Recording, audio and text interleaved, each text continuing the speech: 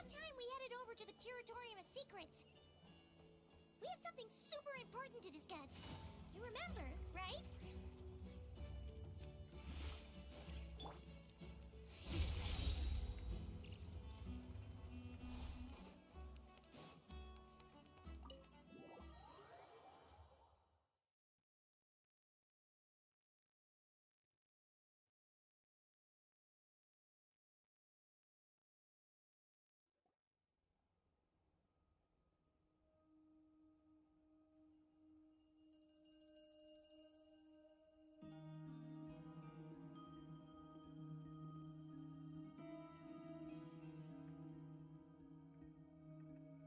Looks like the gang's all here! Yep, all ready. How about you two? Green and good to go? Paimon's ready! Great, let's get rolling then. Great. Well, first things first. Wait. Someone's here. We heard your footsteps. Although... You've been here for a while now. I take it you followed the Traveler, but I don't sense any ill intent in you. Come on.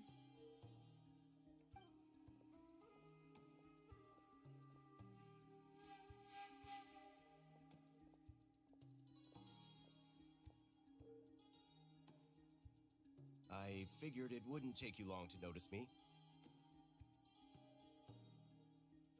I come bearing news from my lady, the Knave.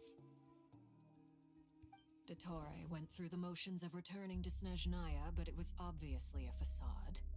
However, he has not returned to the Kuvaki Experimental Design Bureau, nor has he made an appearance in Nasha Town. Well, in that case, he'll be in his lab way up north. I always wondered why he applied for his own private pad. He was planning this all along. Tell them that Sandrone and I will go on ahead. If they still intend to pursue this matter, they should meet us at the research center in the northern tip of Nodcry. Nice of Columbina's two best friends to think of us. We appreciate the heads up. Our sincere thanks to the Fatui for your aid. Lady Damselette may have left our organization, but at least some of her colleagues remain genuinely concerned for her well-being. Not to mention that the Doctor's increasingly cryptic conduct gives us great cause for alarm. We have crossed swords many times before, but it's not personal. We're just on different sides. We don't lack humanity. And so, as fellow friends of Lady Damselette, it's only right that you should be in the know about this. Arlecchino's situational awareness has saved us a lot of trouble. I'll leave the map here with you. If you do decide to head to the research center, please proceed with caution. And remember, at least while you're in Nodcry, Lady Arlecchino's subordinates are your comrades if you want them to be. This is very accommodating of you. We can't thank you enough. Just doing my duty. I shall take my leave now. If you need us, you'll find us at the Experimental Design Bureau.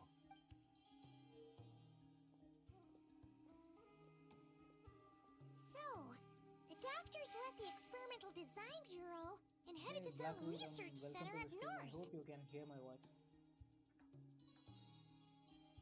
Marionette seems to think he's been planning this for a long time. But when did it start?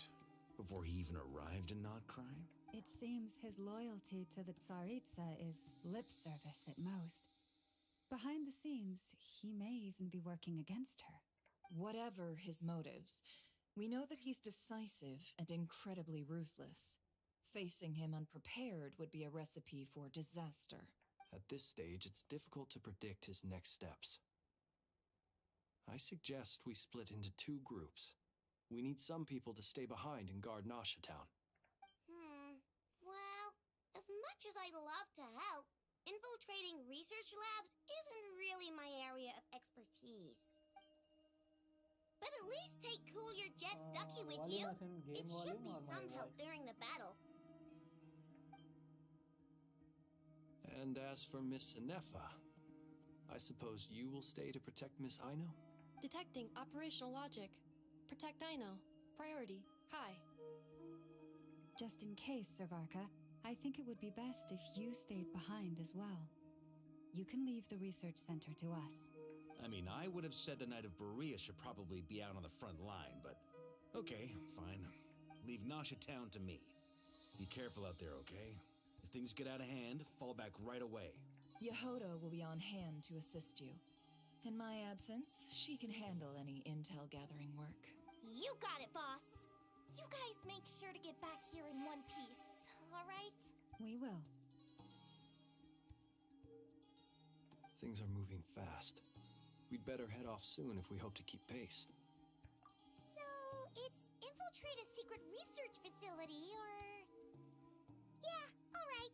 Paimon will help out here instead. Sounds like it's gonna be a pretty intense fight. We all have to bring our A game here. So, anything you need to wrap up before we leave?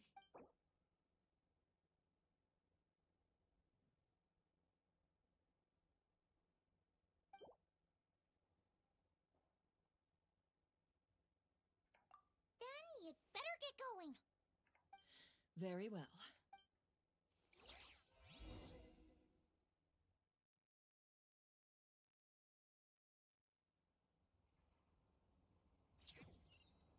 All these broken machines on the ground. Someone got here before us. Could it be Arlecchino and Sandrone?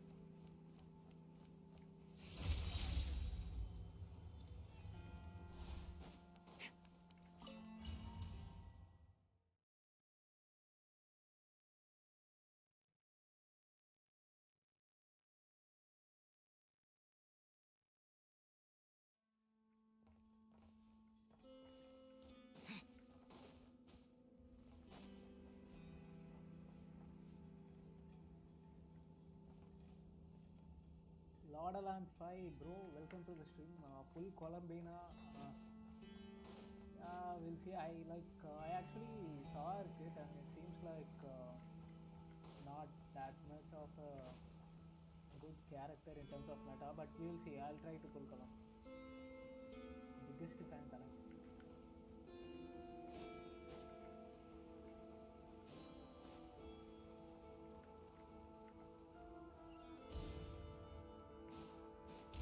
That's quite a welcome party.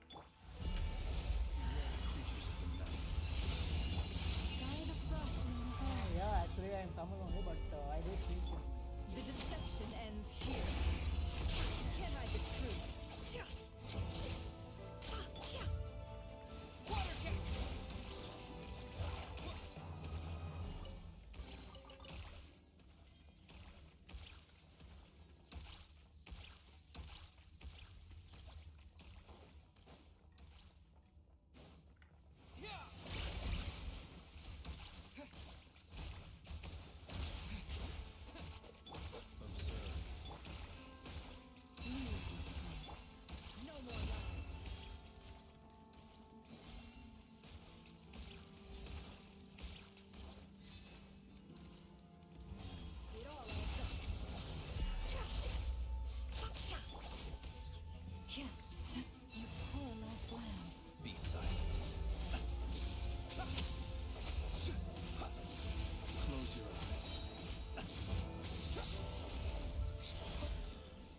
Voice was low. Okay, 1 second.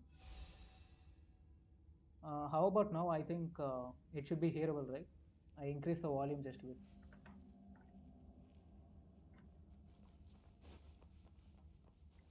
Get back! I said get back! Do you hear me?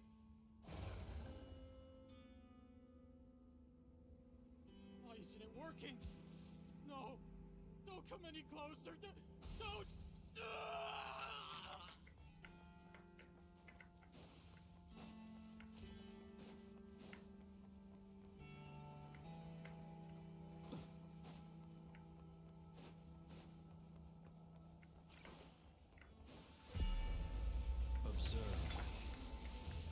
For the everlasting past. Seek within. No more lies.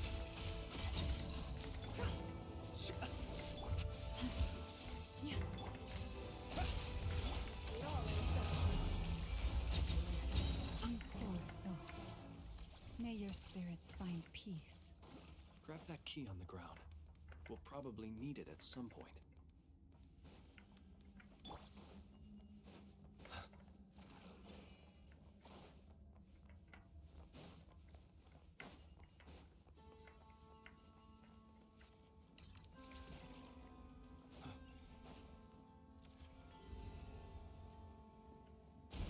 Watch out! There's no way through. Let's go around.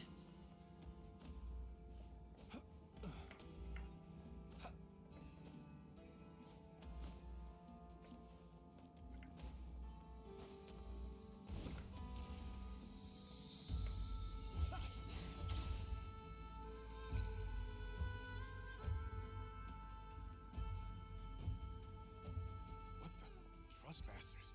Here? What's wrong with you people? We're looking for the doctor, and we understand he might be here. I see you're fleeing the facility. You looking to settle a score with the doctor? Good luck with that. I don't think you have many chances left. Perhaps. But you might have a chance to live if you start talking. 2 other Harbingers had the same idea as you. They're already inside. But what good is it gonna do? The doctor wouldn't do something like this unprepared. Seems to me that Though you're not our too Tamil thrilled illaya, about yeah, being nice. his He is subordinate. targeting world base, not bounded to Tamil audience. Also, is it just Kudu me, or vara do I kumaram. sense monsters nearby? If you prefer...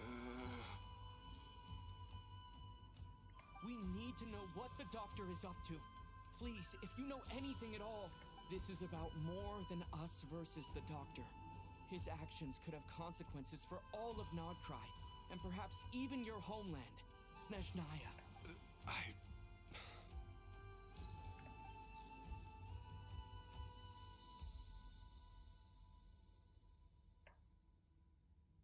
He's building something. Ambitious doesn't even begin to describe it. Feels like this could be the big one. God knows how long he's been planning it. A while back, he told us he'd be returning to Snezhnaya. We weren't expecting him back so soon.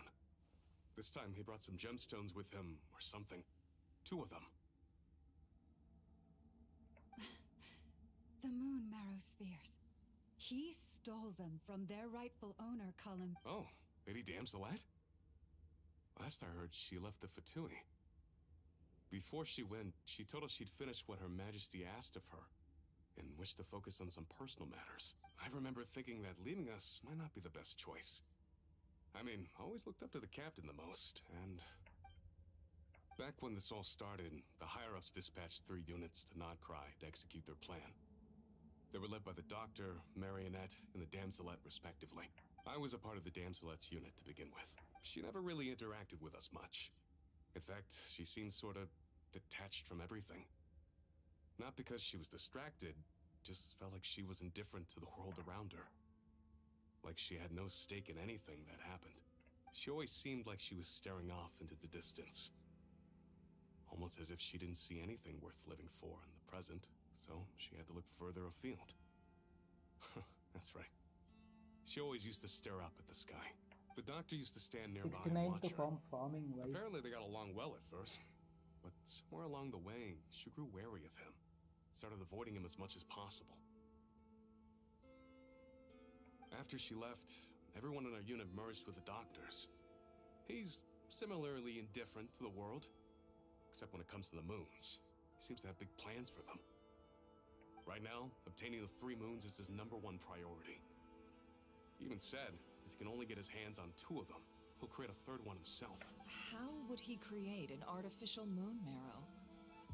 Maybe the knowledge he gained from the Hyperborean phantoms has something to do with it. Thank you for cooperating. We appreciate the Lot level of along detail. Thai, bye bro. I get the sense that you'd serve under Columbina again if you had the chance. Would that be fair? No, she's no longer a Harbinger. As a member of the Fatui, my loyalty will always belong to the Sar. I'm only telling you all this because I don't completely trust the Doctor. His actions did not align with the goals that first brought us to Nodcry. I understand. We'll do everything within our power to stop him. The Knave's unit is based at the Kuvaki Experimental Design Bureau. Maybe you can seek refuge with them. Well, now we know what's going on here. Artificial moon marrow. He's likely well on the way to completing it. Dottore's technological capabilities are far more advanced than I thought. I fear this could get ugly. Everyone, prepare yourselves.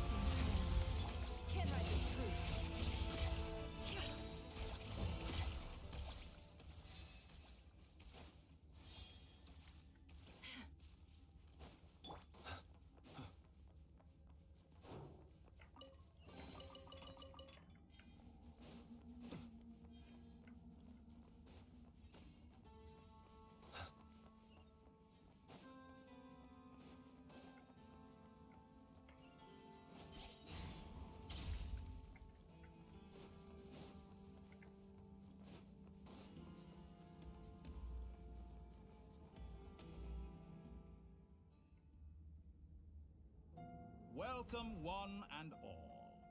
I've been expecting you. I hope my humble research facility is to your liking. Yeah, we really appreciated fighting our way in through a horde of monsters. The gall! You expect us to believe you've just been patiently waiting for us? Of course I have. Should I be worried about something? Everything seems to be going quite smoothly so far, and you've shown up right on schedule. First Sandrone and Arlecchino, now you.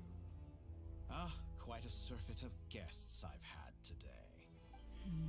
If you were looking for them, I should probably mention that Arlecchino disappeared as soon as she entered the facility. As for Sandrone, why, she stood right here only moments ago demanding answers from me at the top of her voice. Hardly out of character. She never was one for basic courtesy. But I have to admit, I was a little surprised to see her showing concern for someone besides herself. Does everyone you associate with undergo such a change in temperament?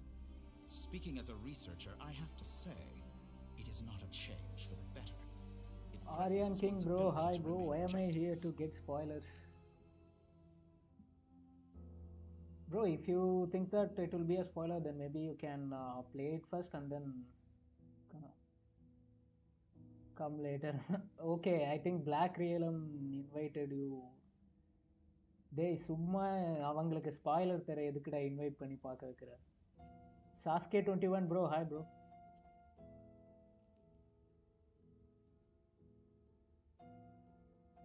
Well, since you ask.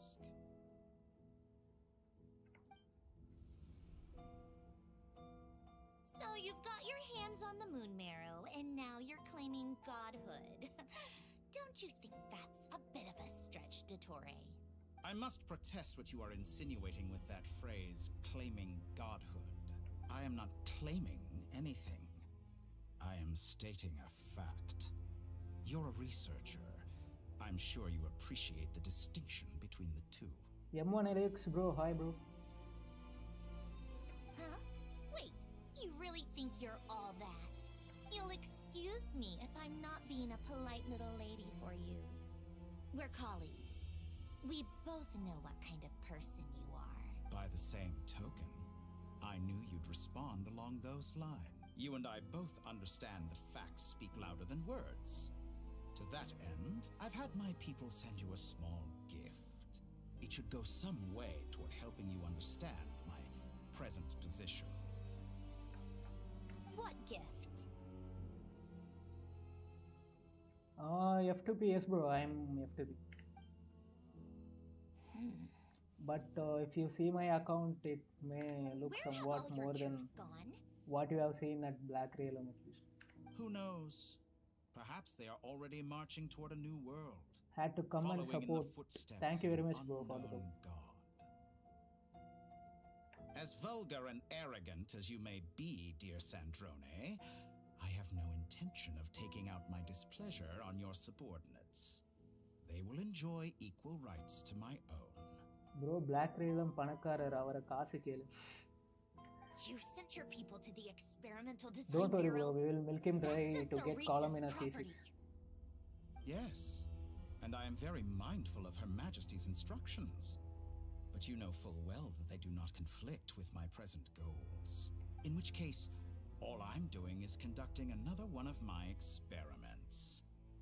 Is there a problem with that? Now then, you have a judgment call to make. Am I simply lying to stall you? Or is it possible that every word I am saying is the truth? In which case, your subordinates really are in danger. So now you've turned on fellow Fatui soldiers. I have set a new rule for myself. Each person gets one chance. Naturally, that includes you, Sandrone. If you wish to leave, I won't stop you. We are colleagues, after all. Scumbag! Now my YouTube feed full of Columbina. Still, I hadn't counted on Sandrone sparing any thought for the people of this world. Shame.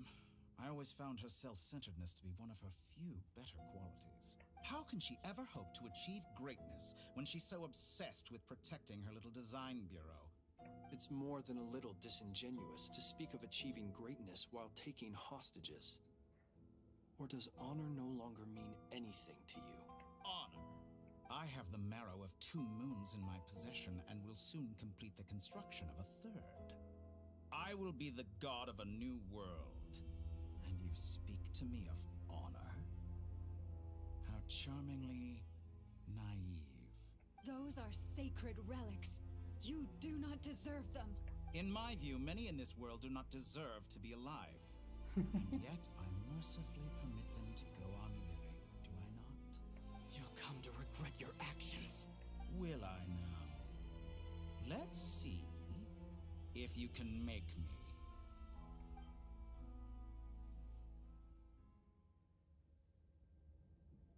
Oh, we are already having a fight with Dottore. Observe. By the frost moon of ours, you poor last breath. Wipe out! Go! Destruction ends here.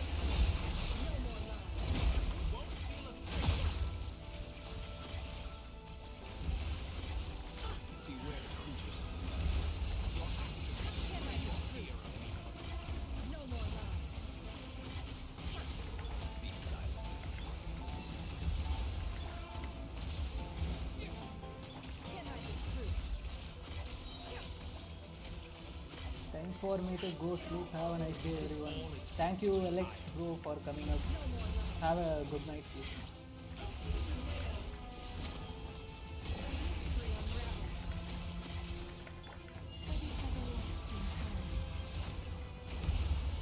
Arlecchino. Thanks for the assistance. Arlecchino. They see you as an ally. What a farce. You're clearly here to destroy my research. I'd say your research is more valuable than your life. Am I wrong?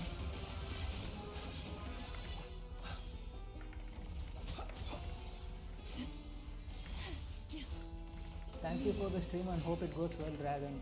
Thanks, bro.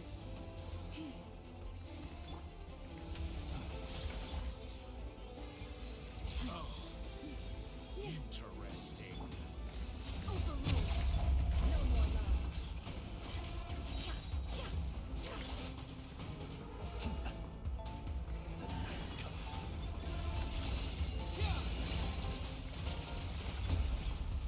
one heart, we say, Taurus, protect us. It all is seek within.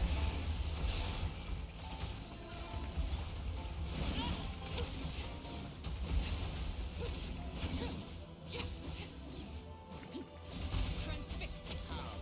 Disappointing. Is that the best you can do? Get lost. For the everlasting power. I expected so much more. Witness my lies. Overruled. The mystery unravels. Leave. Close your eyes.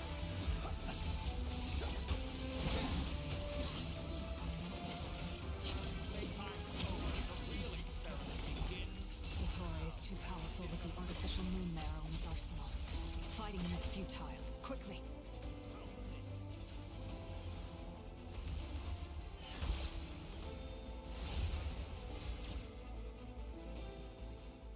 Let's go.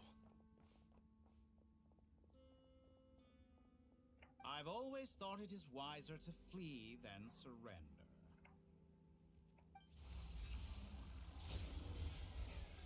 Watch out! What the? Forget about me! You should... Where's the traveler?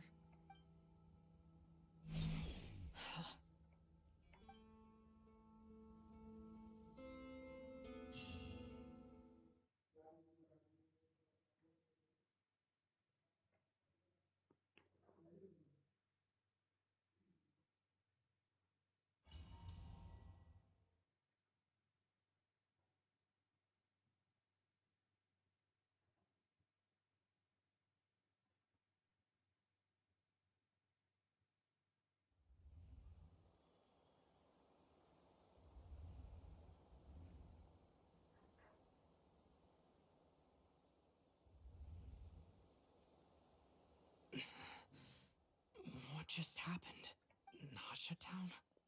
How did I get here? I remember being trapped by Dottore during the battle. And now all of a sudden, I'm here. Something weird is going on. I guess I'll start by exploring the area. Traveler? What brings you here at this hour? Huh? What are you in the mood for today? A hot dog? Or something else? We've got some special discounts at the moment. Want to see the menu? Sorry, I'm not hungry right now. Ah, well, feel free to take a seat for now. Let me know if you change your mind. Everyone seems to be acting normal.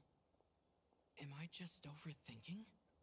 Oh, darling, look who it is. One of our regular customers. Get the traveler something to eat, would you, dear? Wait, why is he talking like that? Well, I'd love to, but can't serve a customer unless they order something.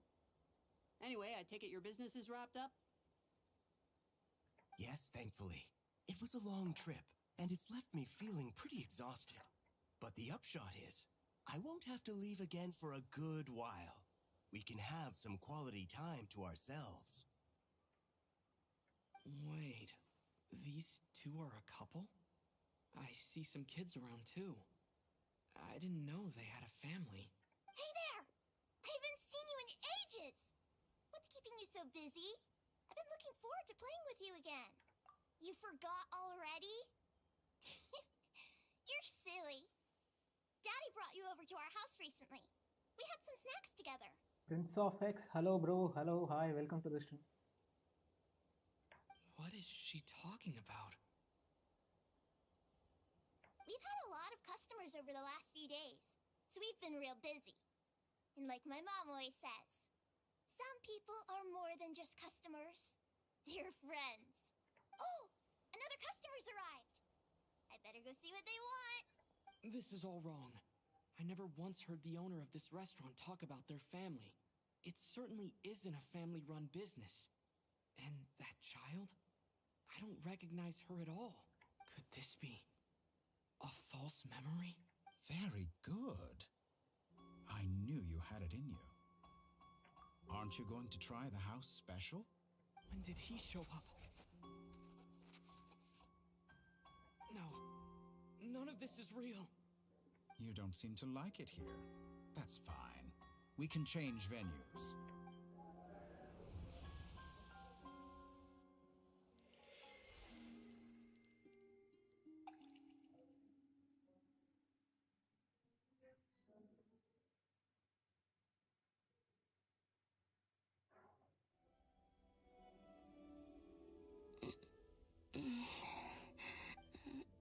I'm still alive.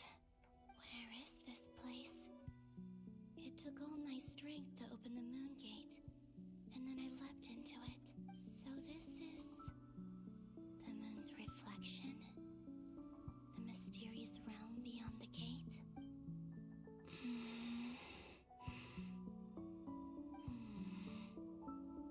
I can't sense anything. I guess I could try opening the gate once more.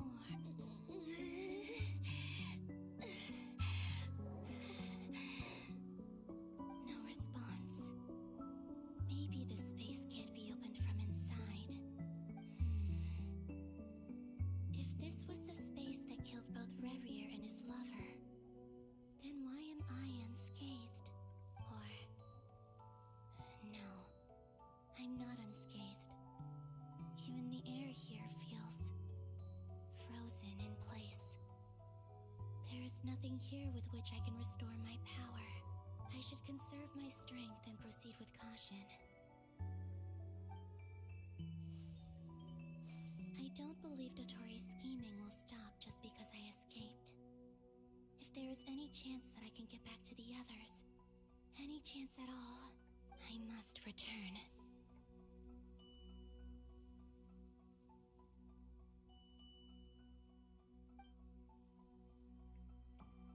Emptiness. Silence. What is this place? Or maybe the real question is, what is it for? What's this? Looks like it limits to my power. Golden. Like Kuvaki. Is it some sort of guide?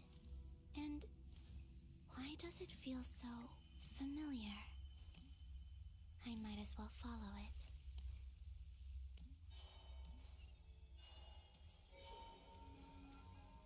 Where does this lead? Could it be the exit?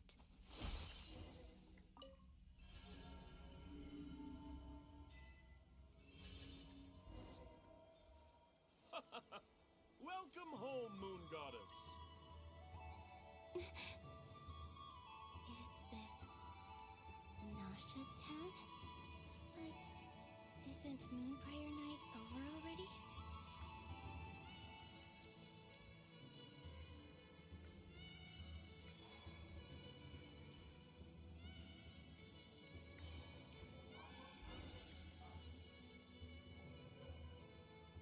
Goodbye for now, Columbina. I hope you have a wonderful night. I will. Lauma, everyone else, and me? Are these my memories?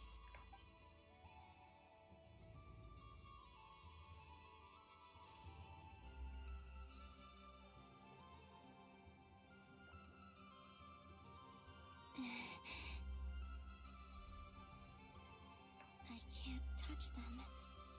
It's as if we're separated by some impenetrable power.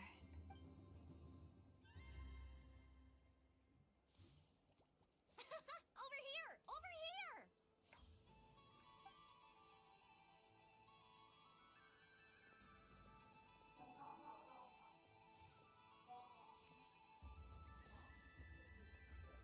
But the people in these memories pass right through me. Just like when I disappeared. If only I had known what would come to pass after that. Even so, I should still take a look around. Just being back here, it gives me the strength to keep going.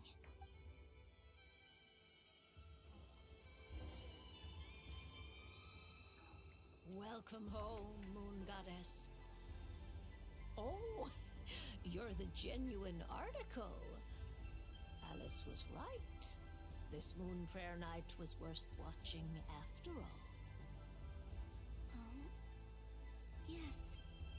That was the fortune-telling stall run by Barbalog from the Hexen Circle.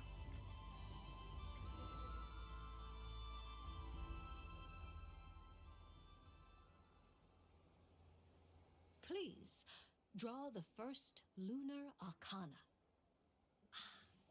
This represents destiny and is the foundation for the divination as a whole. My destiny.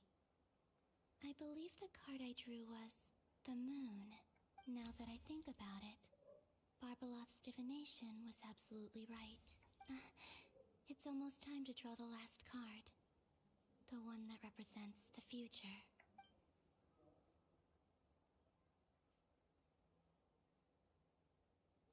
That was the card that popped out on its own. From here, I think.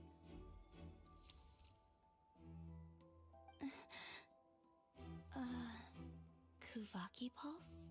What? Fascinating. I've never encountered this before in my role as a diviner. What's going on? Did that card leave the deck? Because of my influence? All I did was try to touch it, and then... Maybe this memory space is not untouchable after all. Are there weak points in the barrier? Or is it possible that there's more to this space than my memories alone? This card is death. I need to get to the bottom of this. I'll try touching something else. Is this the wind? No, it's gravity. It's pulling me outwards. No, Traveler!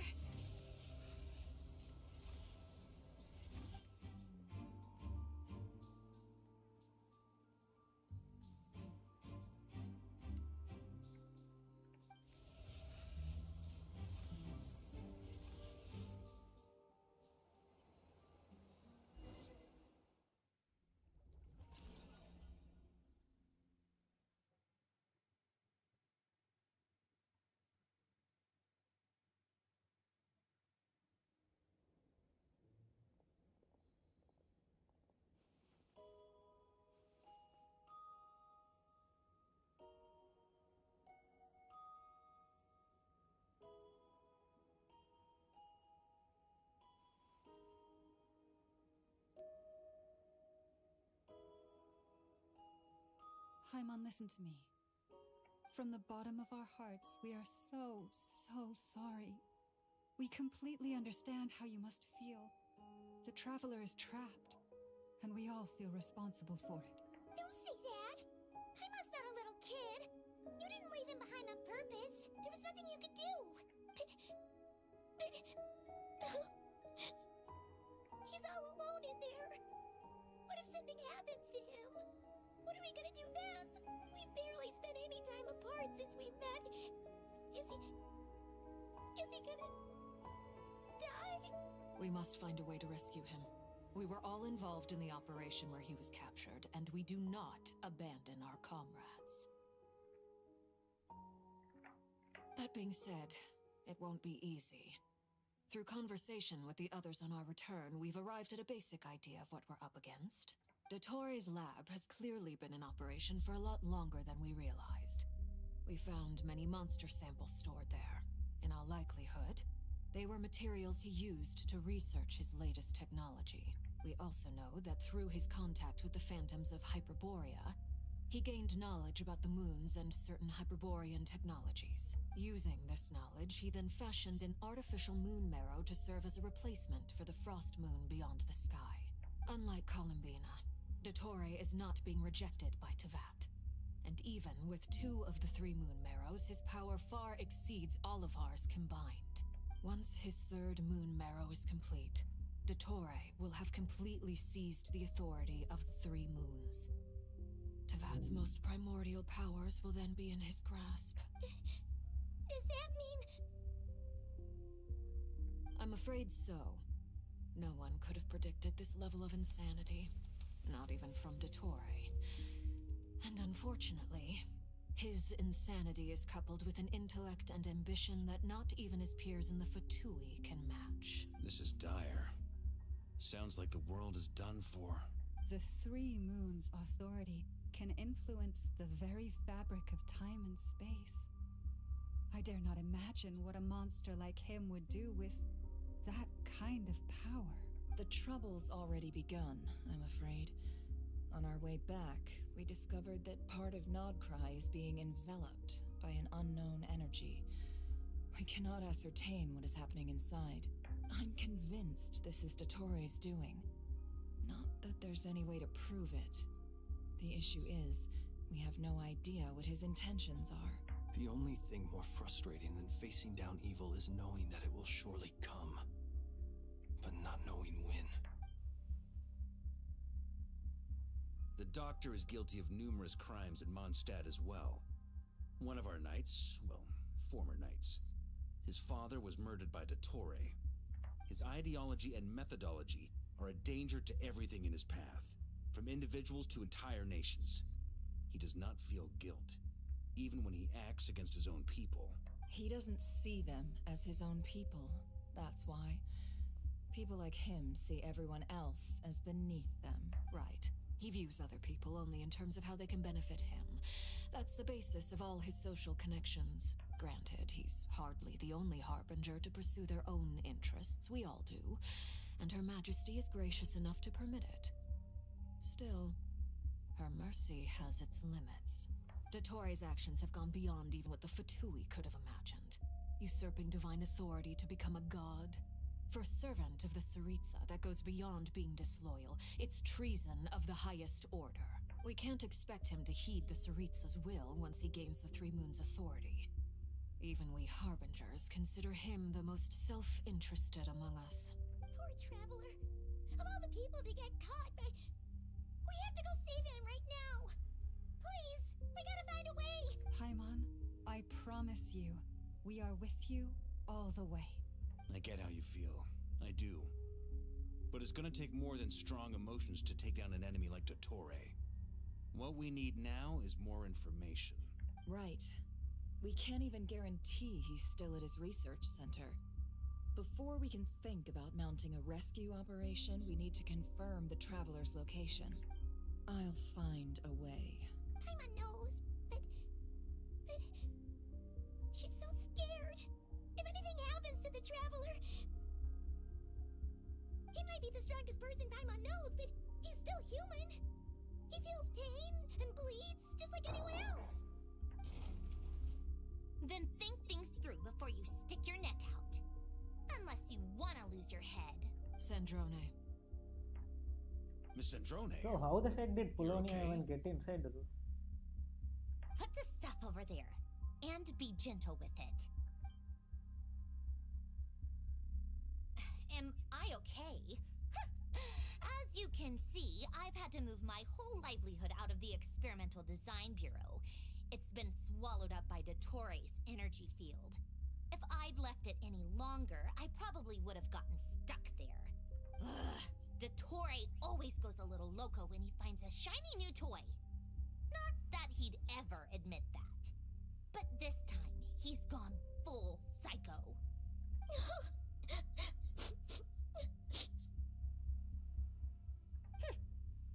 Just go ahead and cry already. Sorry. Paimon's not trying to make it scene. It's just... She can't. Oh, Paimon. Let it all out. There's no shame in it. When you're overwhelmed by fear and despair, crying can help get it out of your system. You'll feel better for it. Okay then, while the baby of the group is having a moment, how about the grown-ups get to work? Give me your hand. You've made a discovery? Pulonia, skate. You, hand, now. Oh, I thought you'd never ask, my lady. Curses! You're next! Then you.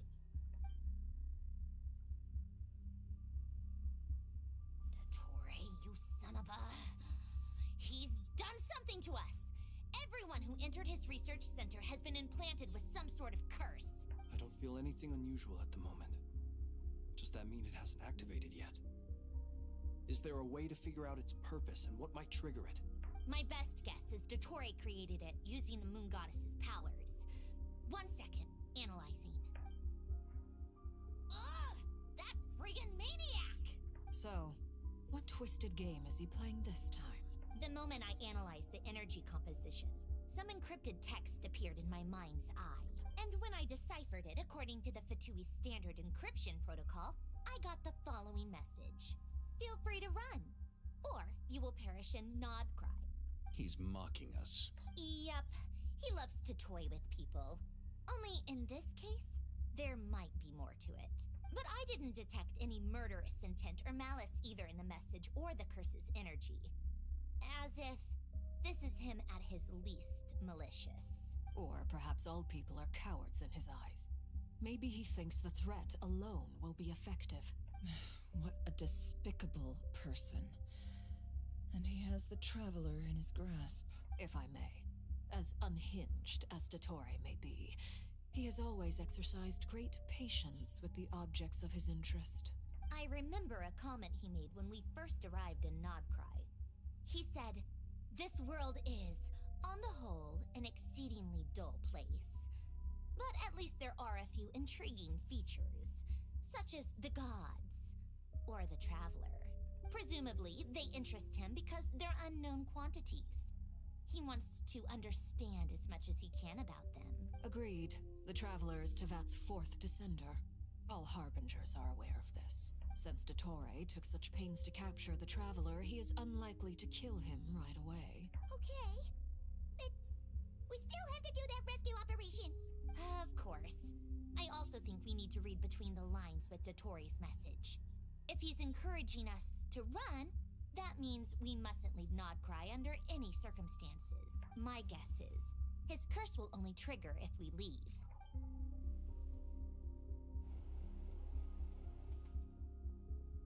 We've discovered multiple energy fields. Albedo is still attempting to analyze their structure. He told me to report back first. Each field is slowly growing, swallowing up more of the surrounding area in the process.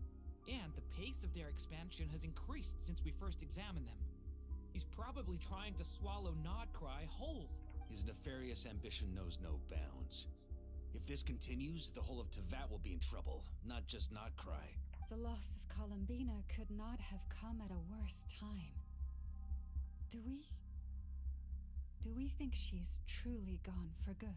She entered the space beyond the Moon Gate, knowing what became of Rerir and Tholindis. I'm sorry, but I fear the odds aren't good. Don't be ridiculous. If I know her, she's busy finding a way back as we speak just so she can annoy me. She isn't dead. At least one of them is right. Whatever has become of her, the fact remains that we are two comrades short on the eve of a decisive battle. We need to find out the Traveler's location. But there is also other work to be done. Agreed.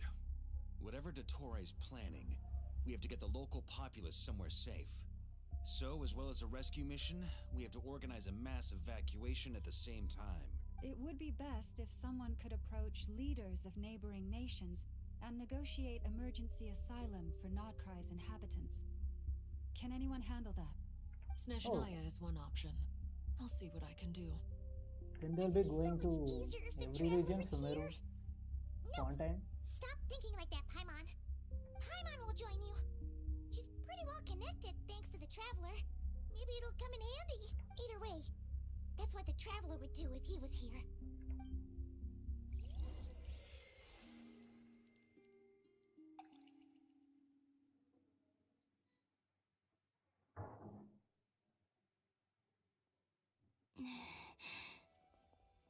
Back here again.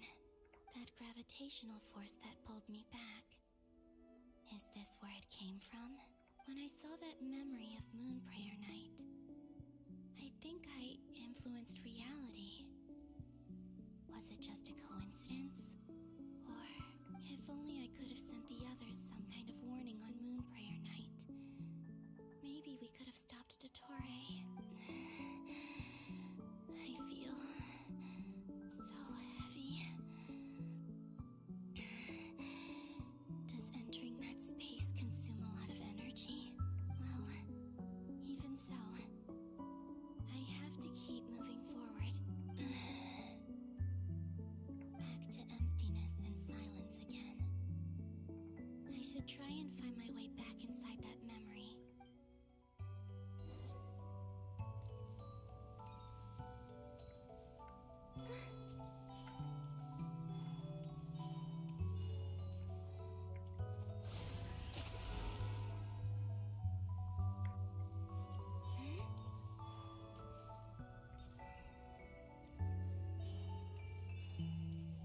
The entrance from last time isn't showing up. Looks like I need to gather these scattered fragments.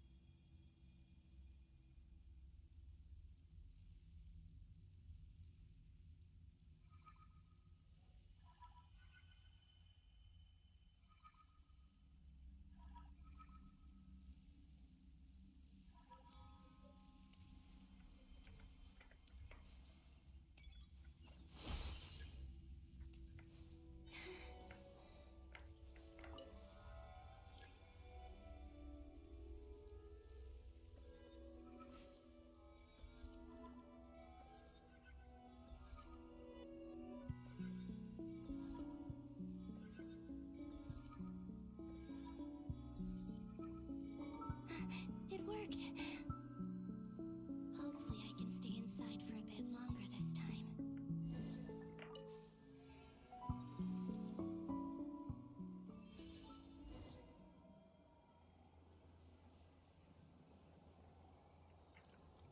Ad Astra Abyssosk. Welcome to the Adventurers Guild. What? Wait, did they This doesn't change look like Catherine's Moon voice? Prayer Night.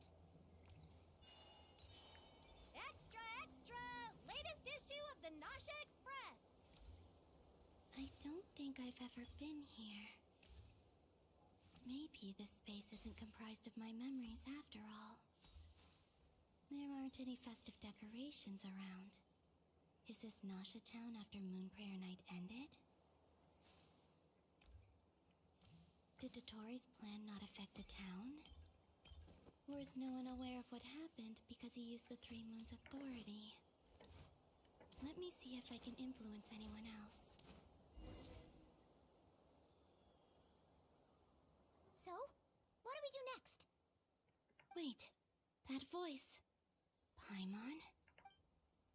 The most important thing right now is to find that mage.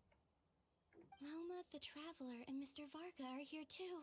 I'd better go pay the Fatui a visit. Traveler!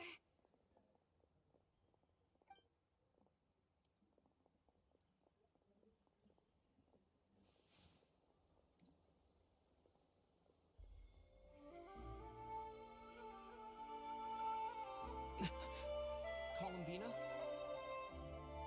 I made contact. It's me, Columbina. Huh?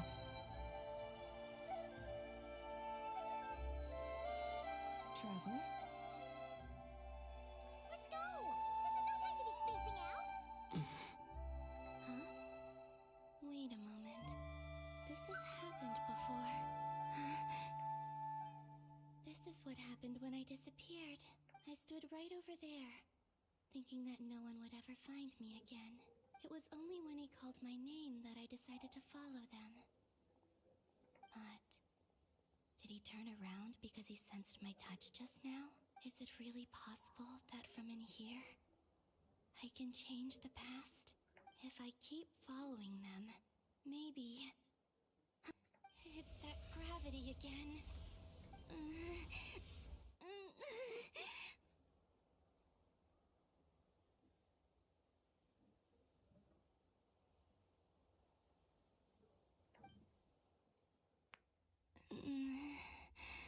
Every time I influence reality within that space, this force intervenes and pulls me back.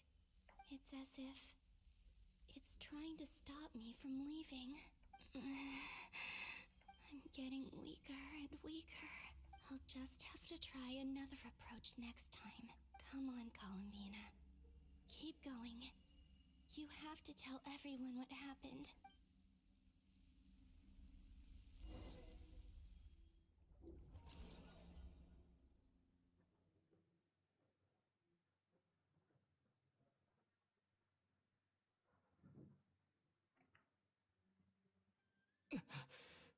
Suddenly, I've been plunged into darkness.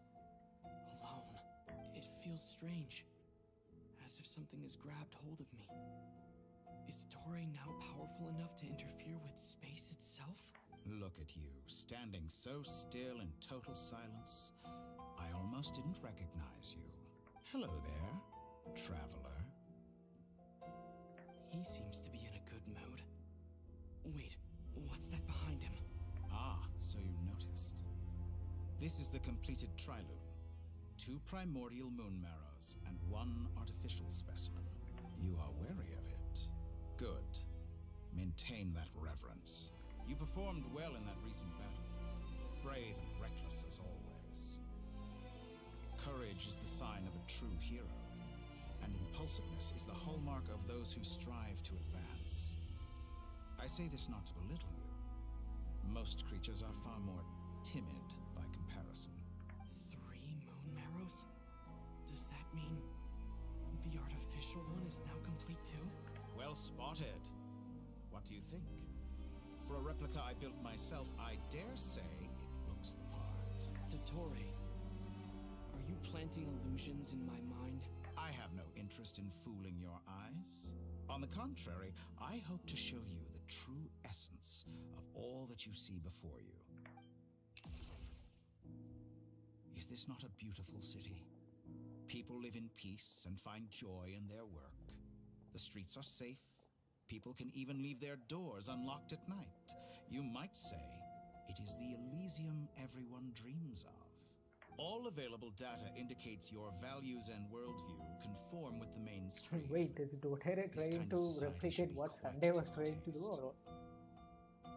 false beauty is deceitful. Lies are to no one's taste. I wonder, is it your moral standards that are too high?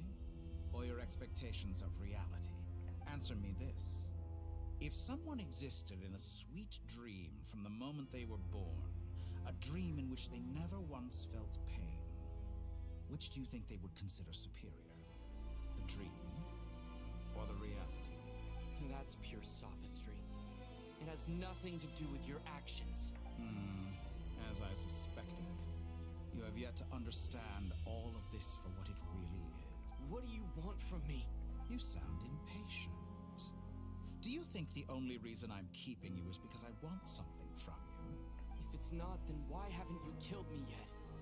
No one can stop you if you're as powerful as a god. I'm delighted you recognize that fact. I believe we last squared off in Sumeru. Ah, the memories. How time flies. You and I have both grown. I'm not surprised that Arlecchino and Sandrone worked with you.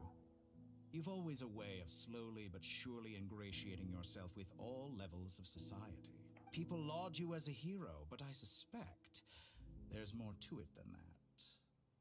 Oh, but to be clear, I don't say that to flatter you. Do you always give your opponent an appraisal before you deal the final blow? Bruh. Call it a long-time habit. I'm a researcher, and one of my duties is to give an objective assessment of my subjects. But you misunderstand. We are not opponents. Not at this moment. I just want to talk. Think back to Tartaglia, Arlecchino, Capitano, Columbina, and now even Sandrone.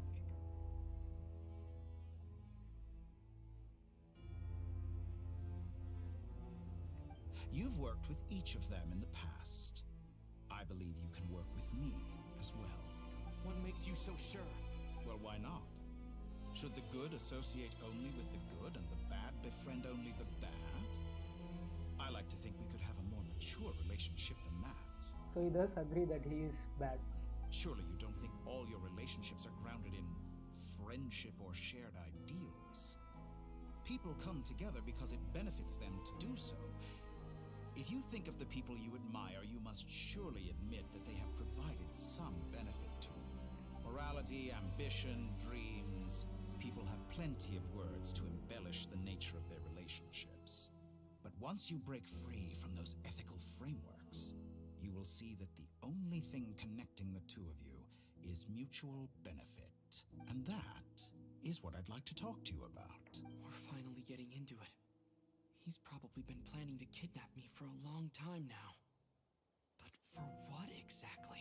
He has the authority of all three moons. I won't be able to gain the upper hand in a fight. Best if I pretend that I'm willing to negotiate for now. You say you're a god, but you also speak of mutual benefit. What could a god want that the three moons cannot provide? Excellent question. But before I answer, I would ask you the same thing. Gaining Columbina's allegiance was a rare and extraordinary feat. But the Moon Marrows are now in my hands, and I have the edge over her. For this artificial moon is not being rejected by Tevat. Her identity and lineage may have been a thing of glory in the old world. But they were also shackles that prevented her from ever integrating into Tevat. I, on the other hand, you may view me as a thief, but I have overcome that limitation. So what is it that the three moons cannot grant you? What stops you from negotiating with me to get what you want? I don't make deals with lying psychopaths. That's quite an accusation. Are you expecting me to get angry with you? Well, this is one aspect in which my personal growth has served me well. In the past, my less mature self might have been disappointed, perhaps even angry, over a small setback like this. Like when you and Lesser Lord Kusanali joined forces to oppose me, for example. But things are different now. Just as the rich do not quibble with the poor, I no longer find myself perturbed by these triggers. Human relationships end with conflicts of emotions and interests. But relations between humans and gods are different. And ours yours is even more unique. I have ascended to the highest heights and laid claim to unprecedented horizons. And you were no ordinary person to begin with.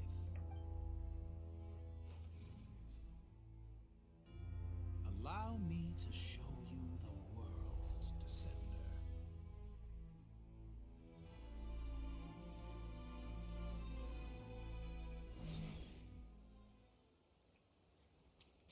To stand, walk, jump, sit, and lie down.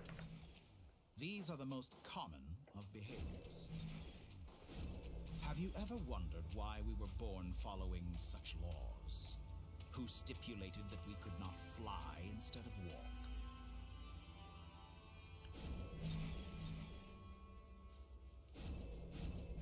Bro, this is really starting to sound like Penacony or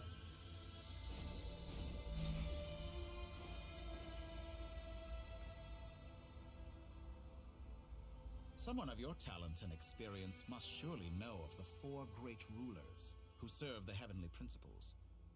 They govern life, death, time, and space. One wounded by a blade will die from blood loss or infection, and one who falls into a lake will drown in agony. The elderly wallow in solitude, and the solitary age faster. Eventually, new life is born, only to embark on the same path of suffering. These four divisions anchor the world and shackle those who live in it. But they themselves transcend its boundaries, squandering the power bestowed by the heavens. All who live yearn for equality, but unless the gods prostrate themselves and profess that they are mere servants of the living, equality can never exist. Who makes the rules we must live by? Who has the right to restrict us?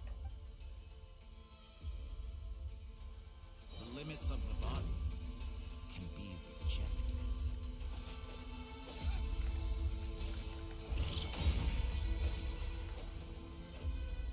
Wait a minute, was that Dottore's power? Oh.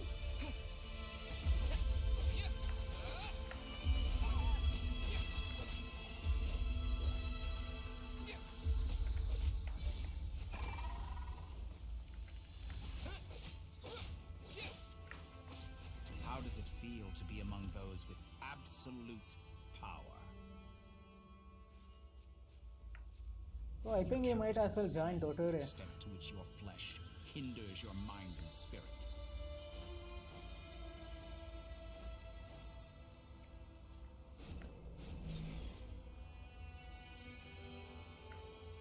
Only by discarding our useless, primitive eyes can we perceive a new world. How narrow-minded we all were in the past. Why should the final answer of the world not be the power that predates those of life, death, time, and space? The power of the Trilune. Through it, I have glimpsed new experimental possibilities. Nature suppressed, authority exiled, souls controlled.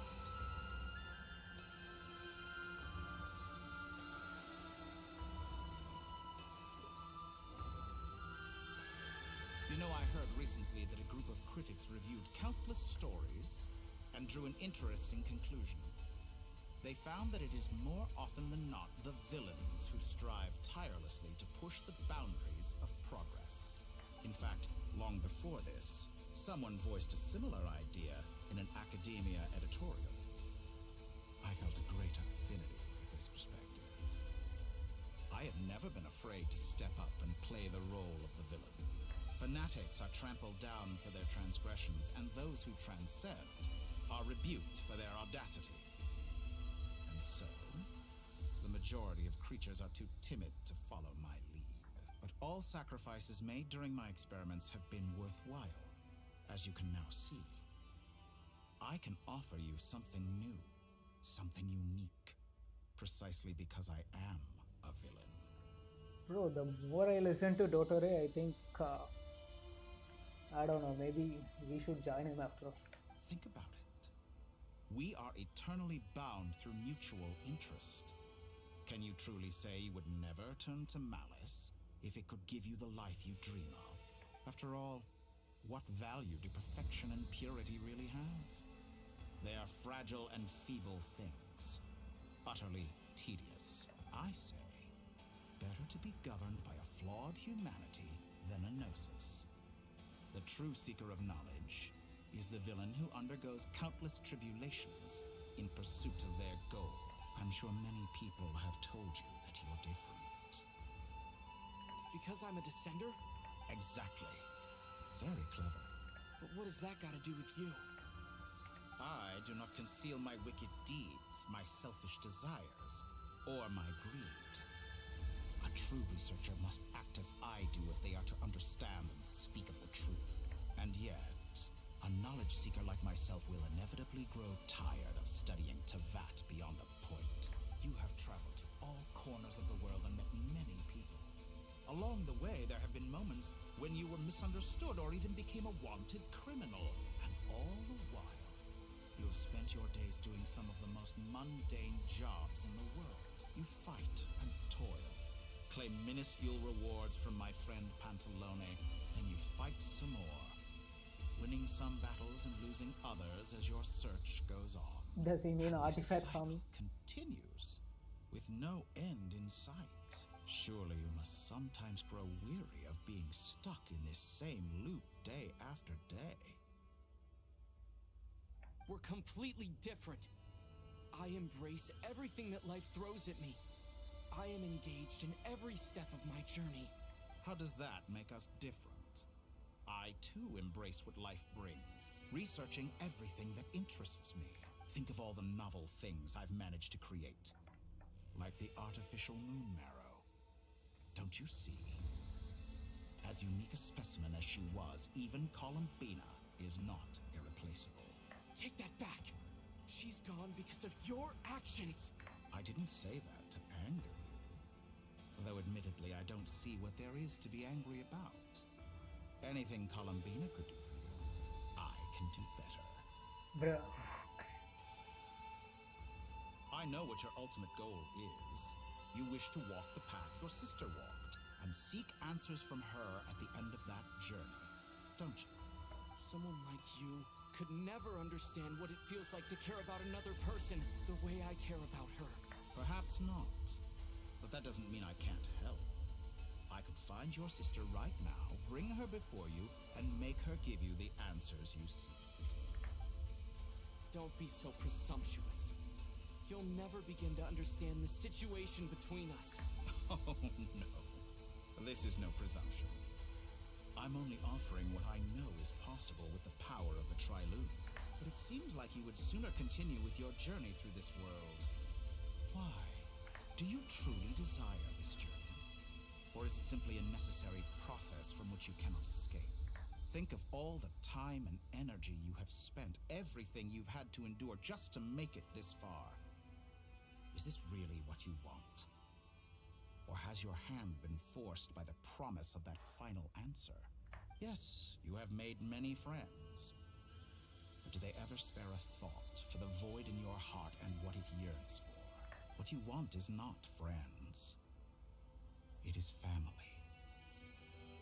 But do they know this? Bro, why does Dottore better understand us than anyone else in the whole game? I, on the other hand, am far more considerate. Join my experiment, and in return, I will bring your meaningless journey and all its struggles to an end. This is a malicious attempt to manipulate me. But at the same time, he's stating some very human truths. Just what I said. Of course he's right about my predicament. How can I deny it? I have faced ungrateful strangers, never-ending troubles, an endless quest for answers. I want to see her. After everything I've been through, words can't describe how much I miss her. How much I want to be reunited with her, wherever you are right now. Do you miss me too? This could be a nice wallpaper.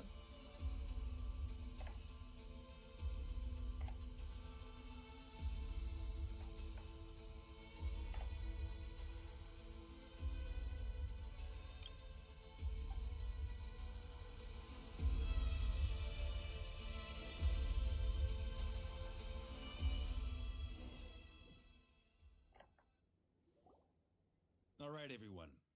Our next mission is clear. We need to contact all the major organizations, explain the situation to the public, and then begin the evacuation.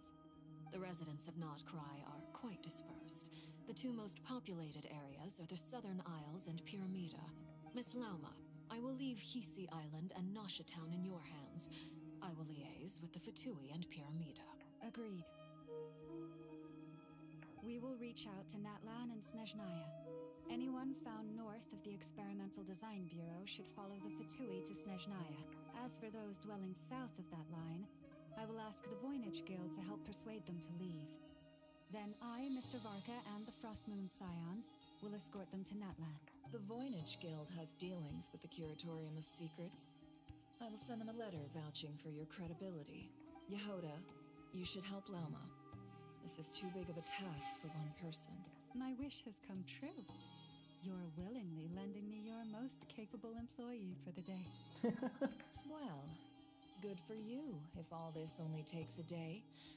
Of course, if it takes any longer, I'll be charging a fee. Boss, wait. Don't I get a say in this? No. Oh, I'm sorry. Something to add, Jahoda? Well, no one's more important to me than you, boss. And remember how Lauma healed your eyes after that big battle? I think that's worth at least 2 or 3 days' work for the Frostmoon Scions. Are you completely incapable of acting in your own self-interest?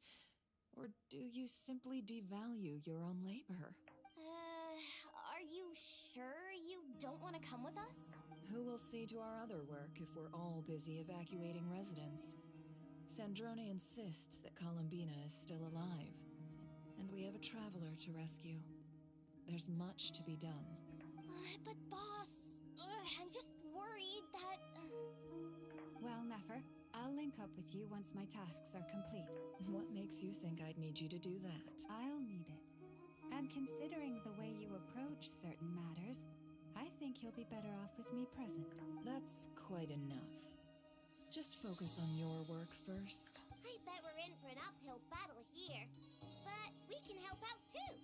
Ineffa and I are gonna help Nasha Town's residents carry their stuff. Loading schedule. Store essential local research data and technology samples, then escort the people to Natlan. Understood. I will execute this to the best of my abilities. Great stuff. Thank you, ladies. I've contacted the Lightkeepers. A colleague of mine will join us shortly. I will persuade them to conduct a thorough search of the region to ensure that no civilians get left behind. As for me, I guess I'll be making an early return to Sumeru. I think it's important that someone informs the Dendro Archon of what's going on in Nodcry. Roger that. Someone should inform Mondstadt, too. Mr. Duran, can I trust you to handle that? I think you fly faster than any of us can run. As an added incentive, get there fast enough and I'll see about getting your gliding exam waived. Really? Ha! Mission accepted, sir. I intend to stay behind and help Miss Sandrone with her research. She has some alchemy-related questions that she'd like me to explore. Oh, She I'll bet on recognizes Sandrone your working together. expertise, then. I wish you a fruitful collaboration. Thank you. In truth, I was surprised to hear her express an interest in subject matter outside of machines. I believe she has been investigating some Fontanian technology recently. She made a point of bringing the relevant materials with her when she left the Experimental Design Bureau. She's sorting through everything in her room as we speak. I should mention that we have one other friend who isn't present. He hasn't made his position in all of this clear. But if we know anything about him, he's likely investigating on his own. Paimon's been very quiet today. But I know how close she and the Traveler are with the Natlanese. She should come with us to the border. Okay. Paimon will do her best. Make sure to heed Sandrone's warning. Many of us have been cursed by Dottore. As such, under no circumstances should anyone cross national borders. Remain within Nodcry.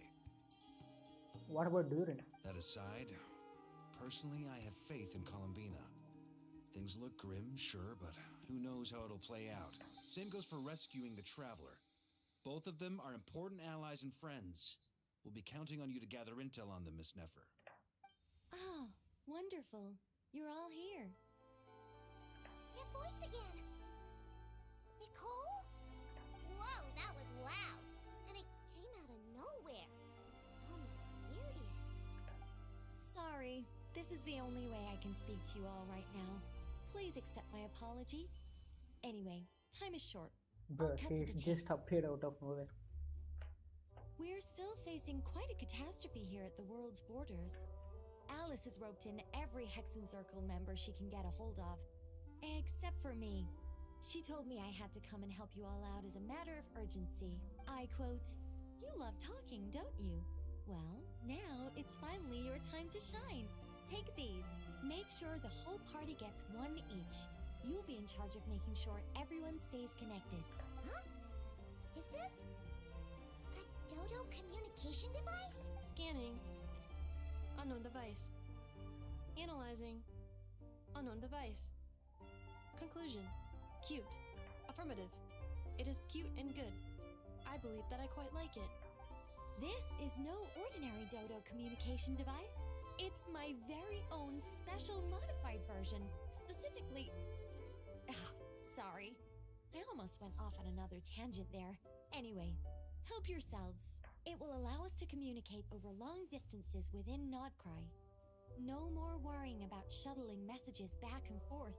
What astounding technology. Am I right in assuming that it relies on your personal abilities to function, Miss Nicole? Yes, exactly. Right on cue, Albedo. They finally found I'd love smartphones to in brag to you all Genshin about Impact. how it all works. But no, next time. Anyway, I'll be right with you all, serving as a communication hub. That's all from me. Head off as soon as you're ready. I'll be staying here to keep watch, and I'll be sending you my blessings.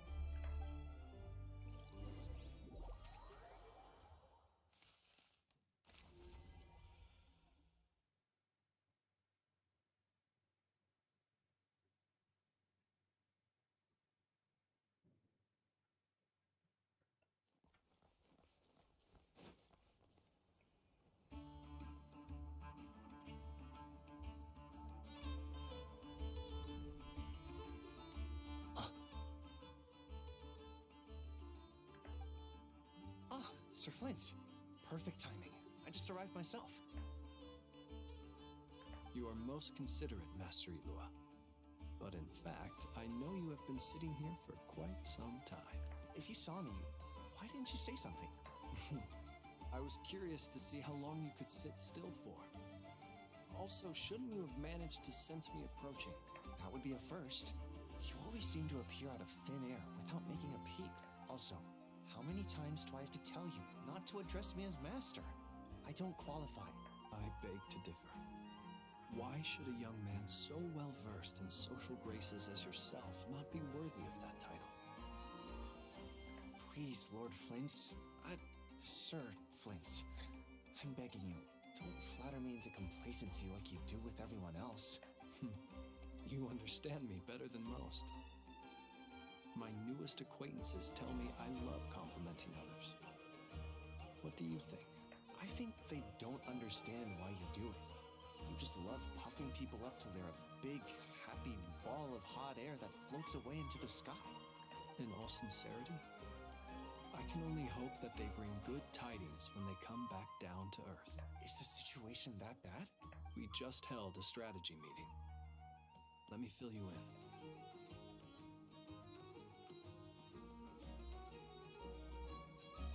In short, we need everyone gone from Pyramida. We also need a team of Lightkeepers to scour the more remote regions of Nodcry for civilians to evacuate. I only hope we have enough personnel. We do. Old Man Nikita will definitely help. We can recall anyone out on patrol to focus on this instead. Good. I'm sure you and the others will make short work of this. Now, don't forget, once you've completed this task, make sure you and the rest of the team evacuate to either Snezhnaya or Natlan as well. Flins? If you've got something to say, Master Ilua, why not guess what I'm thinking right now? You mentioned that you have something else to deal with later. How difficult is it going to be? I doubt it will be easy. I know you're a Lightkeeper, and it's your duty to protect others in times of crisis. But I have a feeling that she'll be walking into grave danger. However bad things have gotten in the past, Nodcry has never faced a mass evacuation before. But from the sounds of it, you don't intend to come. I don't mean to pry, and it's probably none of my business. But whatever it is you're intending, you don't have to go through with it, you know. I've been afflicted with some sort of curse, and I'm told it may well trigger if I set foot outside of Nodcry. As such, I cannot leave. I have to act, if for no other reason than to fight this curse. What? No. Why? Why would anyone want to curse you? There are plenty of people out there willing to trample over others in pursuit of their own goals. Frankly, Sir Flins, I am furious. You're making light of what is an incredibly serious situation. Indeed I am. And what? I told you, I'm furious about this. Nothing I can do about it, I'm afraid. Things happen, and we just have to deal with them. If you find yourself feeling angry, perhaps start by drinking a big glass of water. Hey, you mean you're completely unmoved by my anger? I'm devastated. Then allow me to express my sincerest regret. Come by the lighthouse sometime. We'll catch ourselves a few fish, have a little barbecue, play some cards, and bask in the sun. Maybe I need to spell this out. Lean in a little, Flins. Oh my, this doesn't bode well. Word is that you were caught up in a real horror show recently. People were amazed that you returned safe and sound. They've been debating whether you're even human. I've returned safe and sound from plenty of crises. When you say people, do you mean other people? Or do you just mean you?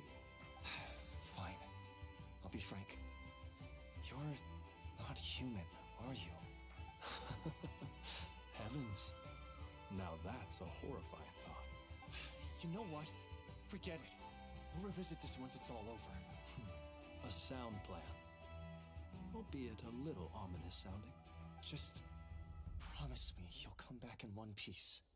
All right? For you, Master Ilua. How could I refuse? Also, please pass my regards on to our colleagues. Tell them, thank you all for your assistance. Please put safety first as you proceed with the operation.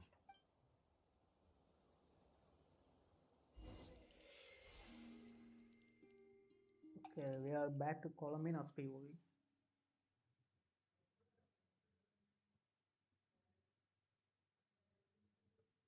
I have to keep searching for a path toward reality.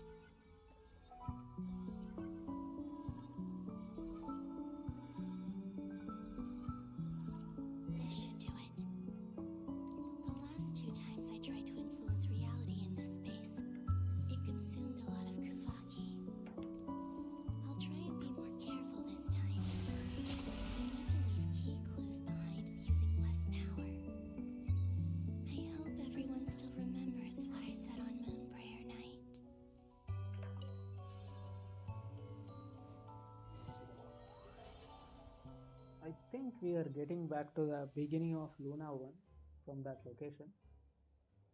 Or is it after? Nothing here either. Flins? Ah, Miss Nefer. What are you doing here? Unless... I just spoke with Ilua about arrangements for the search and came for a walk nearby. As for you, why would... It appears we think along similar lines.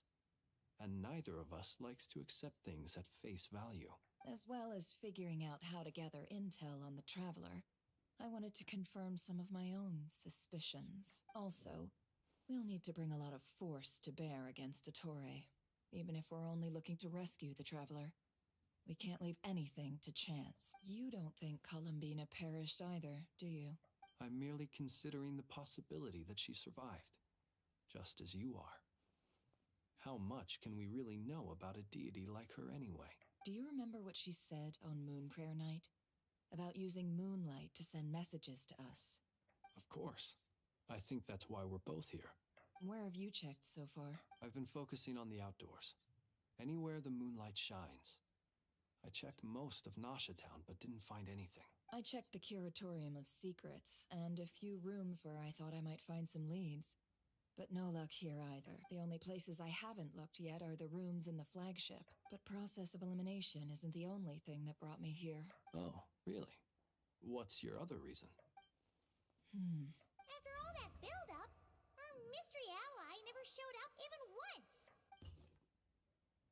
Huh? Am I imagining things?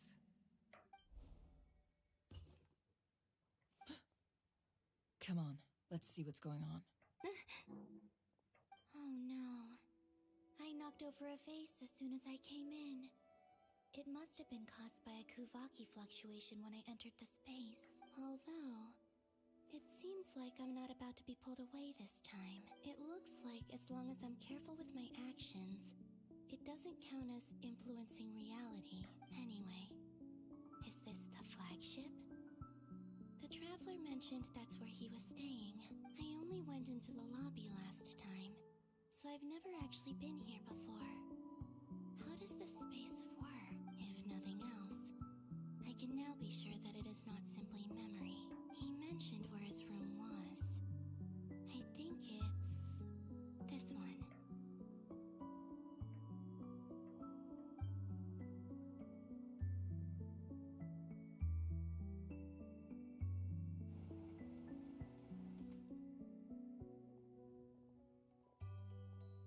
The door is closed. But if this is anything like when I disappeared, then maybe...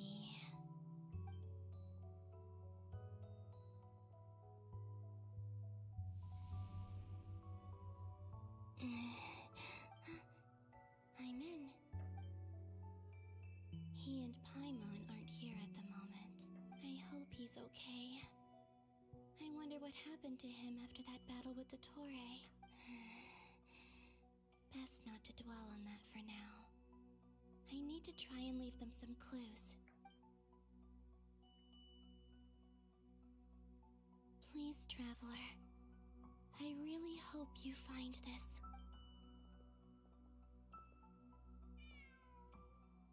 Huh. Just a cat. Nothing else here strikes me as noteworthy. Didn't you stay here for a couple of nights once? Before Rerir showed himself, yes. It's also where the Traveler and I first met. Did you notice anything unusual during your stay? I remember thinking how much noisier the flagship is at night compared to the graveyard. Other than that, no. The Traveler and Paimon were most congenial neighbors. This is where they've been staying, yes? Over here? That's right. I wouldn't usually condone breaking and entering, but we can make it up to them later. Focus now. I have to write a message on the wall using Kuvaki, just like I said on Moon Prayer Night. Simply open your windows on nights when the moon shines bright, and the moonlight will naturally flow towards the words I have written. Here goes. I'll need to carefully control my strength.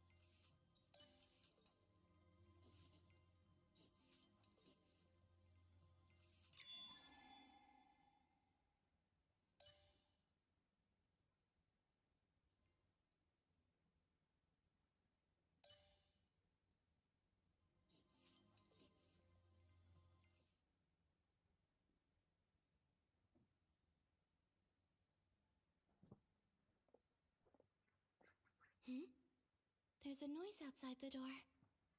Is he back? Please, you have to see these words.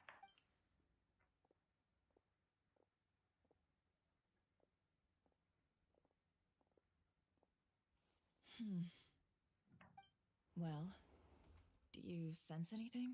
Unfortunately, no. And this place was our last chance. Not necessarily. We've only looked in Nasha Town so far. Miss Columbina said she would leave messages at her friends' dwellings. It's still worth checking where Miss Lauma lives and where I live. Let's try and make some time to look into those then. Wait. What are you waiting for? Paimon might have overeaten slightly.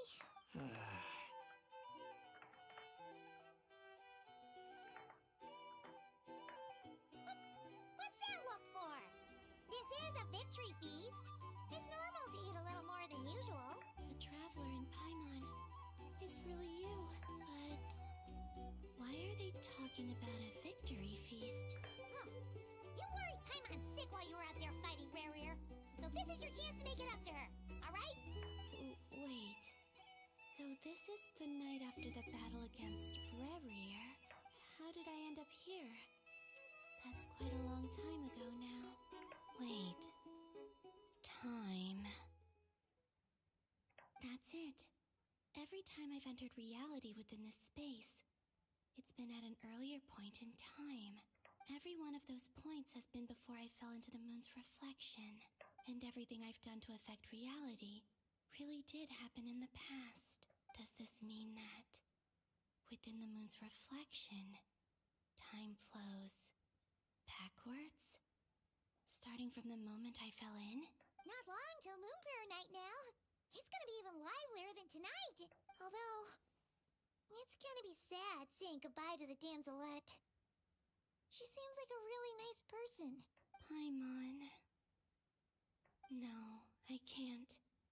Even if I make contact, they probably won't understand what's going on. And in any case, I'll likely get pulled away again if I do. Instead, I have to find a way to get them to notice what I've written using the moonlight. Wait. Even I hadn't thought of doing that before Moon Prayer Night. They'd never conceive of that possibility. Is there truly no other way? Don't lose heart. We'll find a way somehow. Huh? You say that, but the Frost Moon is beyond the fall sky. If we wanted to go visit her, how would we make it through to the other side? We might not have all the answers now, but I'm sure we'll find a way one day. Guess someone's gotta be the optimist. The present. The future. That's right. There are still things I can do. What's your plan? Flins, when you were staying next door, did you ever open the window? No. The rooms here are dark and damp. And there's such a buildup of dust on the windows that the moonlight can't even get in. I didn't think it was worth the trouble. The moonlight? I think I see where you're going. One moment. I'll see if the owner is available. Don't bother. Time is of the essence.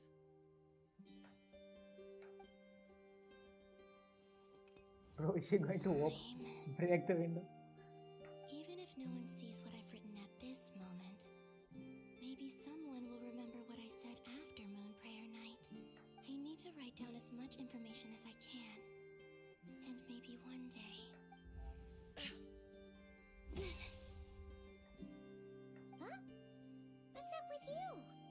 You can't even hold your cup steady. Are you getting tired? A little. Well, you should probably hit the hay then. You've had a really tough couple of days for you.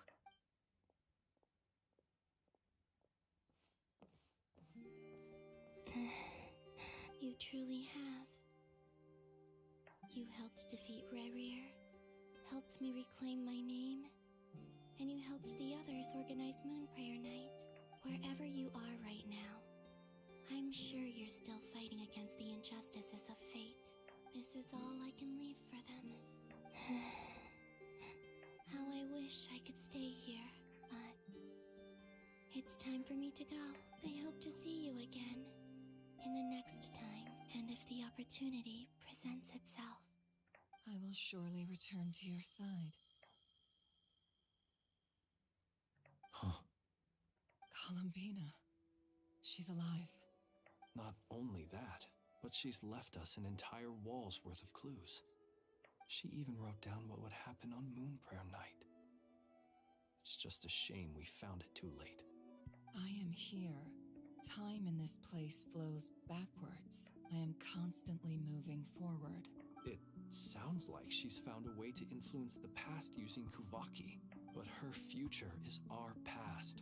So, these words have been here ever since we defeated the Rerir of Solnari. We just never discovered them. And especially in read the future. An admirable philosophy. It's a means of survival. Let's go.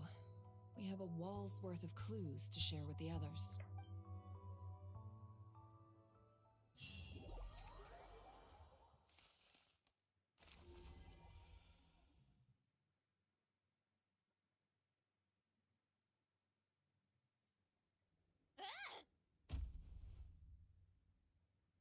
It appears that the doctor's energy signature has changed to something similar to Kuvaki, but not like the Kuvaki we're used to. Nodcry's Kuvaki devices will only have a limited effect on it. I can see why you've chosen to place your hopes in alchemy instead. Also, I must say these books are rather profound. My subordinates just shipped them in from Fontaine. Some of them are from the Narcissenkreuz Ordo. Some are incident reports from Petrichor, and then there's a few test reports for these junk machines. Additionally, after some further scanning, I've discovered something extremely annoying. What's that? Teyvat's skies contain multiple moons. A long time ago, when I did my first scan, I detected 3, just as the legends say. But when I checked again just now, I detected 4 moons. So there's one extra? Yeah. Originally, I thought that if I could still find 3 moons, that would at least mean Columbina's still alive. But then it occurred to me that apart from the frost moon, Teyvat's moons are just husks. And husks surely shouldn't show up in the scan, since they're not alive. It's weird, isn't it? If we can't even distinguish between a dead and a living moon, how are we supposed to know whether a moon goddess is still alive? Or does this mean that the moon marrows are equivalent to the moons themselves? It's certainly possible. In which case, the 4th moon you detected may be Dottore's artificial creation. So he wasn't bluffing. He really built his own moon marrow. Ugh, I'm so mad right now. It's easy to get overwhelmed when you have too much on your plate. Maybe you need to relax. Perhaps try going for a walk, or simply take a few deep breaths. Nothing can calm me down at a time like this. I need more time, and I need progress.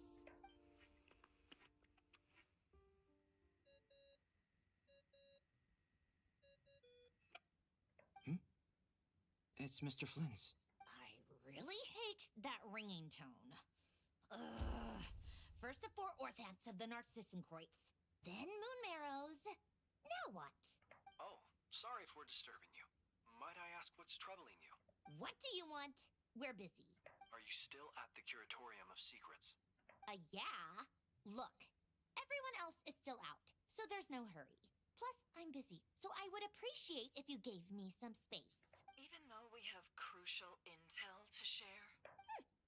Fine, I'm listening. Do you intend to share it via the Dodo communication device? Ordinarily, I would, but this is a unique situation. I think it's best that we discuss it in person. See you at the Curatorium.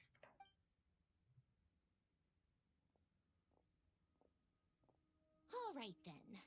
So, what's the situation? The rest of the team is still out working on their missions and evacuations. But we've decided to fill you in on the most crucial information first. Sandrone, you were right. Columbina is most likely still alive. That's the best news we've received in a while. By a long way.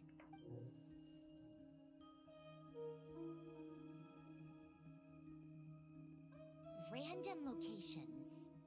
Appearing in reverse order? Are you serious? So not dying isn't enough for the moon goddess, huh? She has to show off too. Anyway, does this mean we can deduce her condition from the moon marrows? Miss Sandrone, there's nothing wrong with simply admitting that you're happy to hear the good news. I'm not. And she's the least of our problems. We're facing a huge crisis. If she can't control the flow of time in there, she's just gonna keep moving backwards. Different points in time won't intersect, and she'll never find a way out. Let's say life begins with a drop of water. When did time begin? The moment this planet came into being? No, that's not right. Her final destination would be the moment at which the space she is in was created. But it doesn't seem like we can influence that space from the outside world. So how can we help her? Also, if she's alive, Rerir and Tholindis might be too. But as far as we know, neither of them have come back out. That space may not have an exit at all. I'm afraid I must concur with Miss Nefer in this. Can't exactly argue with that. Let's leave it there for now. I've taken notes on everything you said. Will it help with your research? I doubt it's gonna help with breaking Dottore's energy fields. But who knows when it might come in handy. Better to have it all written down than try to remember everything when I need it. Alright, I need to get back to my research. Mr. Albedo has made a lot of suggestions that will require my undivided attention. Sure, I'll stay here. I have things to work on.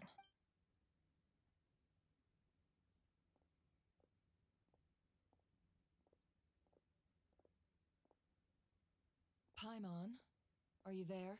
Oh, right. She went with Varka to Natlan, didn't she? Good thing we've moved her and the Traveler's luggage in here.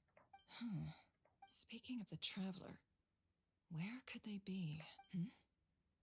There's a note from Paimon. Paimon here. Not in at the moment, but if anyone needs to borrow her stuff or the Travelers, go ahead and help yourself. Paimon won't be mad. Also, Traveler, if you get back before Paimon, make sure to get some rest. Paimon misses you a lot, but put your health first, alright? How sweet. Well, since you offered, Paimon, don't mind if I do. This is the Traveler and Paimon's luggage. All the items they use day to day are here. It's well organized. I wonder which of them is responsible for that. What do we have here? The camera captured a special moment that can only occur between people who are close to one another.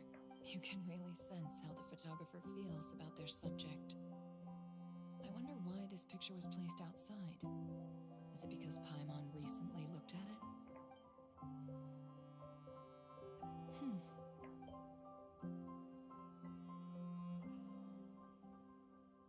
This must belong to the Traveler. Perfect. I'll use this. Hang in there. We'll find you.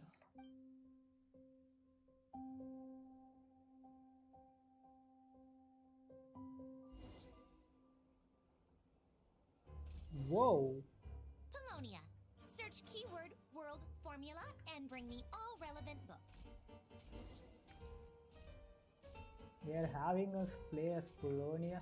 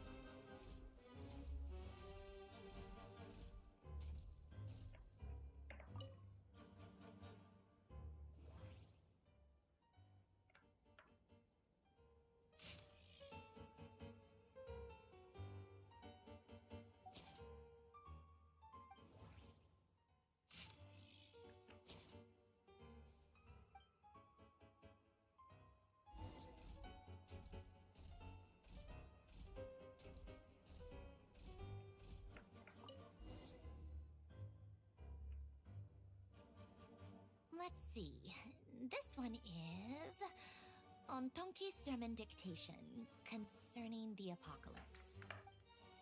I believe that the correct term for this is Fortuna. This was an ancient Remorian technology, a wisdom unparalleled. I never imagined that Remorian ideas would be so similar to the diagram I have named, the World Formula. This is strong evidence that human civilization should gradually shed possibilities as it continues to explore and evolve. The end of humankind may well be upon us right now. The sparks of civilization shall run out, unless we consider introducing variables from outside the system. Variables. Surely that can only mean one thing. Descenders? Dottore likely captured the Traveler because of his descender status. But the Three Moons' authority comes from the world itself. Why would Dottore need anything beyond that? Where does this variable factor in? The world formula calculates the fate of an entire world. Introducing a variable would therefore give us...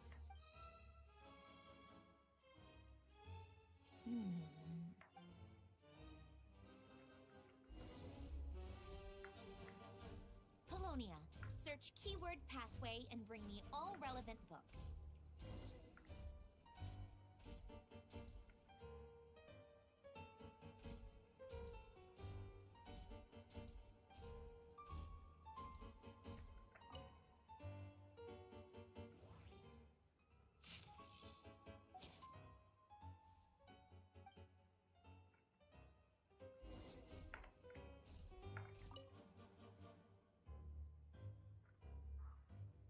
Otonki sermon dictation. Explications on the chemical marriage. These titles are pretty esoteric. Observe and compute the pathway displayed in the guidance diagram. Deconstructing and reversing its effects could generate potential ideas. So, it's one of Renee's draft lectures. Deconstructing the pathway. I suppose that could lead to a breakthrough.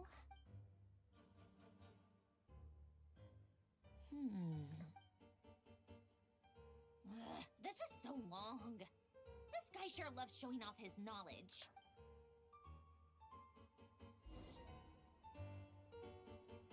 Pulonia, search keyword tree model and bring me all relevant books.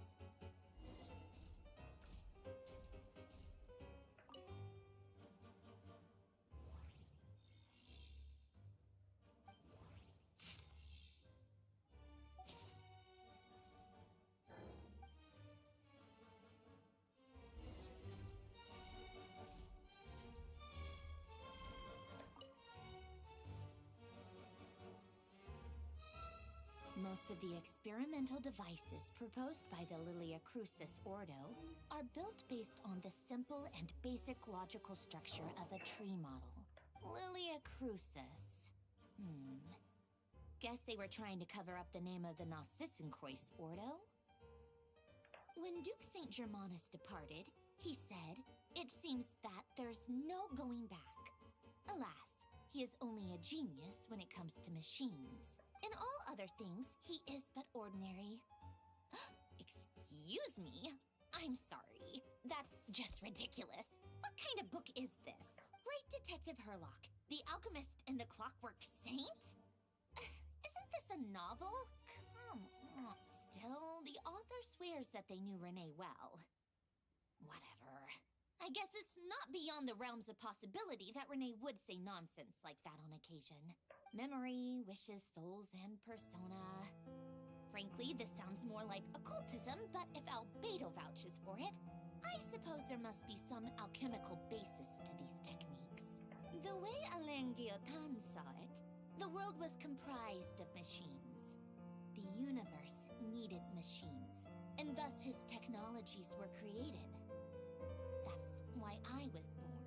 Renee, his full name was René de Petrichor, if I recall correctly. Sounds like he and the town must be intricately connected. That place was also the source of most of our information regarding Remurian civilization. Seems like some of his projects were based on their technology. The cutting of souls and storing them in vessels. These seemingly unrelated techniques underpinned Renee's research, assuming that the four orthants correspond to alchemical categories. The chemical marriage model? Alen would have scoffed at that. He never would have let those theories or parameters anywhere near his mathematical formulas.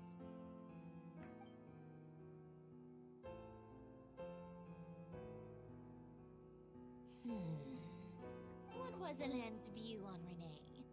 I know he mentioned the name, albeit very rarely. Oh, now I remember. Alan's old notes are here too. They mentioned Renee once. Renee seemed most out of sorts when he spoke to me. A lack of sweet foods has dulled his mind, I should think. Either way, his words are not to be believed. Yep, that sounds like Alan. My subordinates actually did a half-decent job digging out all these materials. Makes a change. Good for them. Some of Alan's old files are completely consistent with these records. He must have gotten them from the Tower of Gestalt. I never knew he got his hands on Renee's records that early. He may have kept them, but he never even attempted to use them. Didn't believe a word they said. Come to think of it, Renee's world formula was filled with calculations of constants. That shows he believed that the fate of the world to be predetermined. As for Alan...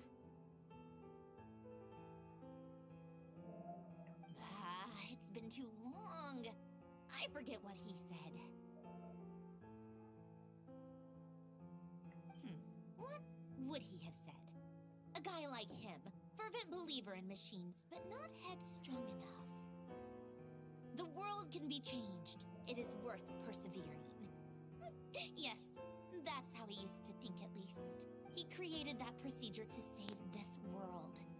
Yet the scale of the world's fate proved too enormous. The result was beyond his ability to calculate. He died having never seen the outcome. And there I was, left behind in the ashes of his dreams. Did you really never take a close look at Renee's research? Or did you read it, but deem his philosophy incompatible with your model? The very thought of trying to incorporate his ideas probably made you feel sick to the stomach. Well, don't worry, because there's a whole new category of lunatic in town. Next to Dottore, every other madman looks sane. You once asked me what I wished for. Should have asked him instead. He's the one pining for things you'd sooner die than witness.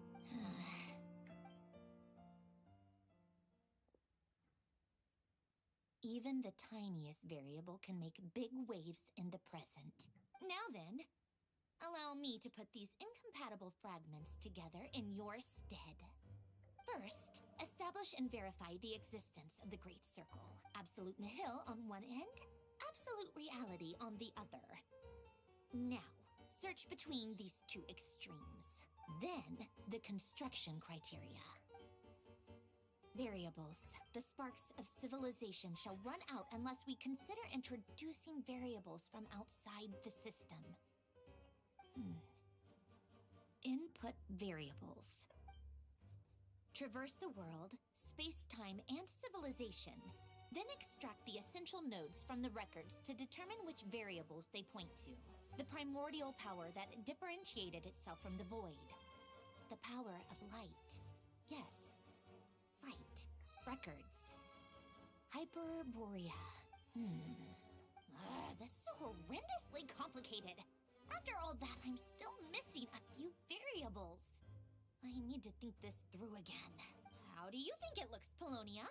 Like the frenzied scrawlings of a madwoman? Fine, keep it to yourself. It's not like you can talk anyway. I'll assume you gave it a passing grade. I jest. But true madness does often start with trying to save the world. What would Arlecchino and Columbina think if they saw this incomprehensible hen scratch? They'd probably have me institutionalized. So would Rosaline. She's been dead for a while now. When I close my eyes and think back, I can still see her face. And that enormous dress she used to wear. Such a bizarre choice. What possessed her? Oh, and the clack-clack of those heels used to drive me insane. No one's asking me, obviously, but I hope you all know that I never wanted to save the world. I'm not crazy. I don't have delusional ambitions, and that's a clinical fact. The world needs a solution, but I don't need the world's validation. It's the world begging me for answers, not the other way around.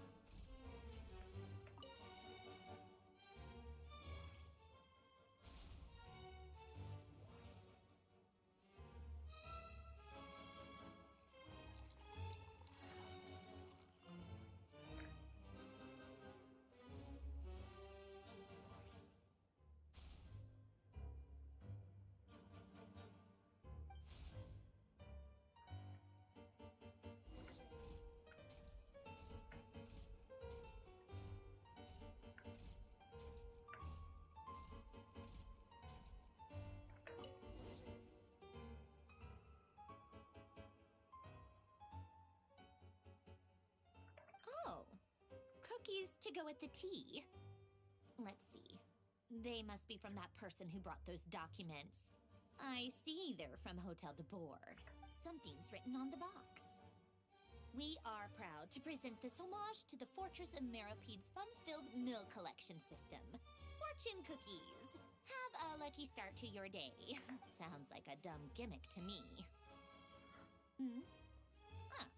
Be early to bed and early to rise.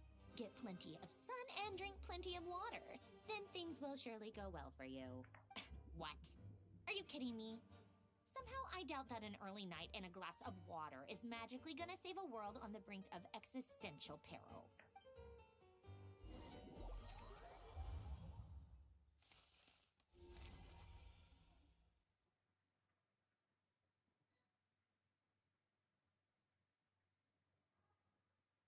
Lady Arlecchino, word has reached us that Lady Marionette's troops are all in position.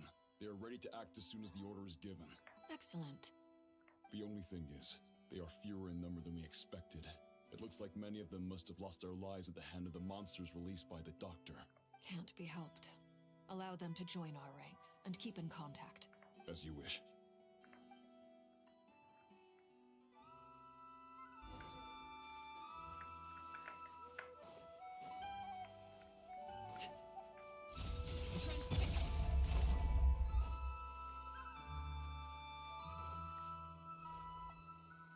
Been a while, Arlecchino. You look well. Did Dottore really have to build his lab right on the sole path between Snezhnaya and Nodcry? Had to go on a huge detour to stay out of its line of sight. Sounds like an arduous journey. I assume you've brought word from Her Majesty? Of course, all part of the job. Firstly, the Tsaritsa has authorized Fatui Internal Affairs to review Dottore's case. They will reach a formal verdict on whether he has turned traitor and whether he poses a threat to Snezhnaya. While they're working on that, I've been ordered to come and receive the refugees from Nodcry. They are nearby. My team will escort you to them shortly. Great. Aside from that, Her Majesty has a message for you and Sandrone personally. Huh? Where is Sandrone? She stayed behind to work since I was making the trip anyway. It seemed sensible to have one person on standby at base while the other came out to meet you. All right. Guess that's just how she rolls. In that case, tell her that the Tsaritsa's decree this time is pretty awesome sounding. I think she'll like this one. Still, I wonder what... Wait, what's that? Did one of our troops turn into a monster? Take him out.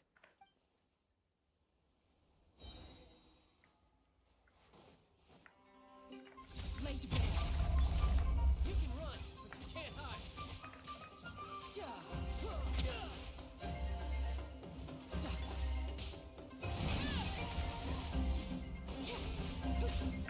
You've gotten stronger, Arlecchino. Nice. Stop that right now. I appreciate the praise, but I'm not fighting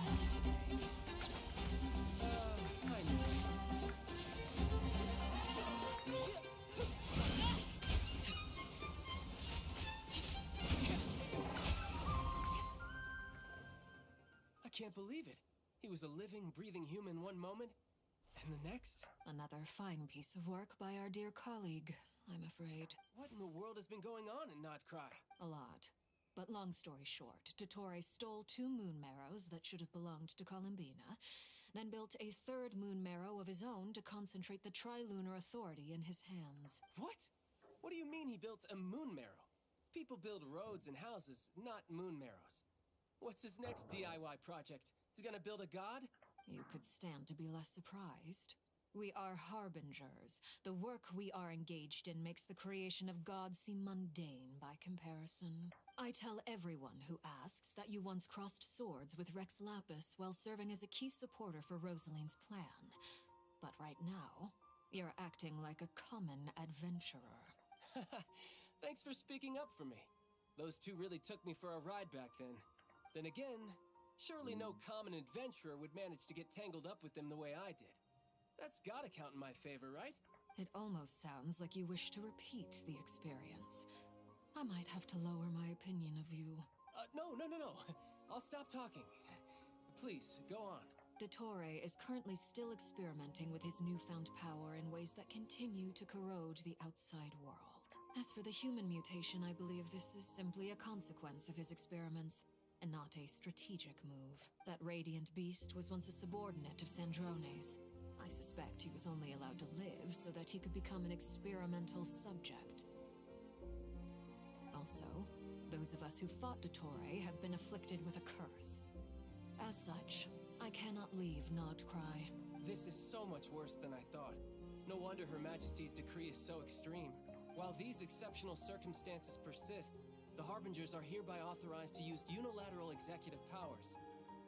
Should Dottore pose a threat, Arlecchino and Sandrone are permitted to eliminate him. My thanks to Her Majesty. I will pass these good tidings on to Sandrone. Her Majesty has also declared that she will refrain from launching an attack on the now evacuated Nodcry due to the presence of unretrieved research material. A wise decision. By the way, how's my old partner doing? I'm assuming they're with you? Partner? You mean the Traveler? I'm afraid I have bad news. He was captured after our failed assault in Dottore's lab. His whereabouts are currently unknown. What? Why? Since when does Dottore have a bone to pick with him? That is indeed the question. I'm not sure he does. He must have some other goal in mind. This won't do. I have to rescue him. You can't. We have no idea where the Traveler is. What am I supposed to do then? Stand here twiddling my thumbs? Sandrone is working on it. The best thing you can do right now is complete your mission. Fine. I guess I'll leave this to you then. One last thing. Tell the Rooster to get the message out to the gods and citizens of every nation in Teyvat. Beware. An uncontrollable pollution is spreading forth from Nodcry. The source of that pollution is a madman drunk on the success of his experiments. The Fatui and our allies will endeavor to contain the threat. However, if Nodcry falls, things are likely to escalate. Considering Dottore is one of our own, all Fatui stationed in Nodcry consider it our duty to stay and fight him to the bitter end. Whatever the cost. Hey, don't be too pessimistic. If it comes to it, I'm sure Her Majesty won't stand by and do nothing. I hope you're right.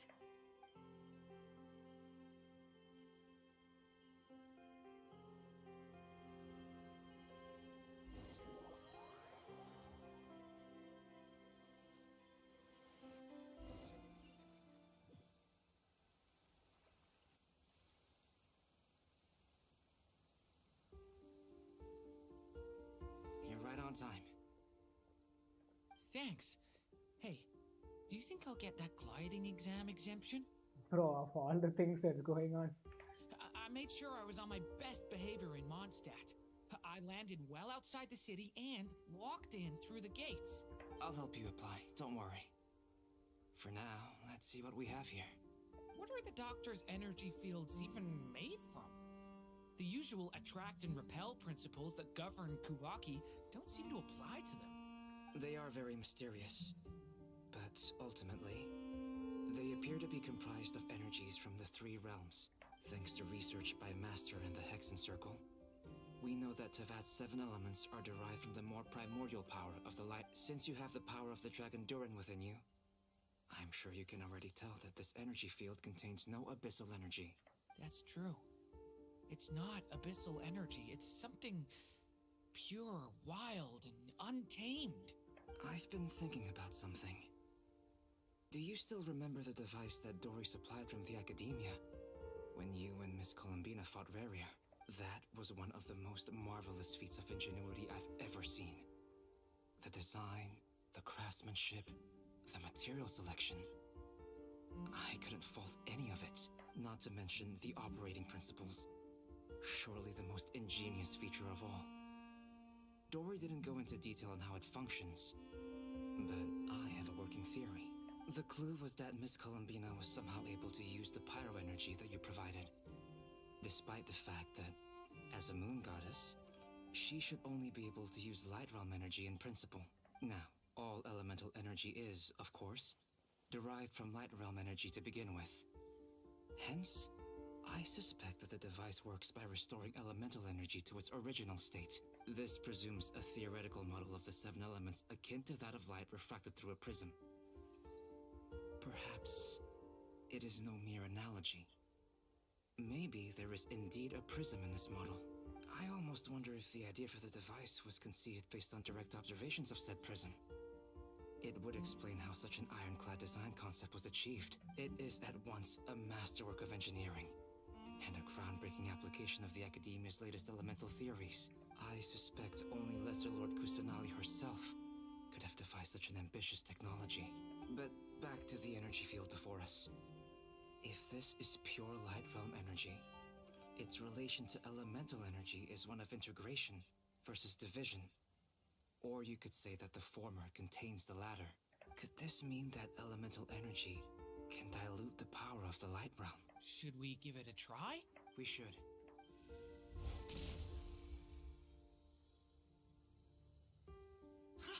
It works! Clear signs of disruption were detected at the periphery of the energy field. This indicates that elemental energy can disturb or even negate the field. Now you try. All right, here goes. It's working! Switch to abyssal energy and attack again. No surprises there. Abyssal power drains the energy field to a significantly greater extent. I now feel confident in asserting that the energy field is indeed pure light realm energy, and that elemental energy can dilute it. But the energy field is huge! How much elemental energy will it take to neutralize it? We don't have to neutralize it completely. We can try other approaches. That's all for theory. Would you like to continue watching? So you knew I was here. Huh? When did you get here? A while ago. But Albedo sounded like he was working on his thesis defense back there. Back in Sumeru. You can end a person's whole career by interrupting them mid-speech. Bruh. Very thoughtful of you. I'm truly touched. Could I ask you to lend me a hand? With what? A little test. Try using Animo to unleash a concentrated assault with circular blades, with the goal of breaking through at a singular point. Nice! This time it tore through the field. Tremendous. This is a major breakthrough. Should we go through? We probably should risk having mutually antagonistic energies in such close proximity. Durin, you stay here and watch the entrance. Hat Guy and I will go in to investigate. Sounds sensible to me. Keep your eyes peeled, Durin. Don't worry, I got this. You two be careful in there. Just give me the signal if you need help, and I'll dive right in. What do you mean, signal? It's based on a new alchemical concoction I developed last month. When 2 bottles of it are smashed on the ground together, they emit a blinding burst of light. If it comes to that, remember to shield your eyes with your hat. Glad I asked. Thanks for the heads up.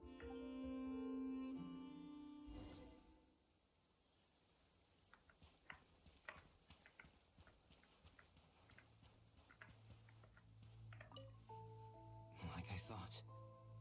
Beyond a certain distance, we can't see the opening where we came in. Maybe that's to prevent people from escaping. Sounds like Dottore's style to me. Not much has changed. Things are basically the same here as they were before the energy field appeared.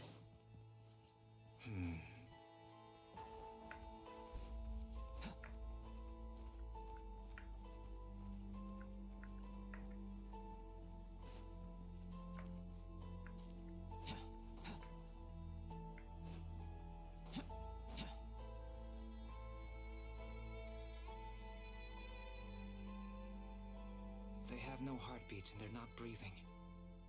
We can only assume they're dead. But there are no visible wounds. Also, there's an animal squatting next to each body. It's watching us. That's not an animal's gaze. What are you trying to tell us? Doesn't seem eager to talk. I guess maybe it's just an animal after all. Let's keep looking around.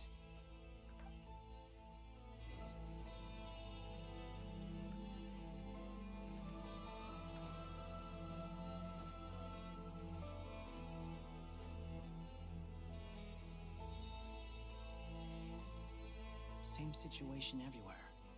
Not a living soul in sight. Just countless bodies with animals standing watch over them. Well, I think we can safely rule out the possibility that they're all pets. Is skirting around the topic your way of showing consideration for other people's feelings? Just being cautious. I don't doubt that you can handle the truth.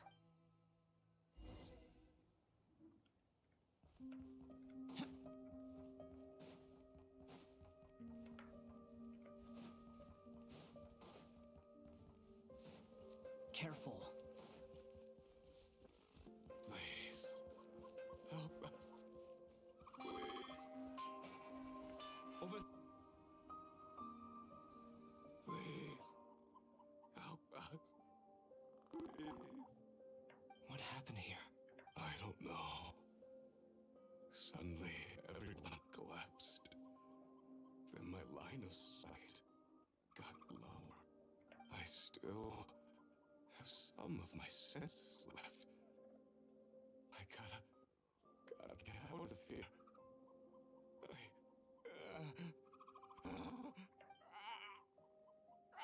It looks like there's a huge experiment going on inside this energy field. Maybe each energy field is its own giant experiment.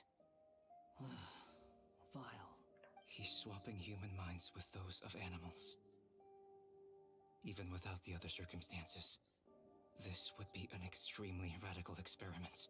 Those people may have lost their sense of selves, but they are not fully animals either. If they were, they would have left. But instead, their instincts are driving them to remain by their dead bodies. We should go.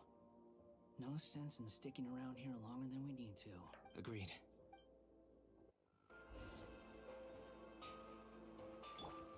The wind rises.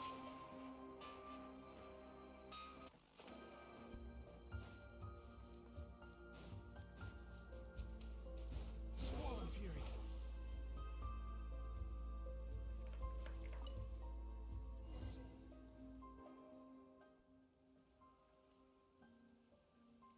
You're back! Everything okay? We saw some things that take a strong stomach. Otherwise, we're fine.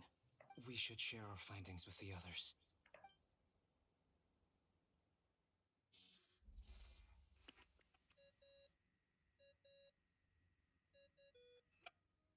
Yes? Who is it? Miss Nefer, it's me, Albedo. We found a way to break through the energy fields. With enough control, it's possible to tear them open using elemental energy. Also, we managed to take a look inside. Dottore is carrying out his cruel experiments on an immense scale. Any residents who have failed to evacuate in time will likely meet a grisly end. Sounds like he's living down to our expectations. Might I ask how things are proceeding on your end? I'm just about to get started. I'll be in touch once I have a result. Understood. Stay safe. I will.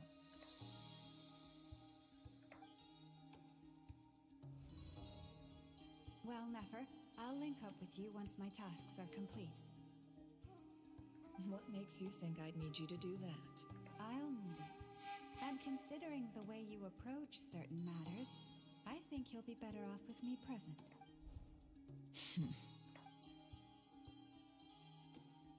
Let's begin. Entering simulation mode.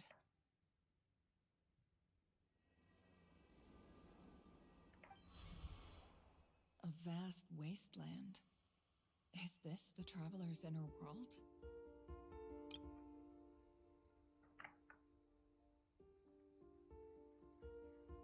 I was expecting something more vibrant, to be honest. Wait, someone's there. What are you looking at?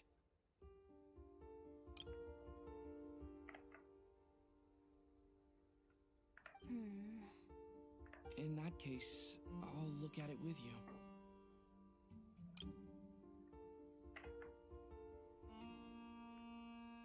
I want to know all about everything you've seen and experienced.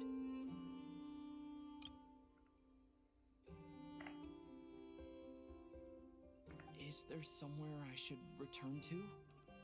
Or should I stay here and be the hero everyone says I am? I don't dislike my current life.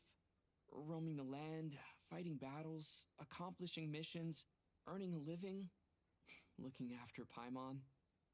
It's not so bad. I guess the only thing that's missing is that you're not here with me. This is the conscious layer, which contains a person's true feelings. It is filled with both longing and kindness. I suppose anyone who lives long enough ends up wishing for someone who can't be there. Maybe it's the only way we can feel truly alive. Time to delve a little deeper.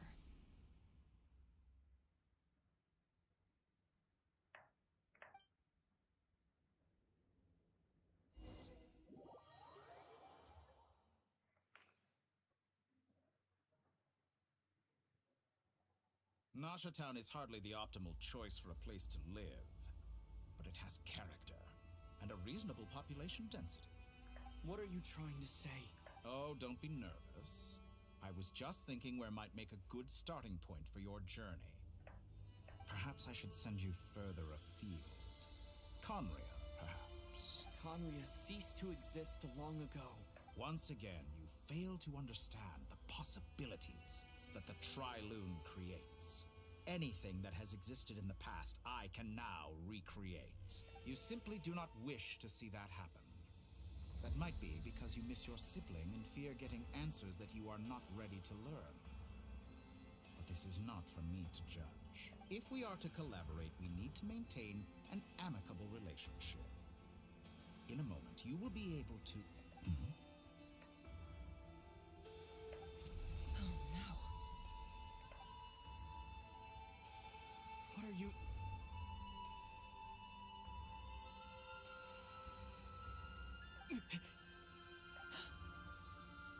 What are you gonna do? Don't move. Something unwanted has crept into... Oh? Gone as quickly as it came.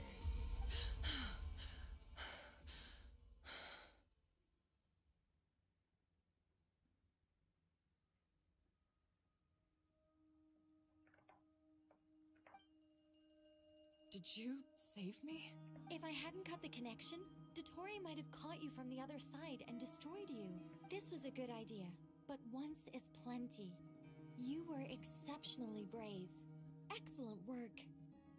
Thanks, but now's not the time for that.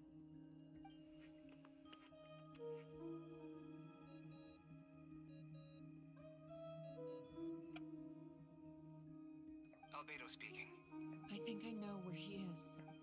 What is this endless darkness?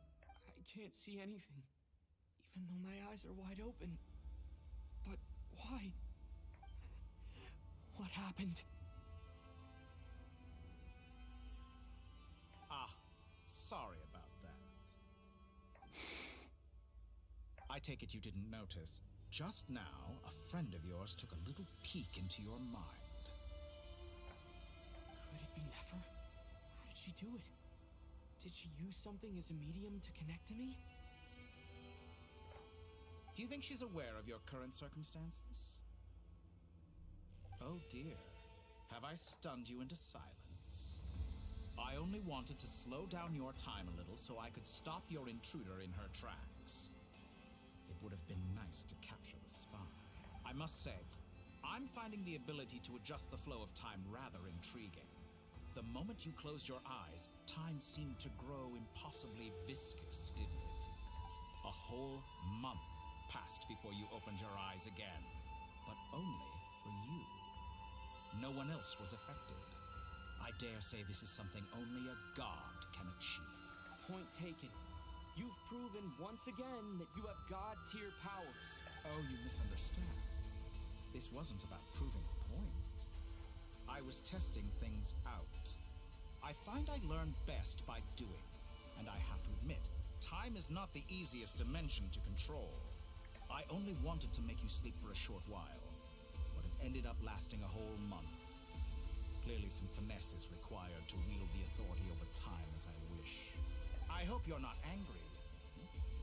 It was only a month's discrepancy, nothing too serious. Had I been off by a year, a decade, or even a century, that would have been quite a different story. You could have frozen me for millions of years. So much for collaboration. You aren't showing much sincerity. Millions of years? To what end? I wonder if you don't understand humans all that well.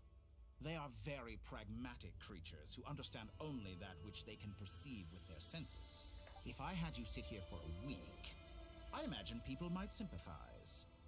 But if I left you here for 100, 1,000, or 10,000 years, the sheer size of that number would cause it to lose all meaning to them.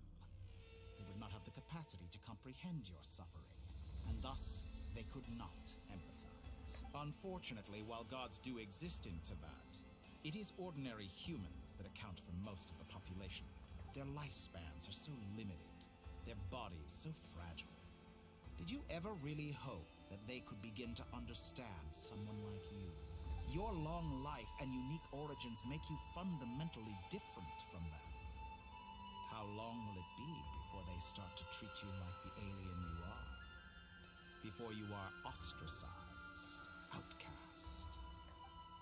Alien? Even I feel bad for you sometimes. This world has made you into a slave. So many times you have served its will, and not once have the powers that be ever thought to grant you the one simple thing you wish for. You have been treated most unfairly. I can change that. I will grant you special privileges, and give you back the status you rightly deserve as a descender.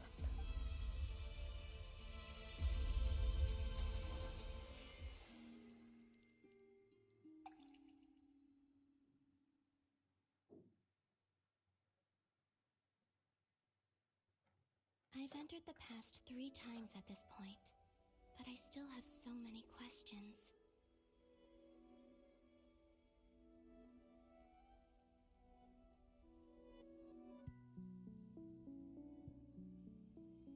For instance, beyond each point being further back in time than the last, what determines the specific locations at which I can make entry?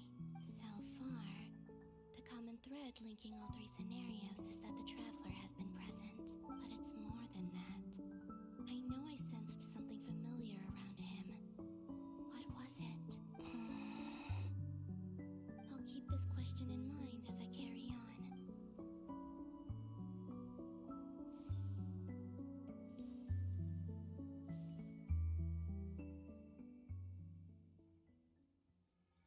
Humans, you never change. Always trying to use powers you neither comprehend nor control. This looks like Star Sand Shoal. Was this before Rerir regained his physical form?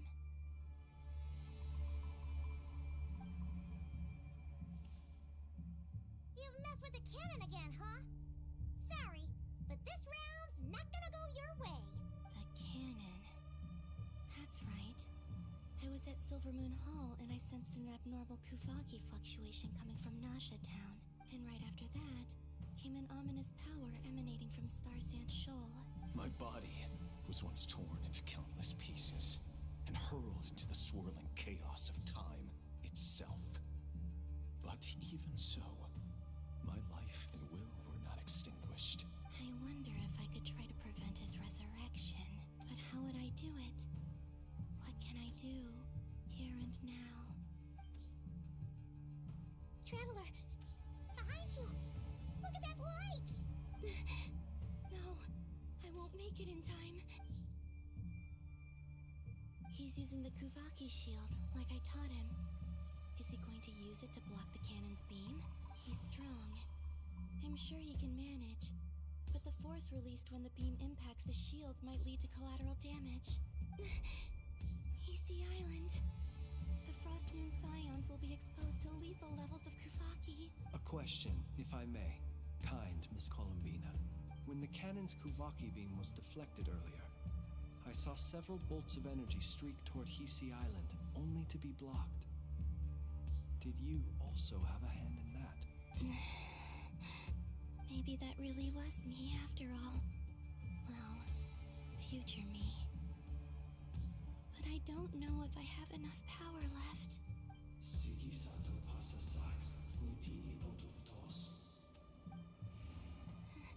There's no time.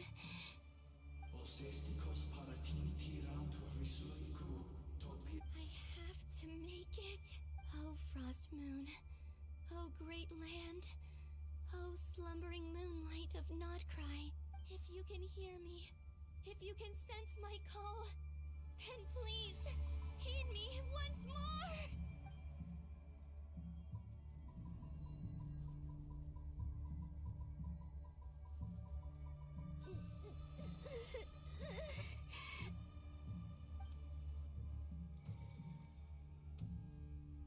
Did it work?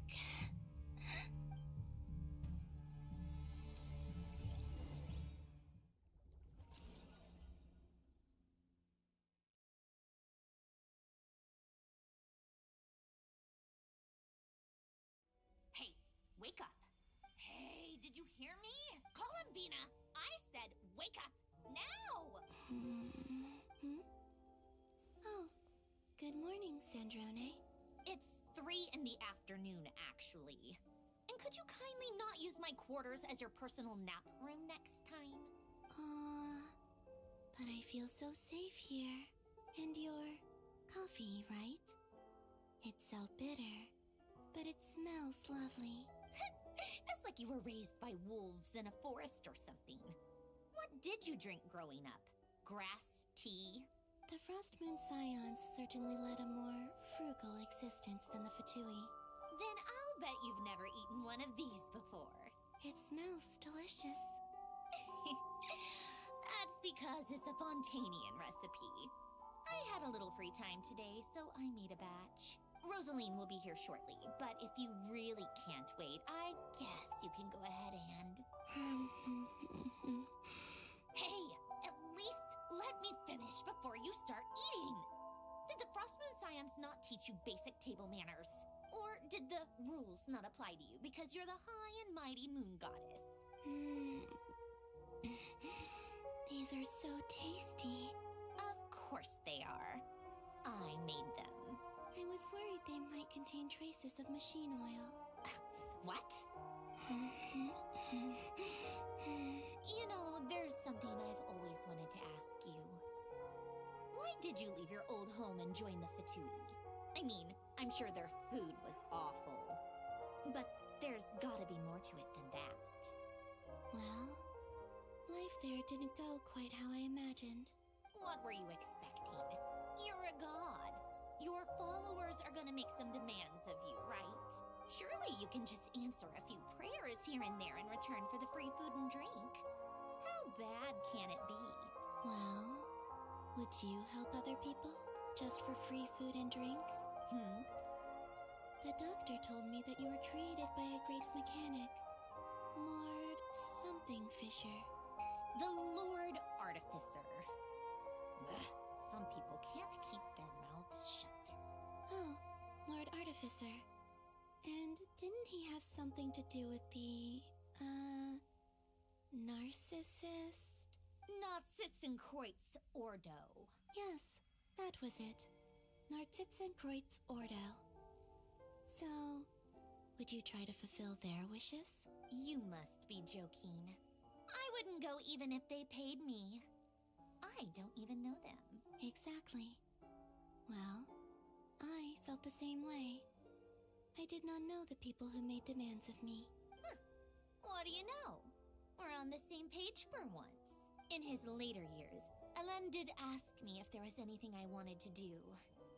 If I had any wishes of my own. Well, I don't. And I'm not in any mood to fulfill someone else's either. Who's Elen? He was the... You know what? Never mind. You're not gonna remember. Anyway, the point I'm trying to make is, neither of us is the self-sacrificing type. Let me ask you this. What sort of place would you like to live in, if you could choose? A place where people don't ask me for things I cannot give them. Where they don't worship me, or fear me, but just want to chat with me like a normal person. I'd also like the freedom to come and go as I please. And ideally, it would be somewhere with the smell of coffee and snacks. Not to burst your bubble, but no such place exists in the world. Now, take your snacks and scram.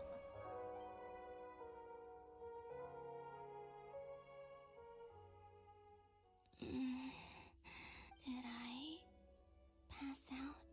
Of course. I'm back here again. I dreamed of events from my past. Sandrone. Traveler. I miss you all so much. Back there. I guess I managed to harness all the Kuvaki energy on Hisi Island. But how did I do it? Time is flowing backwards here. And I can use that familiar power to enter the world of the past. That mystery ally everyone talked about. It was me all along. I can sense that there isn't much more power remaining up ahead. What lies at the end of all of this? Will time keep flowing into the past? And will I ever find my way back?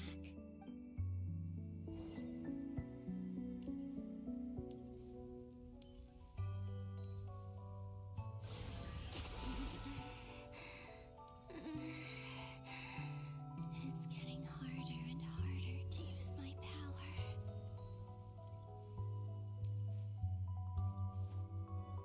Yep.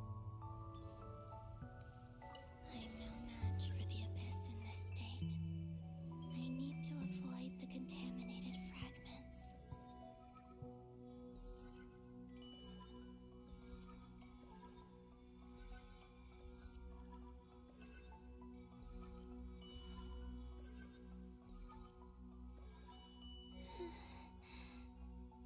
Time to go. I wonder where I'll find myself this time.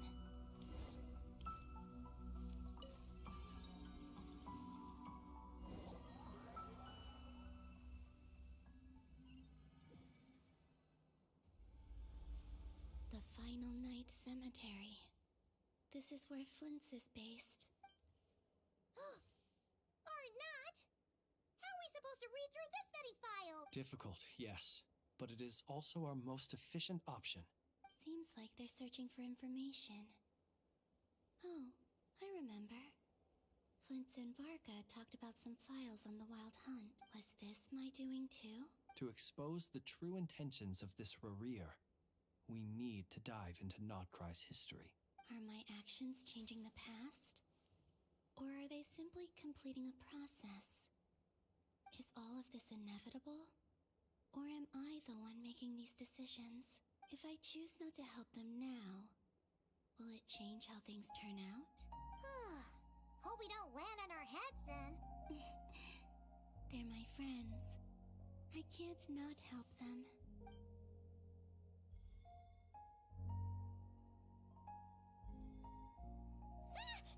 Ghost! And the other one was...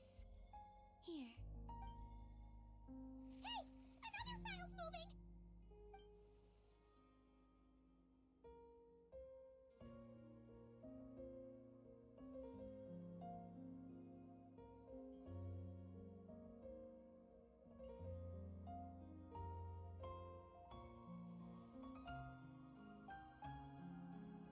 That should do it. Luanatar? You can sense my presence? Wait!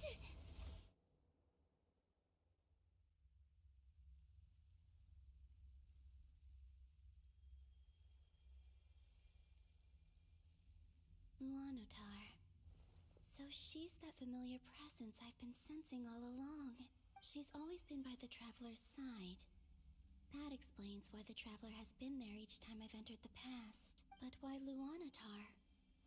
Is it because she has a connection to me as the Moon Goddess's familiar? If so, why not any other Kuhenki? That's...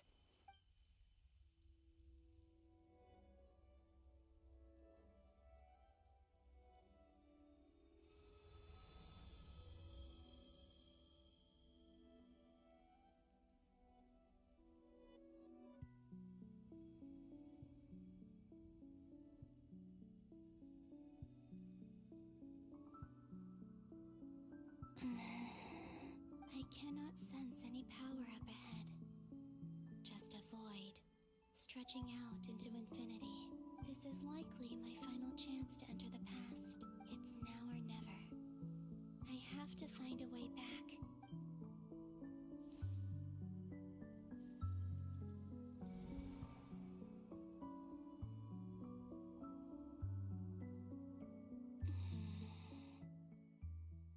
Hisi Island?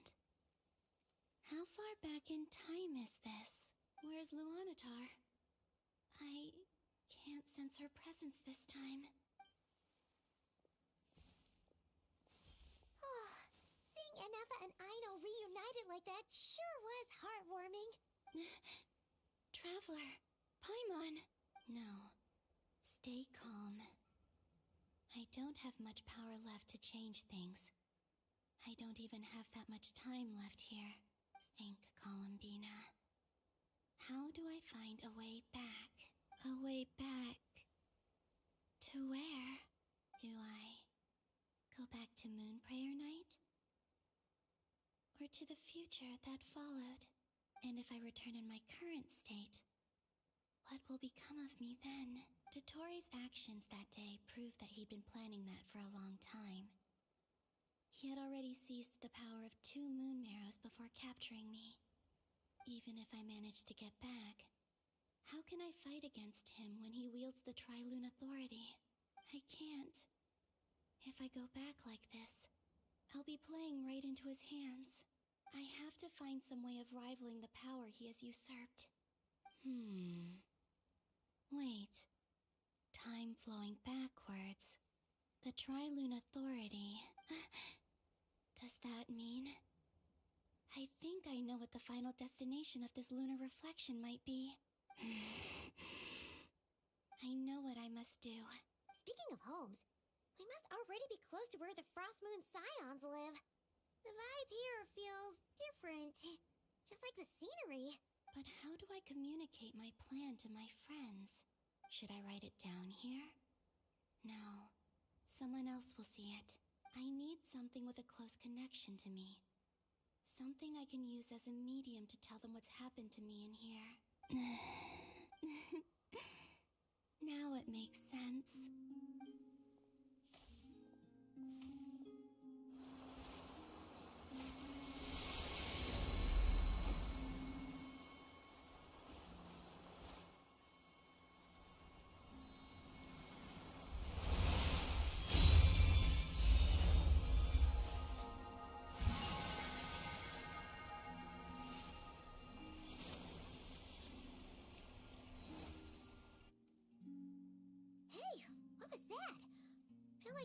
Sort of breeze blew by, and then the petals suddenly turned into... Huh? It was I who brought Luanatar into being. I gave up a piece of my own soul to create her. That's why I could sense a familiar power from the moment I entered this space. It also explains why she's been present in every past location that I've entered. Because we have a deep connection. Hey there! What's your name? And the reason why there are no more gates to the past after this point is that Luanatar hadn't been born then. No sensed the trace of a blessing when we first met, but I still didn't recognize the soul hidden within you. Back then, I was just a little lost dove. I had yet to become Columbina hyposelenia. Go on now. We've got stuff to do. Best you find someone else to hang out with. Hey, you scared it off. I'll be counting on you. Remember to stay by the traveler's side, guide him, and help him in my stead. Oh, and bring him to the garden where the moon prayer blossoms grow. There's a little lost dove there who will need his help. Go on. You too. Go and live your story. As for mine must go in a different direction.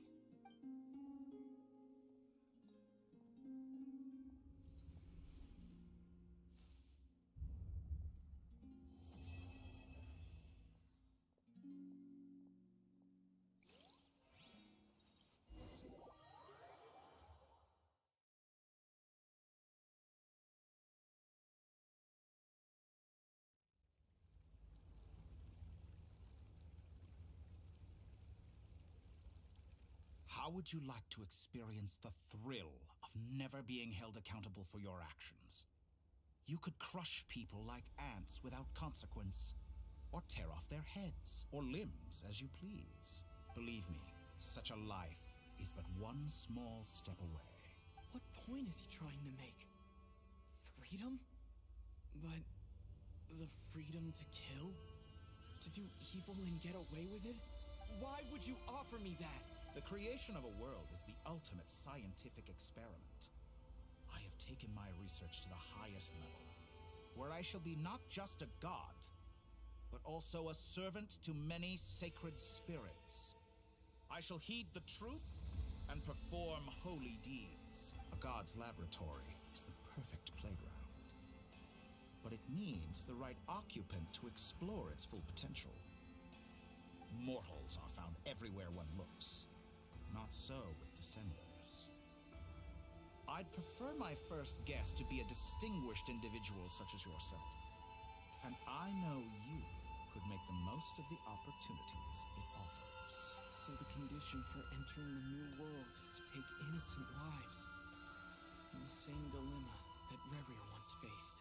Could I really bring myself to kill others for my own benefit? Rerir did. And look where it got him. Have you made up your mind?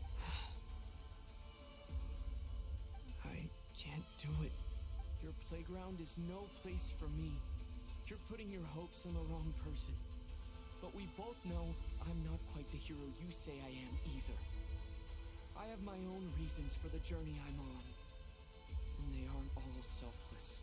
You've grown a lot since we last met. But there are still things you are unwilling to compromise on. This will only hinder you. Why don't I lower my requirements a little as a gesture of goodwill? I'll give you a little time to learn to be a less noble soul.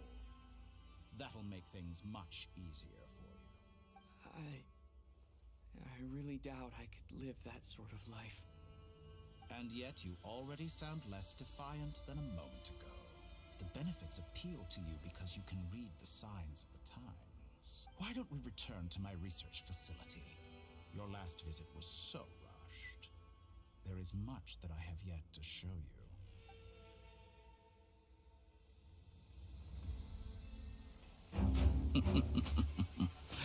Now to that question, Heroes don't attack from behind. Guess I'm no hero. This is most disappointing.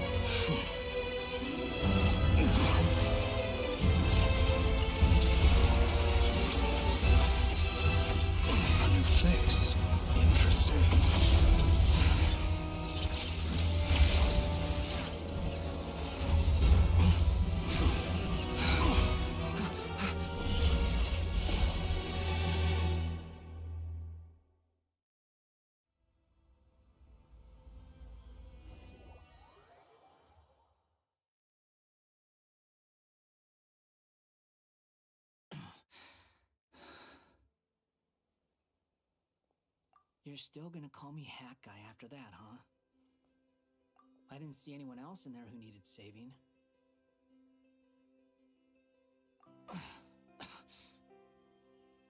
It's nothing. I'll be fine. Why are you looking at me like that? Is it that shocking that I'd come to your rescue? I owed you a favor back in Sumeru. Now we're even. Distracting Dottore was tough. I won't lie. He's not gonna fall for the same trick twice. That was my one shot. I'd hoped to use it to take him out. Ugh. I never wanted to obliterate someone more than I do right now. Dottore doesn't recognize me, but his segments were originally made based on an analysis of my operational principles. I expect it's only a matter of time before he figures out what I am. So Dottore doesn't recognize Wanderer because he deleted himself from Irminsul.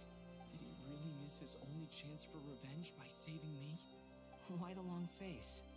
Hey, I'm not blaming you, okay? And I'm not complaining either. Rescuing you and killing Dottore are equally important goals. Everyone would be pretty stuck without you. It's best you live to fight another day. How are you holding up? Are you alright? Hat Guy said to put safety first, so we agreed to run as far away as we could after leaving the energy field, and only meet up once it was safe. You don't look injured. It seems that Dottore didn't do anything to you. Alright. Rescue operation complete. Let's head back. There's a lot more work to be done before this is over.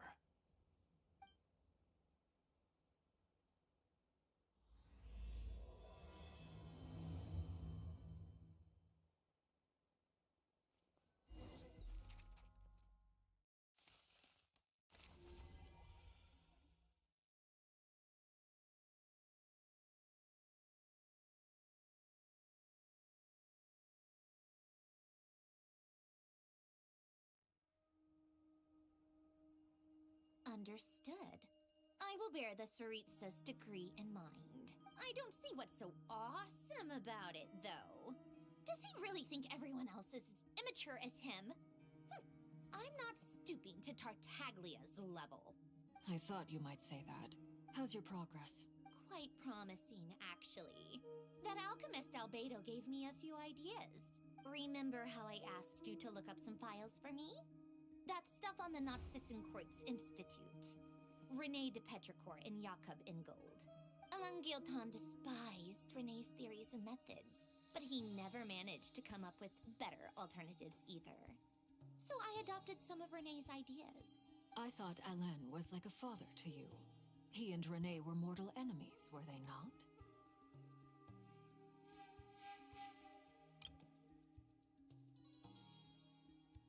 And what would you say if Linny and his friends one day learned something useful from someone you utterly detested? I would applaud them for it. That would mean that they have surpassed me. For all we know, Alain Giltan might have thought the same thing. Not that it matters, though. He's dead, and I'm alive. So it's my call to make. Once you die, it doesn't matter how great you were in life. Only the living get to decide what happens next. Hey, come on out. They're back. Huh?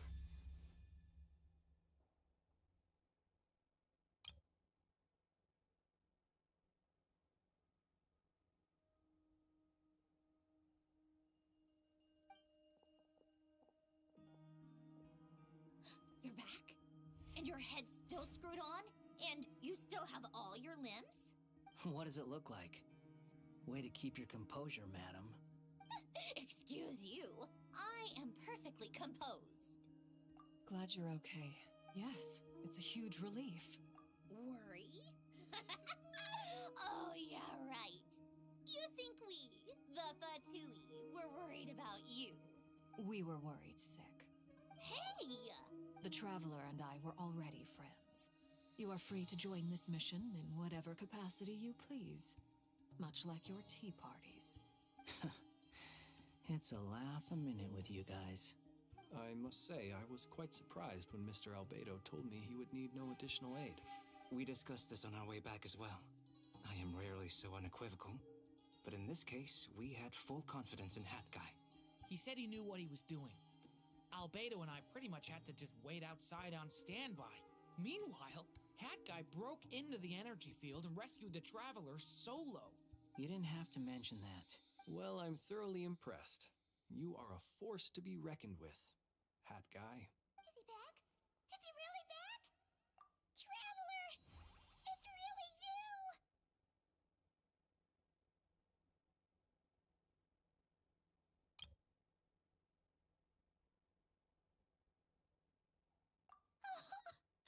Oh, thank goodness!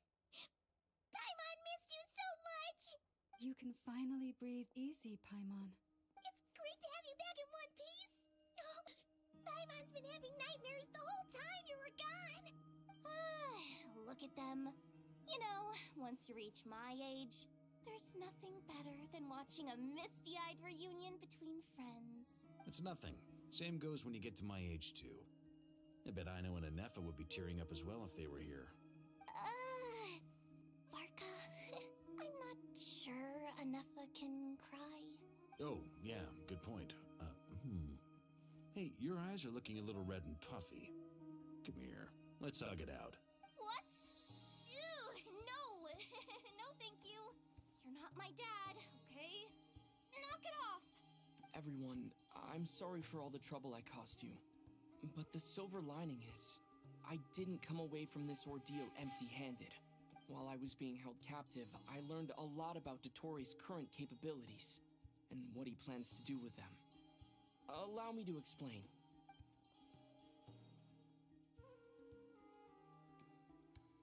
The three moon goddesses were even more powerful than we imagined. No wonder Dottore believes himself to be equal to the gods, maybe even superior. Utter blasphemy. While everyone was gone, Nefer and I made an interesting discovery, and I believe Miss Sandrone has something to share too. Ma'am, perhaps you could do the honors?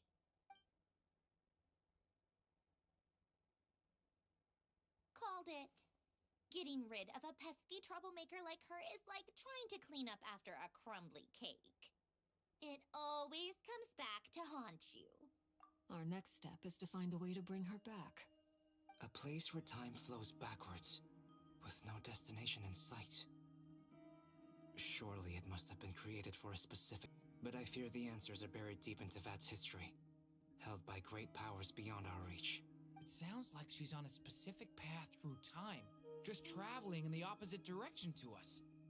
The question is, where does that path lead? Or will it keep going to infinity?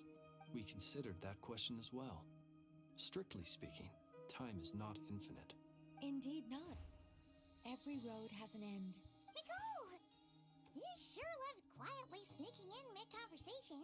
I do, in fact. It's something I've always done at our mages' tea parties. Quiet, mysterious, and persuasive. You wonder what lies at the end of her road. Well, just as the world has a beginning and an end, so too does time. And so, the end of the road is the moment that Teyvat was born. But where Miss Columbina will end up along this road, that depends on where this particular river of reverse time began. What about the original moons and the moon goddesses? Do they have a beginning too? All things do. In the beginning, no moons adorned the sky. It was the Dragon King Nibelung who raised the three moons into the heavens, and thus were the moon goddesses born. They were shadows of the planet, born to wield Nibelung's authority and oversee the world on his behalf. They were extensions of his will, manifestations of his majesty. But then one day, they disappeared just as suddenly as they had once been brought into being. Nobody knew where they had gone.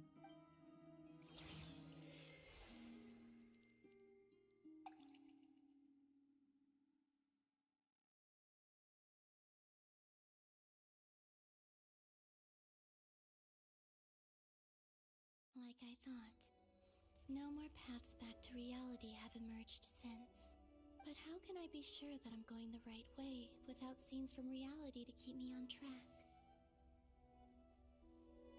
I can't even be sure of how long I've been walking for. The further I travel, the less stable this space becomes. There are even moments where I can sense something that feels like abyssal energy. They can just materialize out of thin air. I have to keep my wits about me.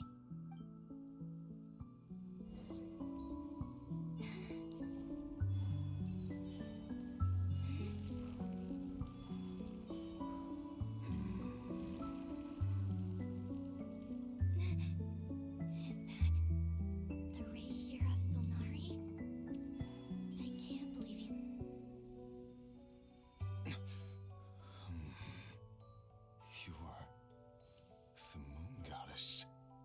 But how? Please, there's no need. I'm not interested in fighting anymore. I find that a little difficult to believe.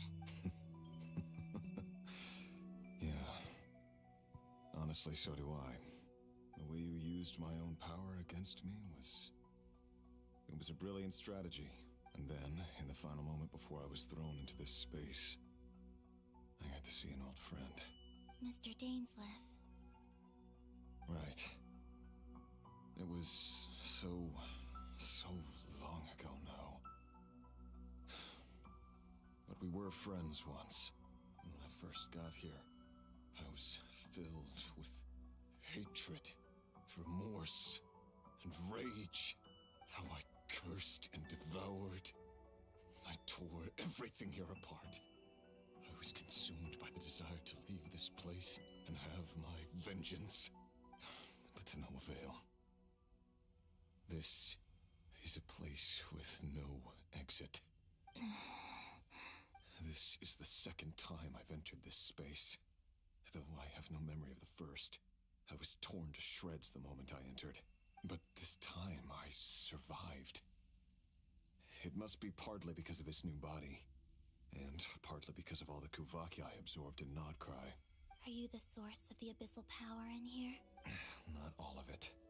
Some is from when I first arrived here and tried to destroy everything. But there was already a degree of abyssal power here, before I entered. And like a venomous snake baking in the merciless sun, it tried to slither into my shadow. Tried to? So, you rejected it? Yes. Because after that, the world suddenly became silent for a moment. What do you mean? The voices in my head, they were gone. And then I saw her. Her? Tholindis. My former lover. Nefer mentioned that she saw a memory of Tholindis leaping into the moon's reflection. More precisely, I saw her after image. I'm sure the real her is long gone. She was just an ordinary Conrian. She couldn't have survived here for very long. Anyway, why have you come here? Didn't you know it was a dead end? If I hadn't escaped through the moon gate, my friends would have been in far greater danger. Oh, I see. Because of your power. The power of a moon goddess. What? You'd like to know how I know, wouldn't you? The one who resurrected me said so. I could hear deep lust for power in his voice. Do you mean... Dottore? Dottore. So that's what he's called. He'd been collecting fragments of my body for a long time. Also that he could resurrect me at the moment of his choosing. I had no interest in his research. But being as corroded by the abyss as I was, we were aligned as far as hunting the moons and recovering my strength were concerned. So that's why the Wild Hunt suddenly became so active in Nodcry. When I left the Fatui in my weakened state, Dottore must have felt that his time had come. Moon Goddess? Could I ask a favor of you? What? I know this is a lot to ask. Especially from someone who tried to kill you. If you refuse, I won't fight it. But this is the only thing I desire now. Nothing else matters. What do you want? I'd like you to take a message to Tholindis for me. Tholindis. But... Yes, she's dead. But like I said, I saw her after image. I can sense that some part of her soul remains here. Far, far ahead. Why don't you go and speak to her yourself? I can't. I don't know why, but I can't move freely in this space as you can. All I can see is a glimpse of her walking away. Just like the moment when I last saw her in life. In return, I will clear these abyssal obstacles for you. No, not in return. I'll clear them for you. Whether you want to help me or not.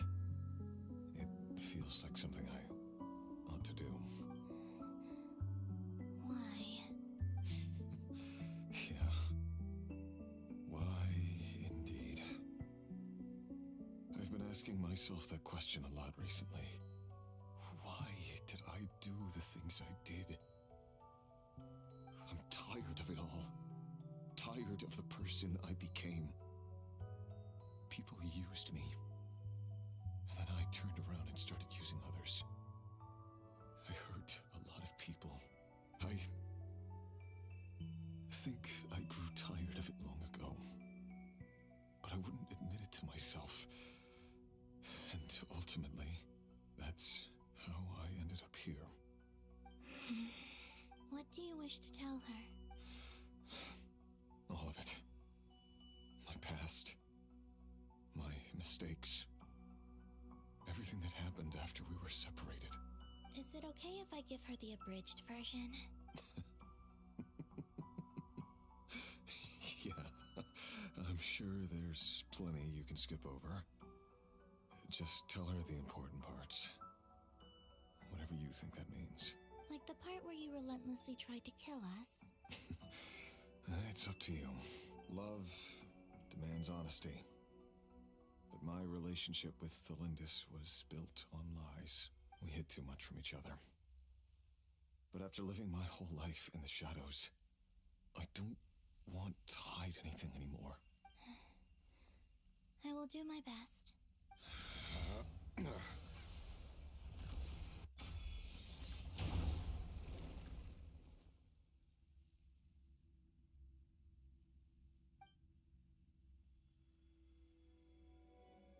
There.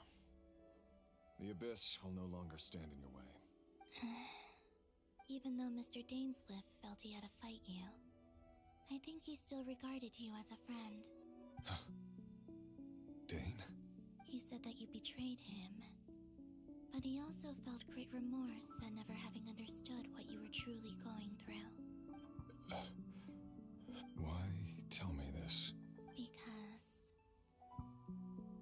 if he'd known that someone could take a message to you, I believe that's what he would have said. Thank you. It means a lot. I know this will sound strange coming from me, but... don't die, Moon Goddess. I can tell that you're determined to get out of here.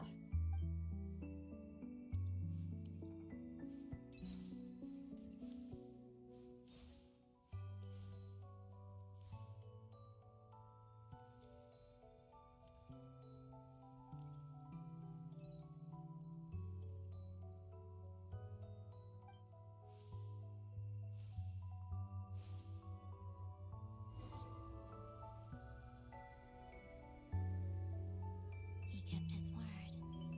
The abyss is no longer obstructing my path.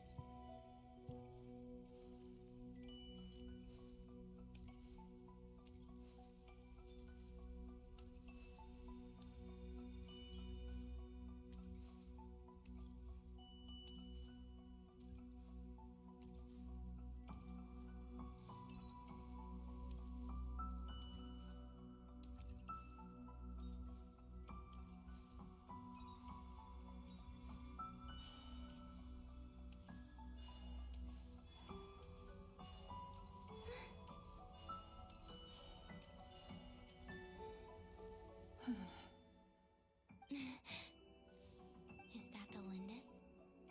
She wasn't far off at all. And yet, they can never meet.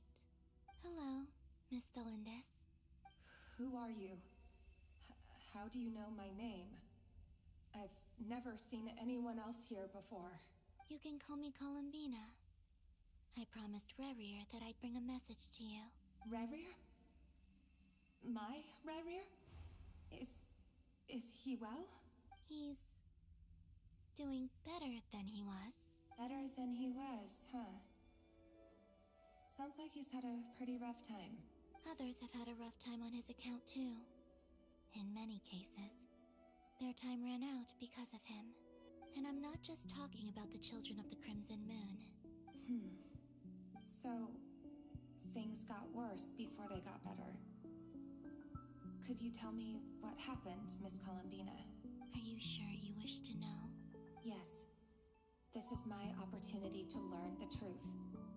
No matter how hard it is to hear, I have to know. I admire your courage.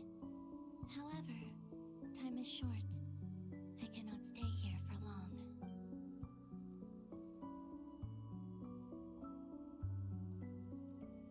Rerir had seeds of hatred in his heart, and many people nursed them for their own ends.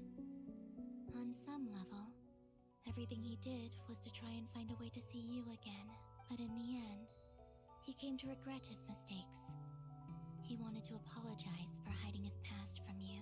Beyond that, he did not say specifically what it was he wished to convey to you, but I'm sure that you've always been on his mind. You are what has kept him going over all these years. I'm sorry, Miss Columbina. This is so upsetting. I'm not sure how to put my feelings into words. It's all right. I understand. Well, that's everything from me. So, I guess I'll be... Wait. One moment. Time flows backwards here. The road ahead only leads further and further into the past. I know. I intend to reach the end of that road. Without a moon marrow, without the 3 moons' power, you won't make it far. Wait, unless... Are you one of the moon goddesses? You could say that. I see. I often think to myself, if life is like a train ride, why haven't I reached the terminus? Where am I even going? And it's not just me. It's this whole place. Wherever it is, it seems like it's existed forever. It's such a mystery. Where is it going? I must seem so ridiculous. I can't answer these basic questions, and yet I jumped right in here without hesitating, only to be torn apart the moment I entered by powerful energy currents. Only my soul remains now. Thinking back, I was suddenly overcome with fear and terror in that moment. Perhaps I too became bewitched by the abyss. I may have been the leverage it needed to control Rerir. I used to be a researcher at the Universitas Magistrorum in Conria, researching the iridescent moon's marrow. Eventually, I came to the conclusion that time in here flows in reverse. Rerir was one of the Finster King's retainers. With me, he was in an impossible position. It plagued him constantly. I wanted to help him escape his lot in life. I wanted him to be happy. So I thought I'd use this place to return to the past. At the time, I thought I could just go back to the day that the Finster King first found the princess. It was only after meeting the princess that the Finster King started going too far with his research into the abyss. That was the day all of our woes began. I thought I could stop the king from ever meeting her and solve everything. I couldn't kill the Finster King himself, so I had to find another way to save Rerir. That's why I wanted to go back, to kill the person who had brought new possibilities to our realm. I'm sure it was a futile endeavor, but the abyss probably enhances the basest human desires. So I naively hoped I could change everything.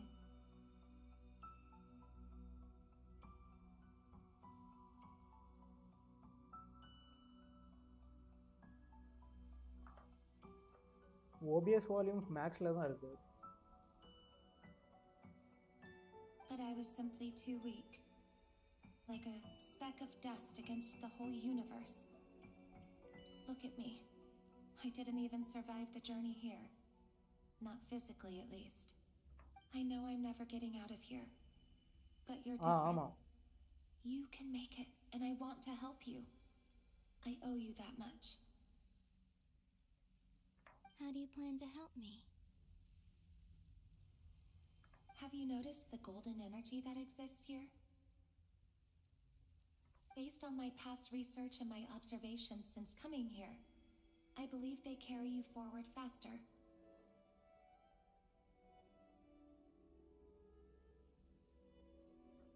Volume ரொம்ப லோவா இருக்கு நான் game volume.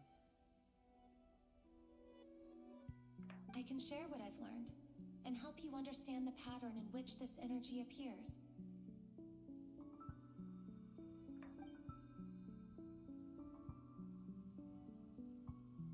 I think you just might... Now, I know you will be able to change the past. Also, I've been speculating about where this space ends. Okay, நான் அது என்னன்னு பார்க்குறேன். எனக்கு ஆக்சுவலாக இயர்ஃபோன்ஸ் போட்டால் வந்து ரொம்ப ஹையாக இருக்கிறதுனால தான் நான் கேம் வால்யூம் கம்மியாக. The documentation was scanned, but from what I know of the legends about the moons, the oldest ones seem to begin with Nibelung, king of dragonkind. I have no way of verifying any of it by this point. But if it's true, you might be able to reach that era if you keep walking. Understood. Thank you, Miss Tholindis. I'm the one who should be thanking you. If you hadn't entered this realm of everlasting death, what use would my deductions be? Thanks to you, they have some meaning.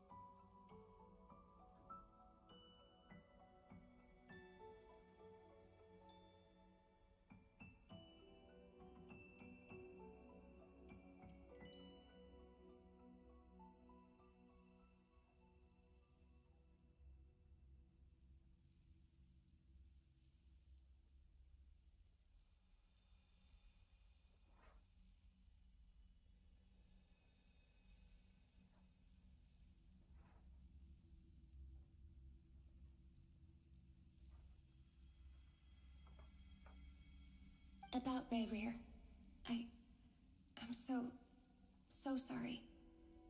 For everything. It wasn't your fault. That's not true. Because we both feared bringing trouble upon each other, neither of us ever told the truth. And that dishonesty sealed our fates. But enough about that. I wish you a safe journey, Miss Columbina.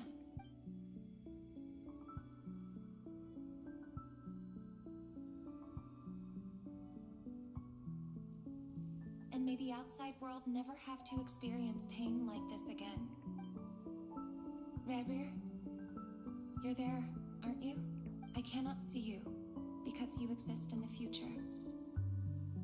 I expect we'll be trapped in this prison of space-time for all eternity. But please, gaze upon the past, and then sit for a while. Let's find a place to sit down together, just like we did when we first met.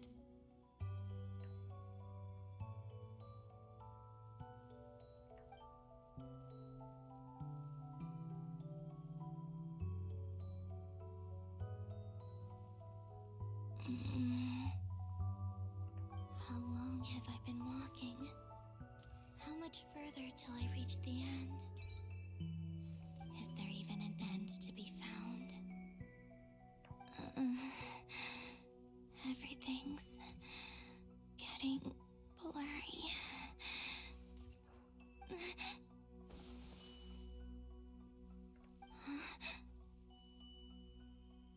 Are you all right, little sister? come from the distant future?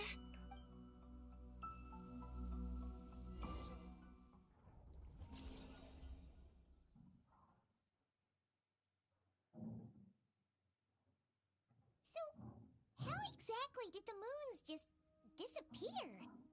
Shouldn't it be a little harder to get rid of major creations like moons? The world is a vast and ancient place. On a certain scale, all life lasts for but a fleeting moment. Miss Nicole explained that the moon goddesses likely perished in the War of Funerary Flame. The moons themselves were also destroyed at that time, save for the Frost Moon, from which a new moon goddess was later born. Am I missing something then? 'Cause the stories say that the moon goddesses were born on the moon, but doesn't Columbina say she was born in Nodcry? Huh. You're right. Why do their birthplaces differ? What's the difference between the two generations of moon goddesses? Also, remember what Sandrone said? Her scans detected 4 moons. In other words, 4 moon marrows. Technically, the result of the scan means that 4 moon marrows were detected and positively identified as moons in that moment. In other words, this piece of information alone isn't enough for us to know how Miss Columbina is doing right now. Yep. We have no way of staying up to date on whether she's dead or alive. She's on her own for now. But at least she's trying her best to get back to us. Yeah. She's a tough cookie. And a sore loser, too. We have to trust that she'll find a way. Because we really need her power. As much as it pains me to say it, we've got no chance of beating Dottore in a straight-up fight. He's much too powerful. It wouldn't even be close. That maniac is going to devour everything in his path until he reaches us. We need to find someone, or something that can stop him before he does anything worse. I'll be frank. Our only hope of defeating this false god is with a real moon goddess on our side. I'm not just saying this because Columbina's a friend and I want her back safe and sound. It's just the truth. And I know that even she was no match for him when he attacked, but I don't have a better solution.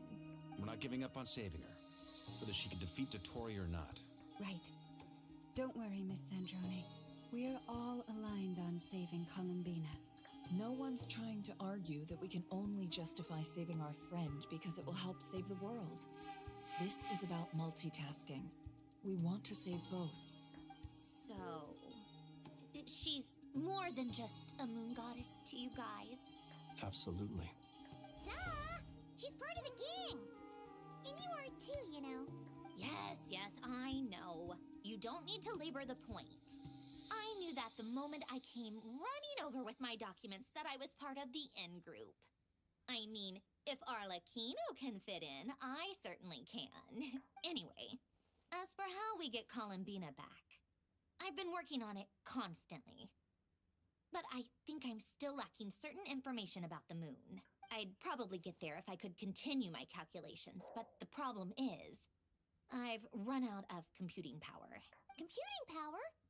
You mean you need more energy? No, the issue isn't energy, it's processing power. There's so much data to get through that the whole process has just ground to a halt. That's a tricky problem. René de Petrichor of the Nazissenkreuz Ordo once foretold the fate of the world. But I don't know how he did it. My guess is that he used the primordial sea's power. However, that won't work for me. His methodology was vastly different from my own. What's worse, they're incompatible. And, to top it all off, we can't even leave Nodcry. Ugh, this is so annoying. If I'd known we'd run into a bottleneck like this... Well, no, the design bureau's a bust as well. Curse that Dottore! Couldn't have made this harder for me if he tried. Oh, what do we do then? How about we grab a bite to eat and take a break? Maybe something will come to mind after you've cleared your head. You don't get it, do you?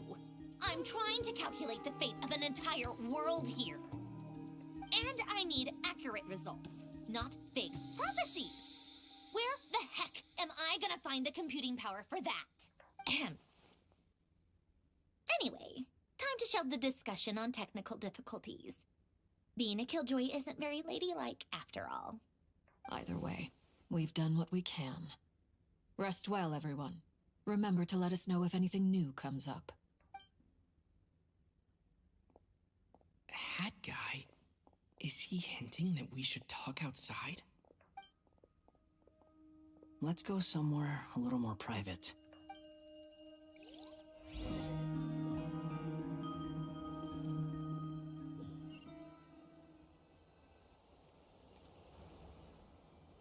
You know that Dory went back to Sumeru, right? Yeah, she mentioned she was planning to head back. Things aren't looking good for Nodcry. She's gone to spread the word so that Sumeru has a chance to prepare for the worst. From what I know of Dottore, there are two possible reasons why he hasn't made a move yet. One is that he's still working through some kinks in his new powers. The other is, he wants to see how we're going to react. He'll easily devour everything eventually, so I guess he's in no rush to make it happen. The first false god he made was me. Now it's his turn.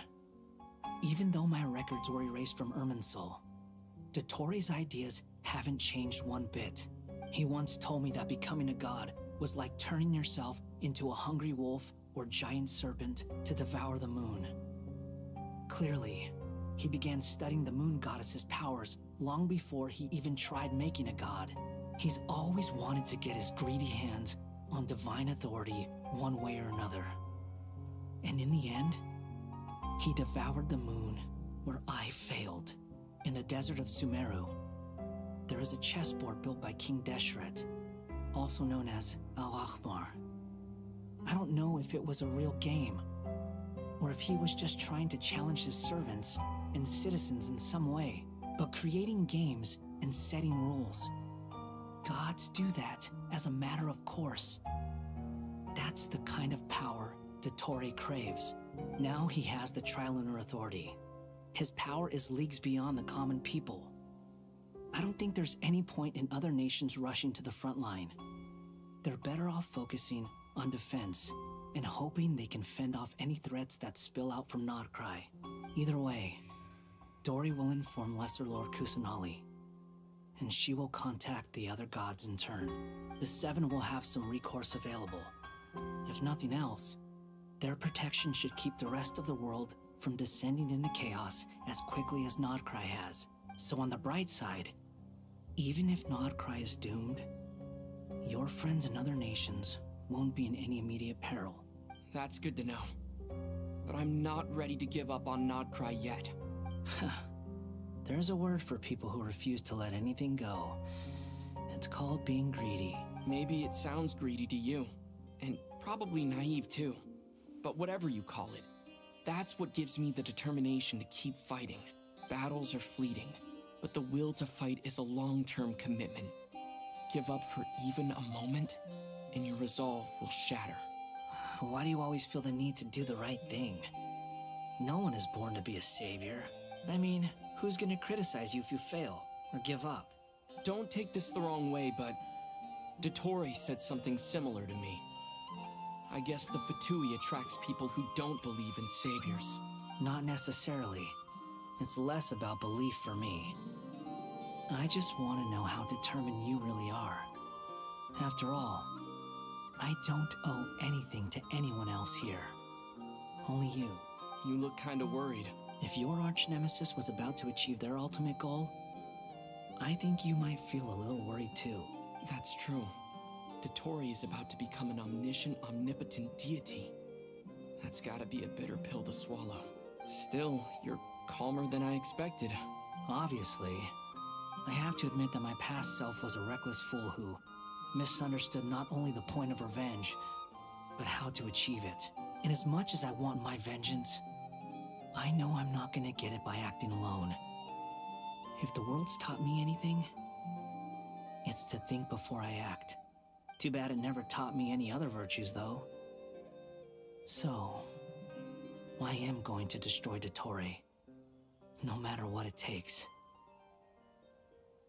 So, what's your plan? I'll get to that. First, tell me, what do you think of Sandrone? Just like Paimon said, she's a friend, part of the gang.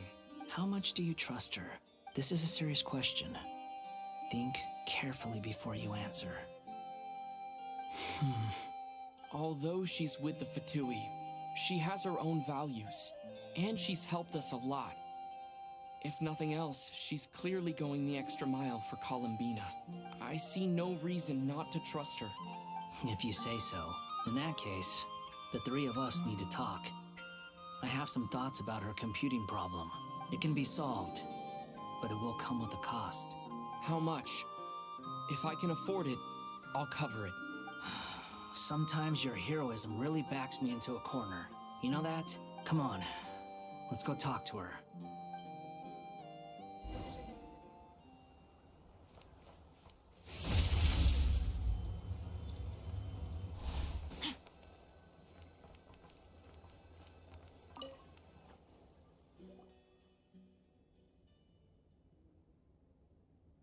Miss Sandrone, Traveler. Hey there. Paimon's here too! She was just helping them sort through their things.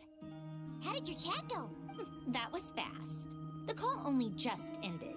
Well, you said it was urgent, so we got here as quickly as we could. Albedo, I have some alchemy questions for you. I see. Looks like my knowledge proved useful after all.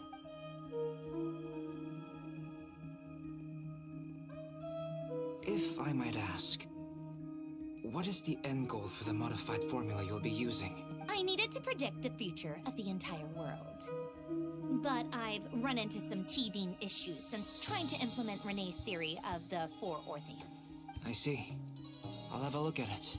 Still, computing power is the real issue here. How do you plan to solve it? About that, it's been sorted. Oh, with the Traveler's help?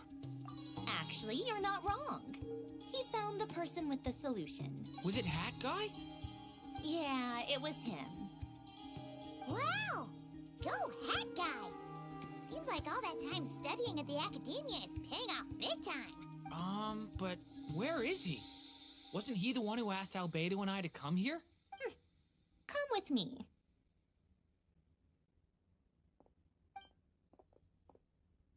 Hat Guy? What's happened to him? Hat Guy! Can you hear us? No response. I guess he's in hibernation. Hat Guy mentioned that he was a puppet. It seems that his functions are currently shut down.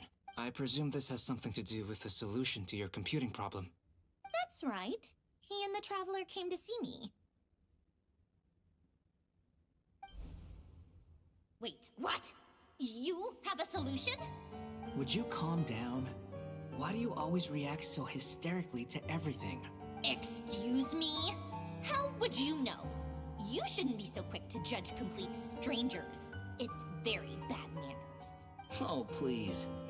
It doesn't take that long to figure out that you have a temper. Where does a mere student get that kind of confidence? I've actually published more papers than you. Not that status counts for much. Even Paimon's applied for academia admission. Huh? Are you serious? See? This is why I can't be bothered to explain myself. She recognizes no one's skills but her own. Okay, fine. I'll hear you out. So, tell me, how do you propose to solve my computing power problem? This world itself is constantly processing all kinds of information.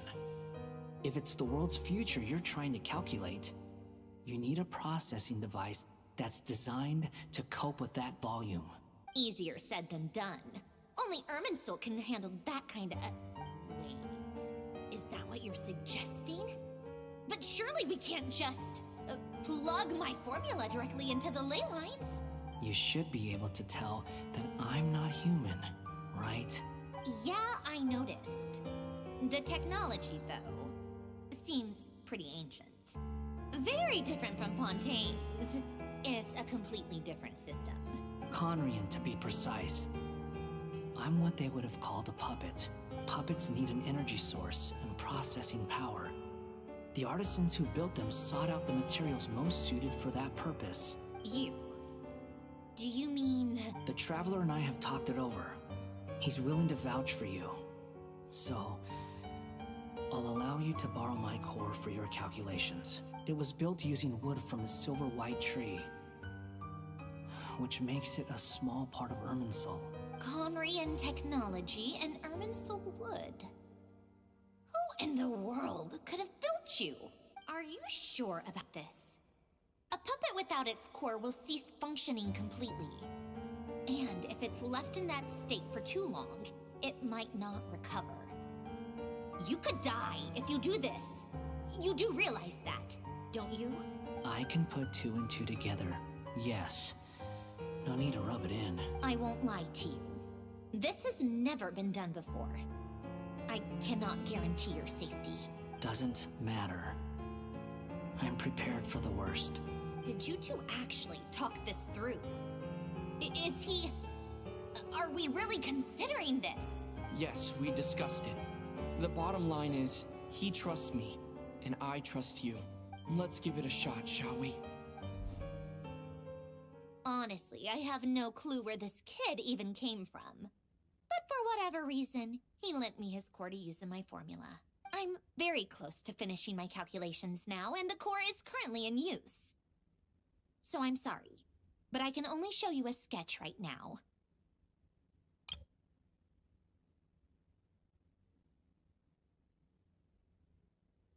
This is what the core looks like. A silver white branch. It certainly matches the legends told about Irminsul. Is Hat Guy gonna be okay? He's not gonna die, right? Right? In theory, he should be fine.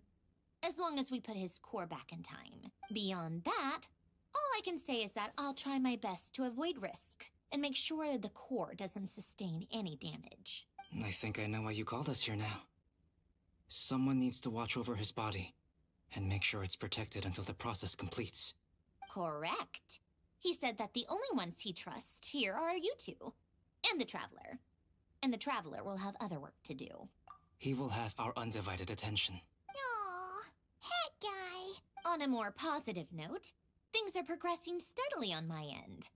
I'll call everyone in for a meeting once the results are out.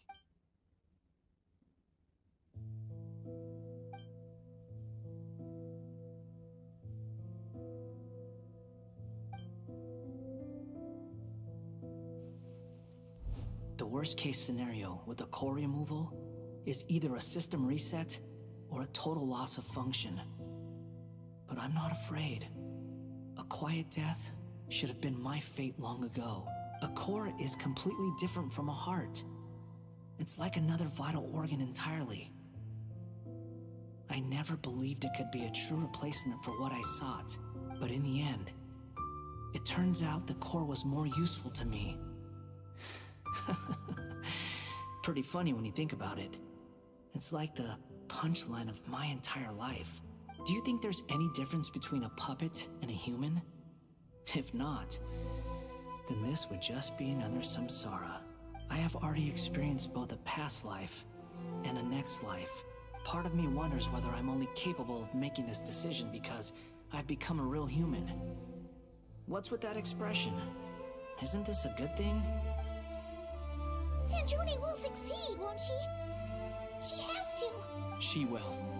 We all have to persevere until this is over. That's right. And I'll protect you all until a moment of victory arrives.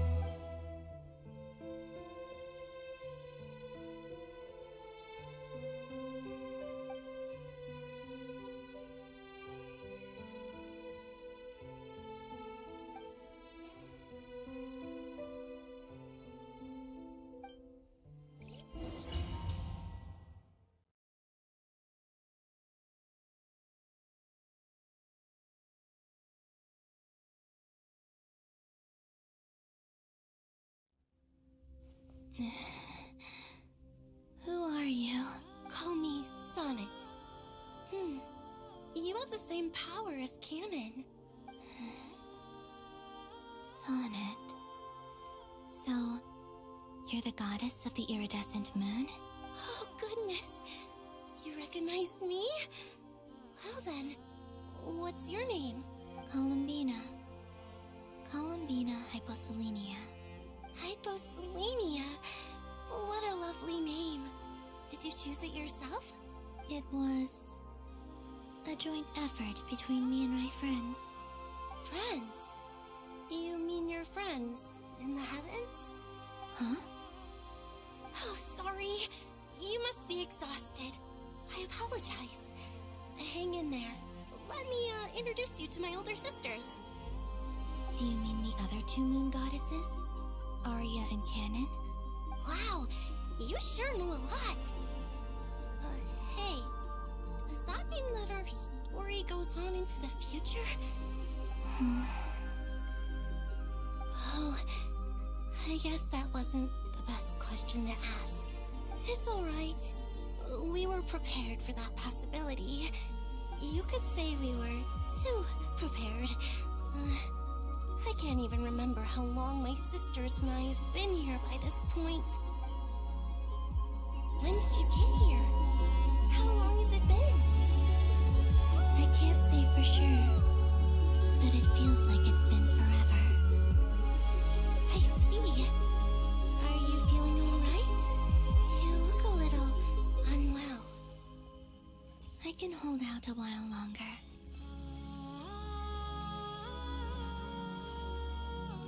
We don't have far to go. The place where my sisters and I are based is just up ahead. Don't worry, they're both really nice. I'll introduce you.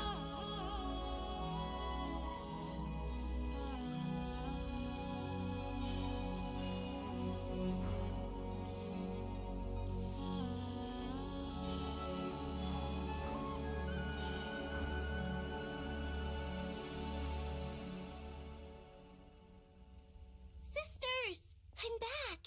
And look who I've brought with me!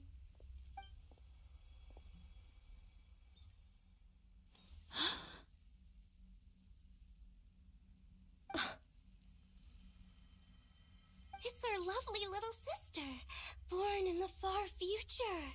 The pleasure is all mine. Allow me to introduce you to Columbina Hyposelenia. This is Arya, the goddess of the eternal moon. And this is Canon, goddess of the frost moon. Canon, don't you think Hyposelenia's power is similar to yours? Hello, Columbina. I apologize for our startled reaction just now. And please, forgive our little sister if she's been annoying you. She tends to talk a lot. It's fine. You seem shy. Don't worry, Columbina Hyposelenia. No one can hurt you here. Could you tell me where here is? Please. I must know. My dear sister, this is where Tevat's original ruler, the Dragon King Nibelung, imprisoned the moon goddesses. What? You're scaring her, Canon. No, I'm fine. Please, continue. Nibelung, our original master, created us in the distant past to maintain Tevat. But he left this world and traveled into the dark universe beyond, to explore worlds vaster still. Day and night, we fulfilled our duty in the heavens, until the day that the first descender arrived. The great ruler of the firmament. The heavenly principles. Is that what later generations call them? I see.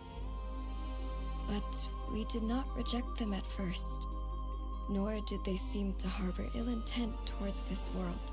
We coexisted in peace. They were like a guest in our home.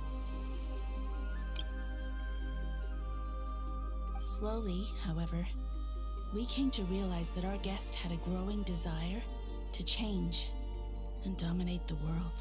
And you didn't stop it? No. There was an order to the rules they set up that Nibelung never taught us. We wanted to know if this order would bode good or ill for Tevat. All right.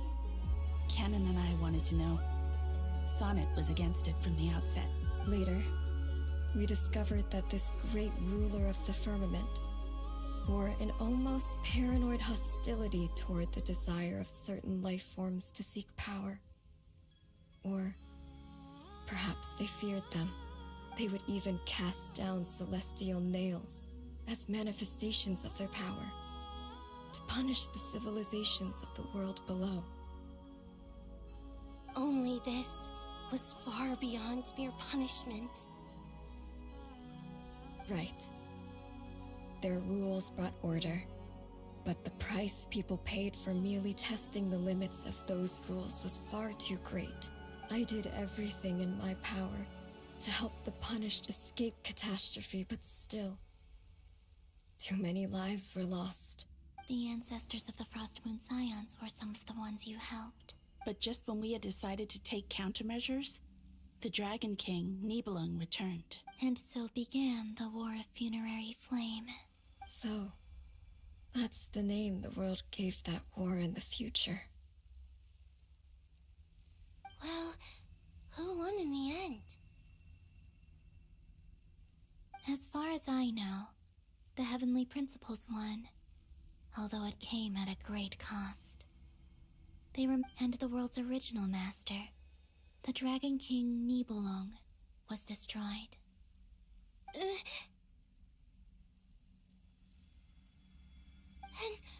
what of the moons? Are there still 3 moons in Tevat's skies? You can tell us the truth, Columbina. We know we are but remnants of a bygone age. We are prepared for the answer. Only the Frost Moon remains. But it has been cast beyond the false firmament by the Heavenly Principles. Games, I haven't planned anything right now. Like, it's because today was 6.3 launch, so I'm just playing this game. As for the language, it will be English only. The eternal and iridescent moons were both shattered during the war. So death finally came for us in the end. Sonnet. But you're still here, aren't you? A moon goddess cannot live without her moon, Columbina. She's right. That's why I began to disappear. Because the Frost Moon is cut off by the false sky. How much worse it would have been if it were outright destroyed. Our souls may endure within this lunar palace, but if our moons are destroyed, then we shall disappear the moment we depart from it. I'm sorry. There's no need to apologize to us, dear sister. If anything, we owe the world an apology. If only we'd decided to act sooner, rather than arguing amongst ourselves. All the more reason not to spend this time in regret and repentance. Instead, we should focus our efforts on how we might help our future sister. Sorry? Don't you see, Columbina, your story is not yet over. Is that not why you are here?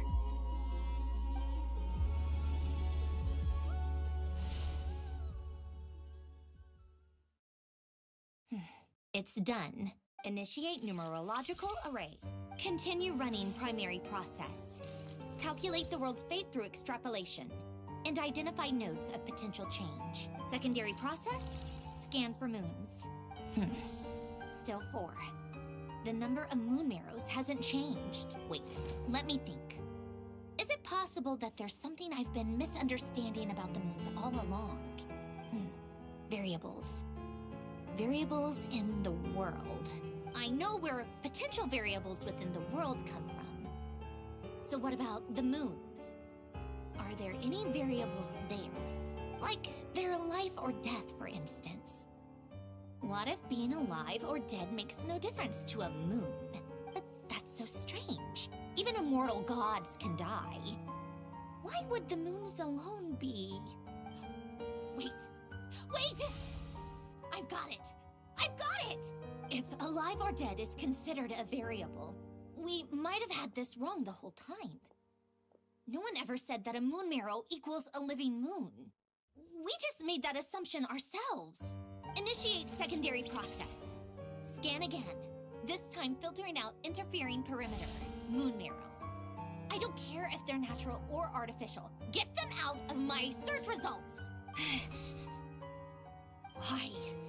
It says 3 moons still exist in Teyvat, even after excluding the moon marrows. But we know for a fact that 2 of them are dead. Redo the scan. Narrow the results to living moons and real moons. No, scrap that. Narrow it down to moons that have lunar authority and remain alive. Why? Why is it still 3? What is this, Columbina? Has the world lied to us? Or are you the one pulling the wool over our eyes?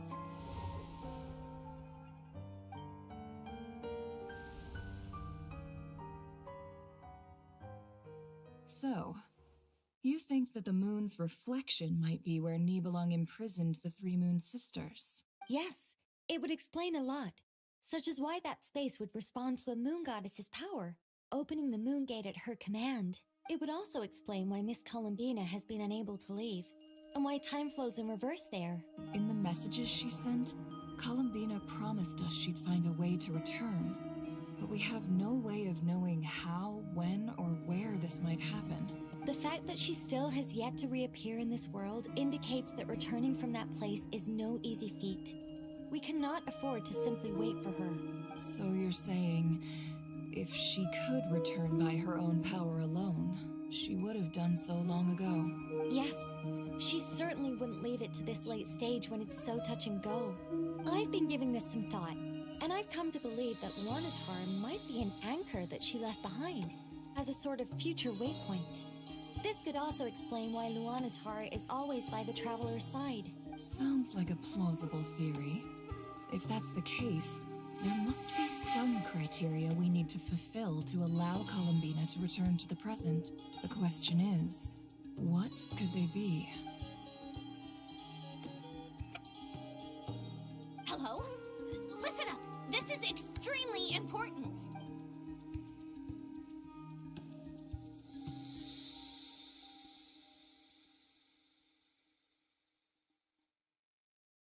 Not only is Columbina alive, but she may well exist in a form unimaginable to us. I'm still unclear on the details, but she's done something truly inconceivable in the past.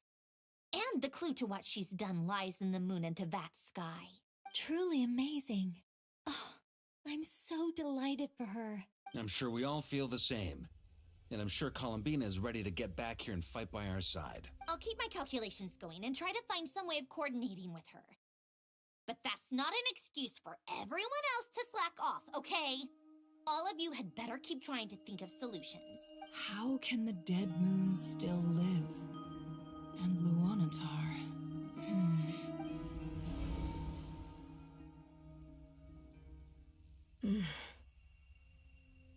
It's hard to believe that's what will happen in the distant future. Our authority is linked to the most fundamental rules of Teyvat. I suppose it's no wonder that many would covet that power.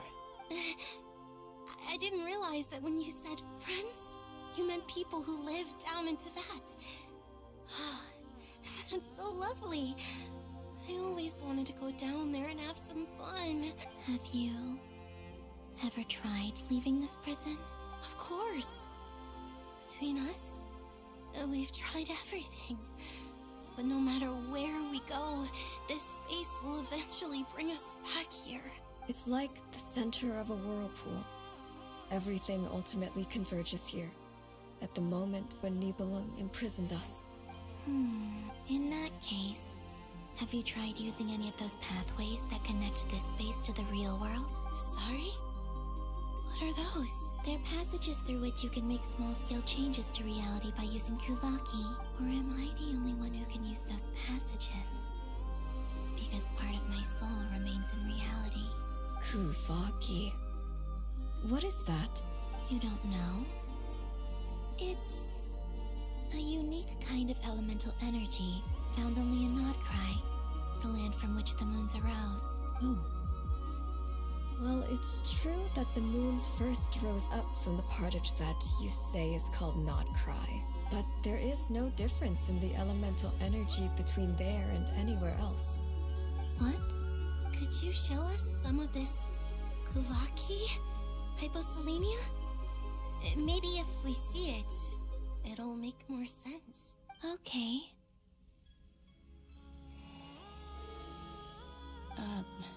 Isn't that just your power? What? But it's everywhere in Nodcry. In the air, in the land. Even the creatures who live there have adapted to its influence. How curious. This Kuvaki certainly did not exist anywhere in the world before we were imprisoned. Let alone influence living creatures. So, how exactly does it affect them anyway? Can they float in the air like us? This is so strange. Why would their reality differ so much from mine? Columbina, you're looking for more than just a way out of here, aren't you? Yes. If I am to help my friends, I will need trilunar authority on par with that of our foe. You mean... you'll need our power? This sounds extremely risky. The Three Moons' powers are not mutually compatible. Concentrating them into one goddess will be a very painful process. And if anything goes wrong, it could tear you to pieces. I know. But I'm willing to take that risk. Even so, let's say we successfully transfer our authority to you.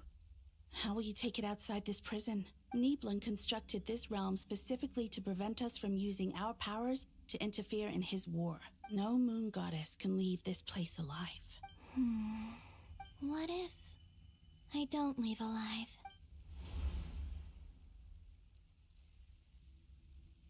Where do we even start? How are we supposed to figure out what we're meant to do to help Columbina?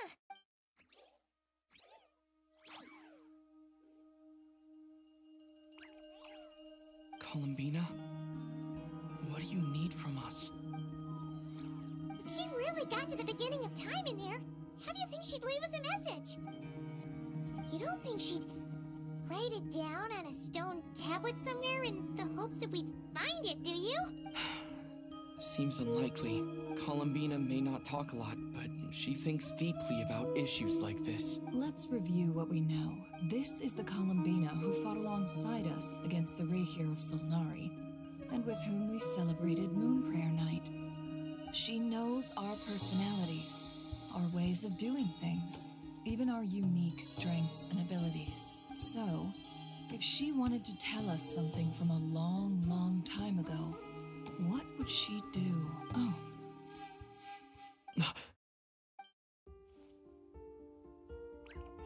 Traveler, you once said that those golden ripples also appeared when Luanatar was born. What if Columbina left Luanatar here, not just as an anchor to the real world, but for some other purpose? If she is part of Columbina, and Columbina knows that I can see past events through her...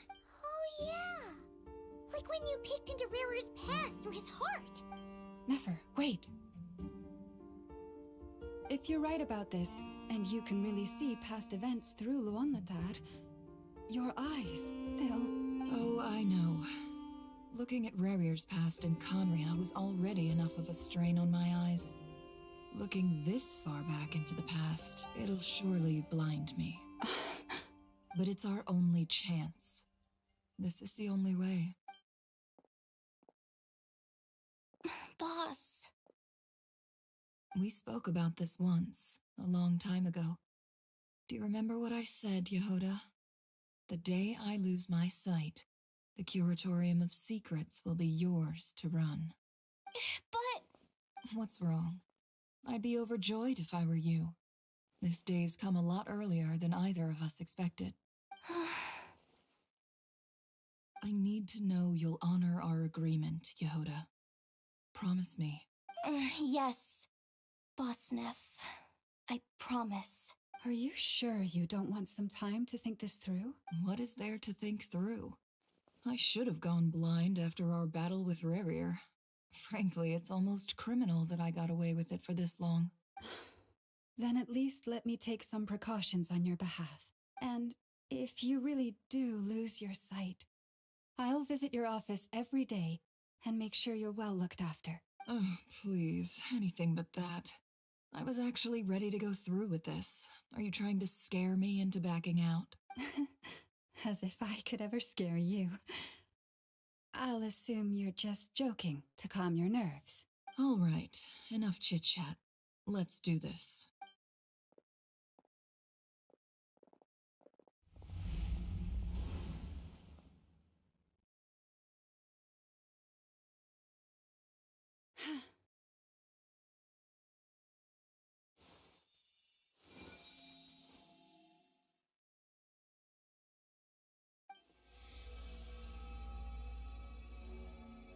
All done.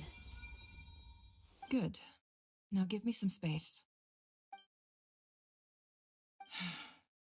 Come on then, little one. Show me what happened in the past.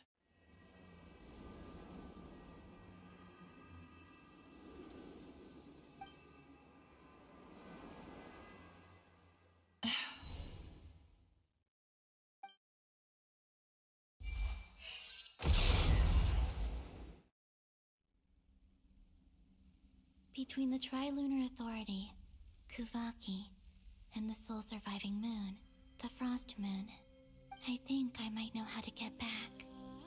But I will need my sister's help. Time to go talk it over with them.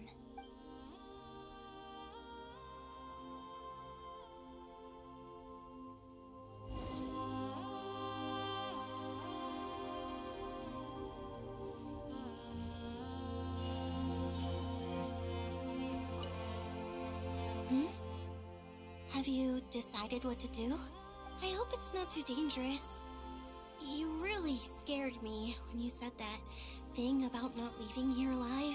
Come on, let's go find the other two.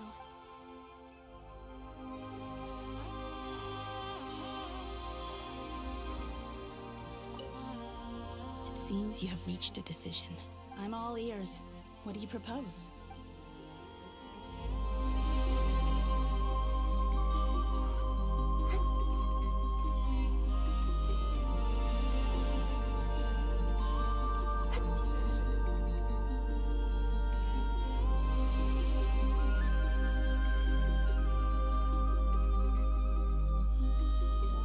Figured it out, Columbina? Tell us. How do you plan to leave this place? I intend to die here, in this moment. And then be reborn in the future with the help of my friends. What? What are you saying? How can the dead be reborn? And how will you inform these future friends of your plans? You can't exactly leave oracles. Nothing can escape this place. Not a single ray of moonlight. And even if you found a way, what if they never find the message you left for them? No, that won't happen. Come again? They will find my message. I'm sure of it. I'm not following. How exactly will you achieve this? It's quite simple, really. First, I will leave my soul here.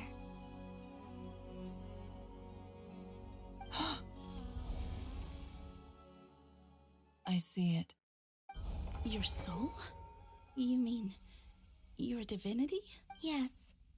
I once left a portion of my soul in the future. One so small that this prison barely noticed anything.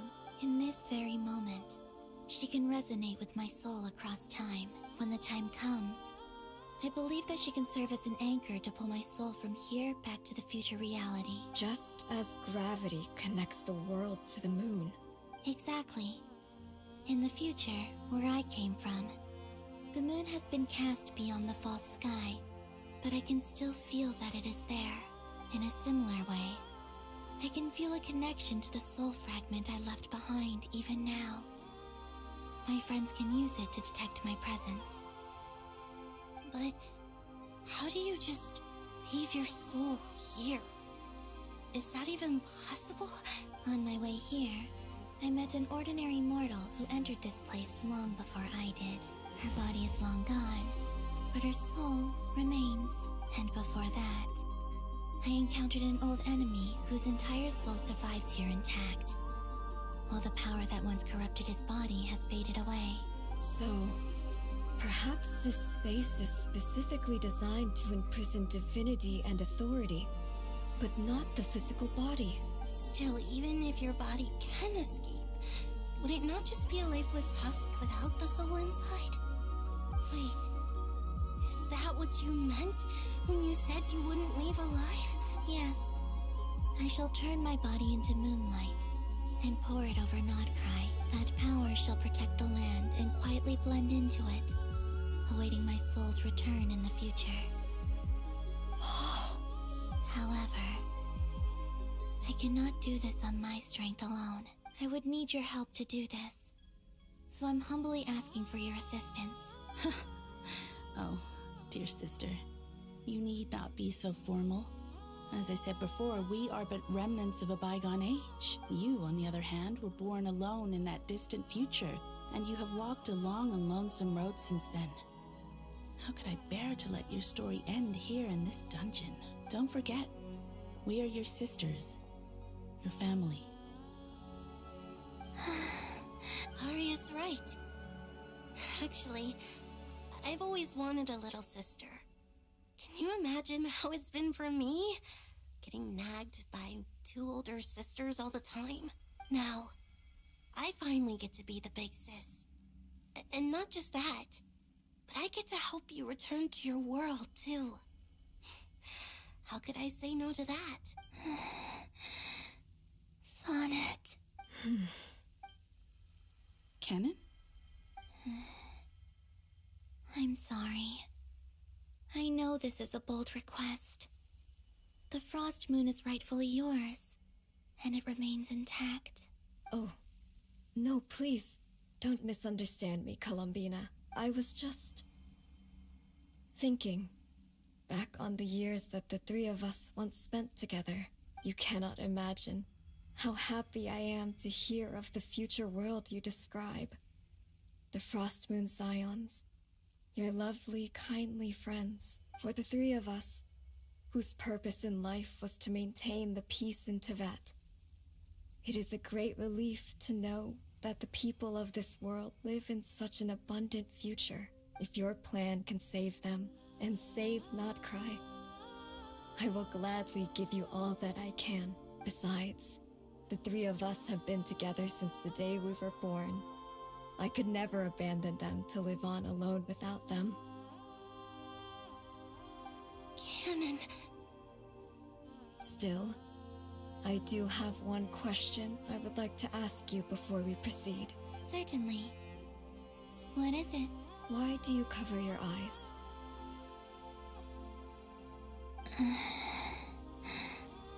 Yeah, I was curious about that too.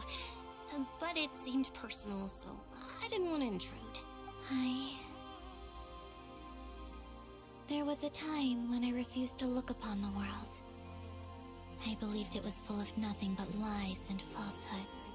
I wished to hide my feelings, seal my heart, until I could return to my true home. I see. Perhaps that decision saved you from ever having to see the false sky again. But at the same time, you likely missed out on many true and precious things, like the smiles on your friends' faces. Promise me this, Columbina. When you return to the future, open your eyes, take a look at the world around you, and see your friends. I'm sure that you know this already, given that you long to return, but that is your true home. Give me your hand, Columbina. Arya, Sonnet, you too. Okay. All right.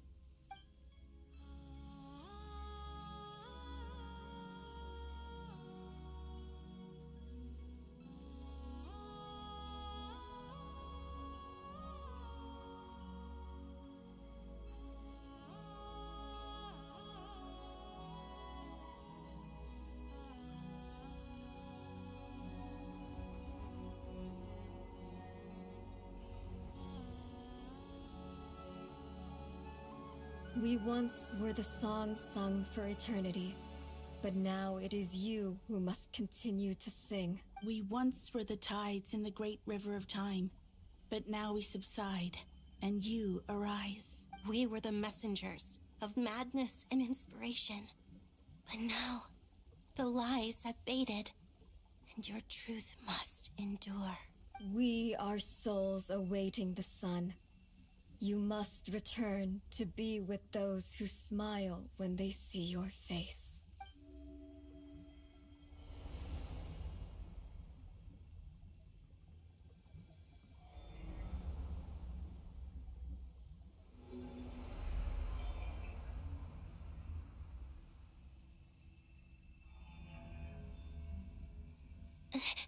Is it done? Yes. We have transferred the authority over all 3 moons to Columbina Hyposelenia. From this moment on, she is the Tri-Lune Goddess, the one and only moon goddess of this world.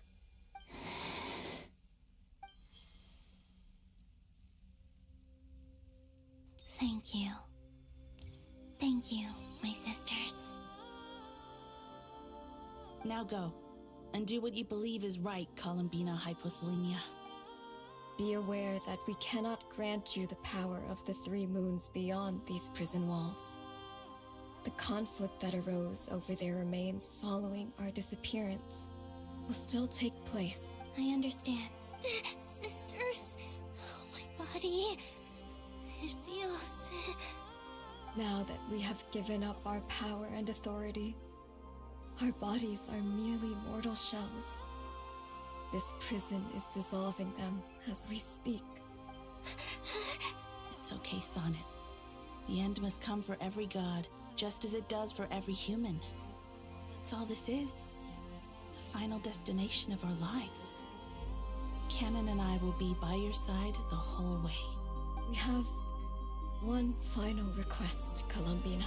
Could you use the 3 moons' power to send us back into the real world? Now that we have lost our powers, I doubt this space will seek to hold us further. It's just... we would like to spend our final moments together in the only place we ever called home. Of course. Gladly. Sonnet. Yes. Don't... I wish I could tell her not to give in to the abyss. Not to be afraid. But is this really what I should say at this moment? Don't forget. I'm so glad to have a big sister like you. No. Hypo... Thank you. I'm okay. I'm not afraid.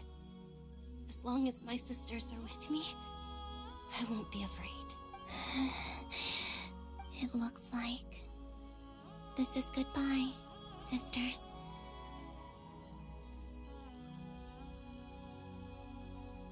Goodbye, Columbina.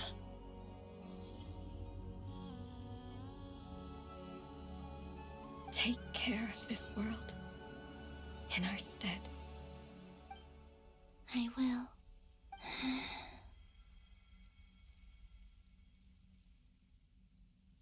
And now, it's time for me to bid farewell to my body, too. May it become the moonlight that keeps Nodcry company through the long years ahead. So this is why Nodcry was not always home to Kuvaki. It only appeared after I poured my body out upon this land. And only this land. Kuvaki responds to me because... me. My body. Answering the call of my soul. And the golden energy I've encountered on my way here was, in fact, that very soul. Which I am about to leave here to guide me. O power Tri-Lune, eternal moonlight. I, Columbina Hyposelenia, lay aside my body. Let it be cast into the dark night to illuminate the future.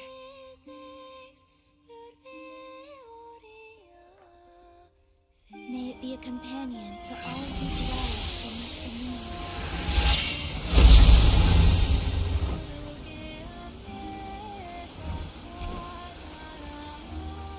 till the time comes for me to return home.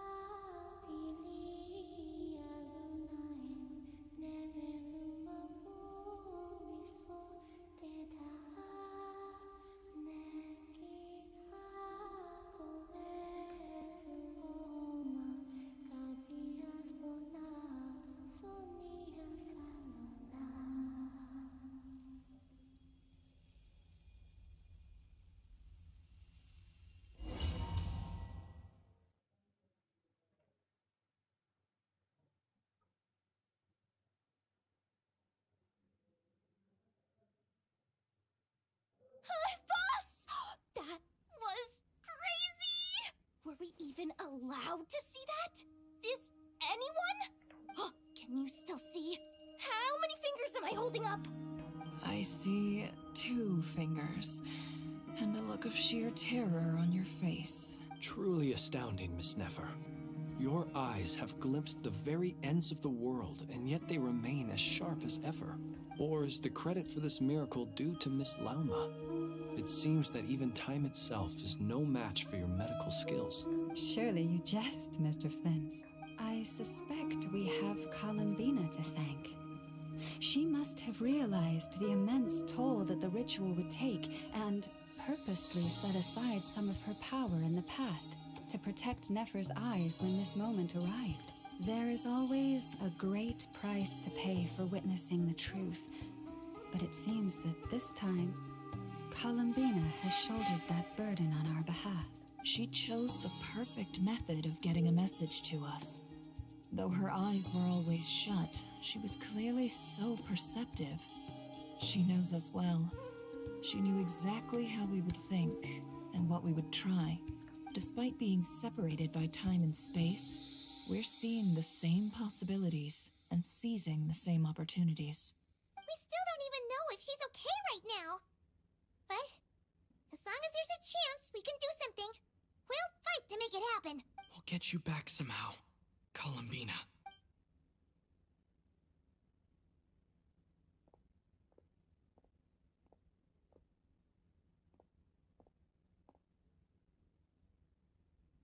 Well, based on the information we now have, let's figure out our next moves. Thanks to these gentlemen, we have a much clearer picture of the situation with Dottore. The civilian population has been moved to safety, so we no longer need to hold back. Miss Sandrone, how are the calculations going? So far, so good. I'll keep seeing how far I can push the system, though. Can't have Hatman being powered down for nothing. There's still a long road ahead. Where should we begin?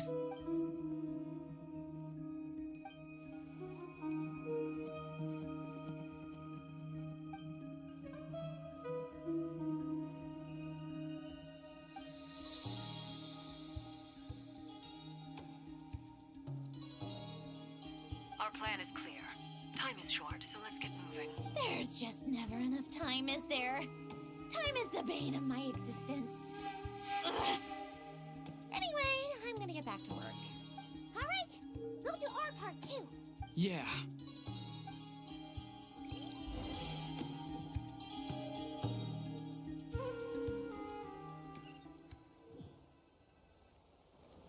Albedo's theory says that elemental energy can dilute the light realm's power, but I'm no expert in building elemental defenses. Sounds like something out of the advanced elemental theory section of the library. Whew. You seem quite troubled. Well, yeah. I mean, who doesn't get a little flustered when they're completely out of their depth? You were the very picture of confidence back when you approached the Hexen Circle. Yeah, I could have been faking it through that whole meeting for all you know. Who's to say I'm not just a ball of nerves in a charming and gregarious package? Oh gosh, Really? I'm so sorry. I had no idea. Well, you're all the braver for it. Still, I was much more in my comfort zone than I am here. At least in Mondstadt, you can cry for help from a cliff top and actually stand a chance of summoning Barbados himself. Things have never looked bleaker than they do now. If we don't pull this off, Tevat's doomed, isn't it? Oh, you think so? Actually, yes. Yes, it probably is. It's a shame. Don't put too much pressure on yourself. Tevat has faced annihilation many times in the past, but it also gave us you, didn't it? Hey, don't give me that. It's not like I'm anyone special. I disagree. Every human born in this world is special. We angels have always believed that. In that case, this humble human being has a big favor to ask of you. I thought you might say that. I'm sure Alice, in her great wisdom, sent you here precisely to help us in this difficult time, yes? Well, that has less to do with her wisdom and more to do with my power. Of course, of course. Well, the thing is, these elemental defenses we're about to build, I don't think it's a question of if they'll fail, but when. Durin's findings from his patrols make it clear that Dottore is constantly expanding his territory. First it was his lab, then the design bureau, and now this. It's not realistic to completely stop him encroaching on the rest of Nodcry. Rather, our goal should be to stall him for as long as possible. If Miss Sandrone's calculations are correct, well, they're the closest thing to certainty we have in this situation, so let's assume they are. Anyway, her calculations suggest that our best hope for victory lies in Miss Columbina's return. It's up to us to slow Dottore's advance and buy time for her to make a return. Are you asking me to help you with building the defenses? No. I'd like you to prepare for what comes next. When he eventually reaches us, we will have to fight him. You were an angel once and a mage now. I'm asking you to lend us your protection. Oh. Can I take it that you're triggering the terms you fought for during our three-way talks? Well, technically those terms were about protecting Mondstadt. But if you're happy to agree to the change in location, then yes, let's do that. You're cashing in on this much sooner than I'd imagined. Well, yeah. The way things are going, I might not get another chance. Very well. The mages have heard the knight's plea, and we will respond. To tell the truth, Alice and I had already discussed how we might help you all, so I didn't come empty-handed. I always like to be prepared. This is... wow. Yeah. This is great. Seriously, thank you. It's been many long years since I had a chance to dazzle humanity with a little divine intervention. To humbly serve as a reliable and responsible guide. Anyway, Knight of Boreas, please accept this gift in recognition of your great virtue. Go now. May the angel's blessing deliver you safely to your destination.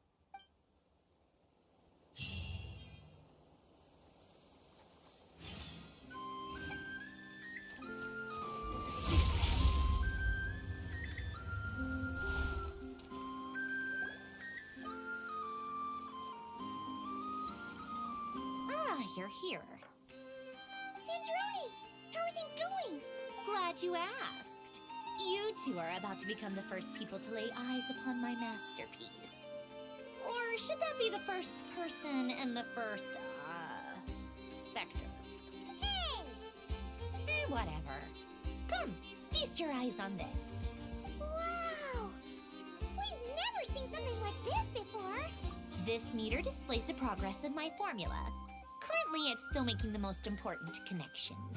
Once it's finished running, I'll deliver it right to your side. And then, we can finally bring Columbina back. What do you mean, deliver it? Can't you just tell us over the Dodo communication device? It'll just be some numbers, right? Math class. It's a highly complex algorithm capable of constructing a framework of rules. Whatever. We'll be here all day if I start trying to explain it. All you need to know is, the formula must be completed before we can bring Columbina back. I'll share the data with you. Nicole's agreed to let me use her information channel, So we just need to use the Dodo communication device like so. And there. Now you can check in on my progress. Wow! Look at that! You're amazing, Sandrone! About time you recognized my genius. Took you long enough. Anyway, that's all for me. You should check on the others if you have time. Make sure we don't have any weak links in the chain. That might sound harsh to you, but close supervision is a common practice in a Fatui. Not looking to catch anyone out. I just care about everything going smoothly. That's all. I'm kinda stuck here while the formula's running, so I need you to be my second pair of eyes in the meantime.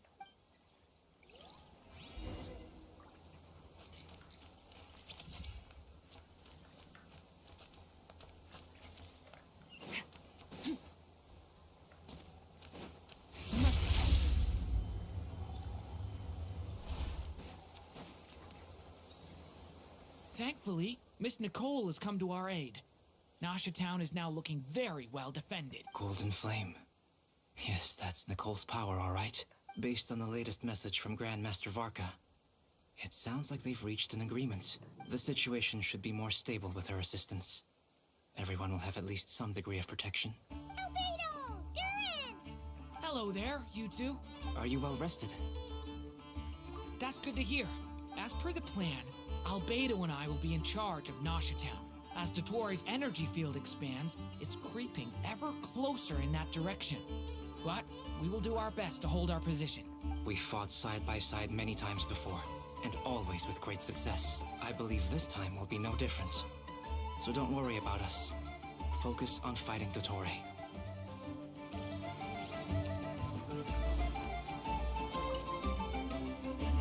Traveler, Paimon, a pleasure to see you both. Flins! How's everything coming along? Fairly well, if I do say so myself. Personally, I am ready to confront Dottore head-on. Ooh, you sound much more serious than usual. To be honest, I am not usually fond of exercising my full strength. For one thing, it's hardly conducive to maintaining a low profile. Besides, I believe one should have the right to choose when to show their hand. I am conserving my strength until the moment of battle is upon us. Anything to boost our chances of victory. Seeing you get into the zone like this really puts Paimon at ease. Huh, Traveler? I consider it an honor to have your trust. Rest well. I look forward to seeing you both in your element during the battle.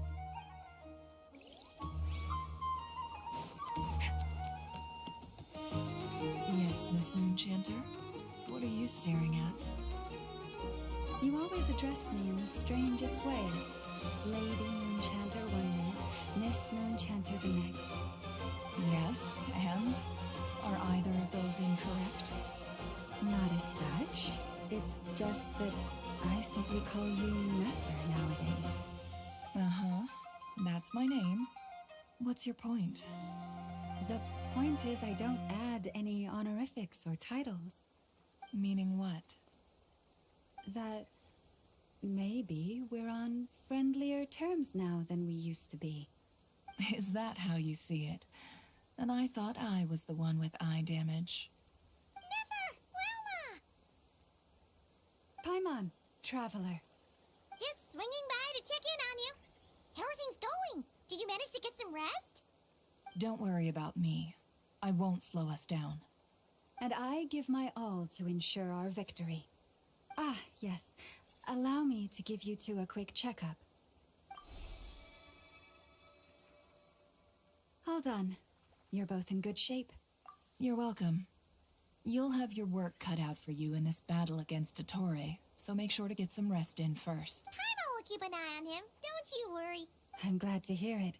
Take good care of yourself, too, Paimon. Sure thing.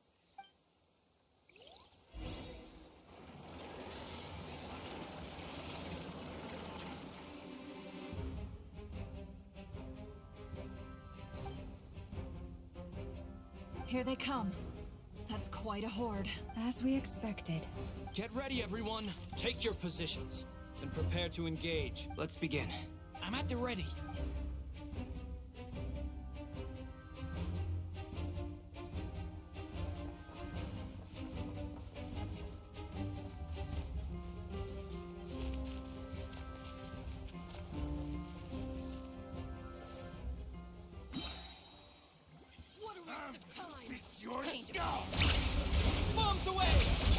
long sleep beckons.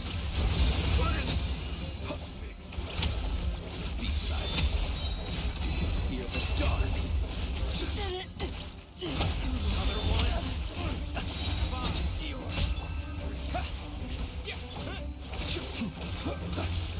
Close your eyes.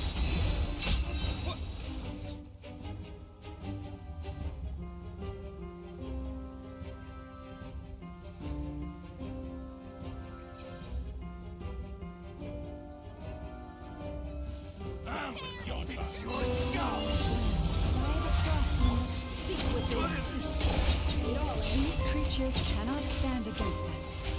Almost fighting talk. Just don't let your guard down. That goes without saying. I'm hardly the risk taker in this group. Excuse me? For the everlasting curse, leave this place. Can't hide the truth. Time to go.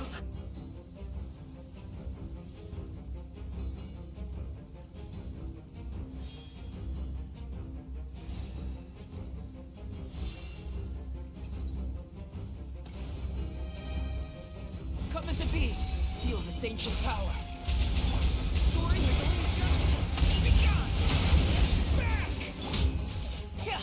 Burst forth. That was easier than I thought. Naturally. What do you mean? Is it because as created beings...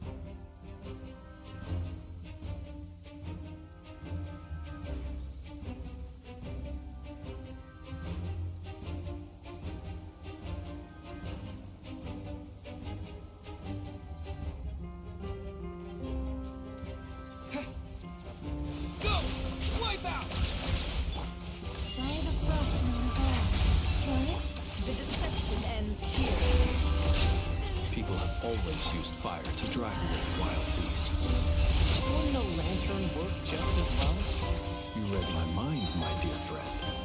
I was just about to say that. All right then, dear friend. Bring the light.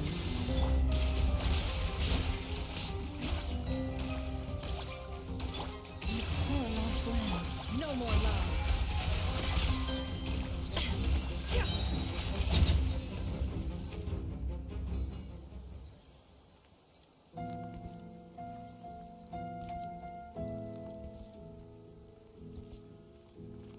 You're looking well. I trust you've had a good couple of days. Dottore. It's actually a good thing, in my view. If the subjects of my experiment were to die prematurely, it would throw quite a wrench in the works. And so, I must thank you all for your resilience. We are no longer on the same level, but you are nonetheless worthy of my respect. A creator god should be merciful and gracious after all. And in any case, it is only right that before I end your lives, the world is informed of the arrival of their new god.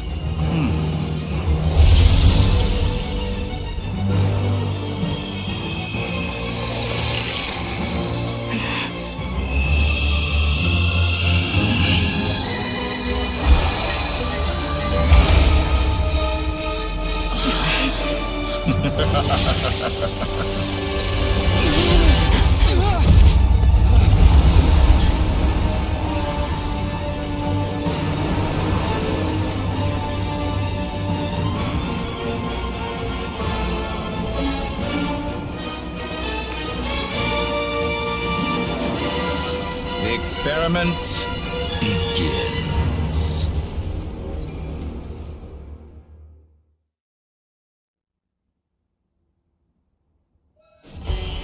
With the marrow of the three moons in my hand, behold the false moons fall!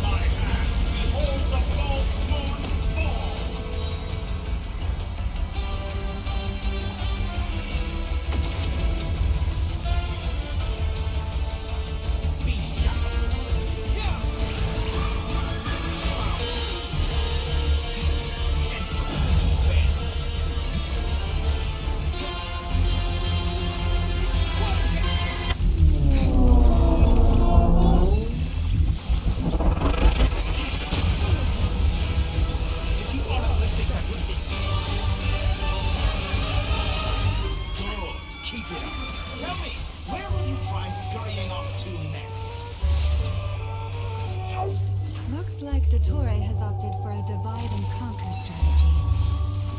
But we will not allow him to triumph. Now, I shall pray for our victory.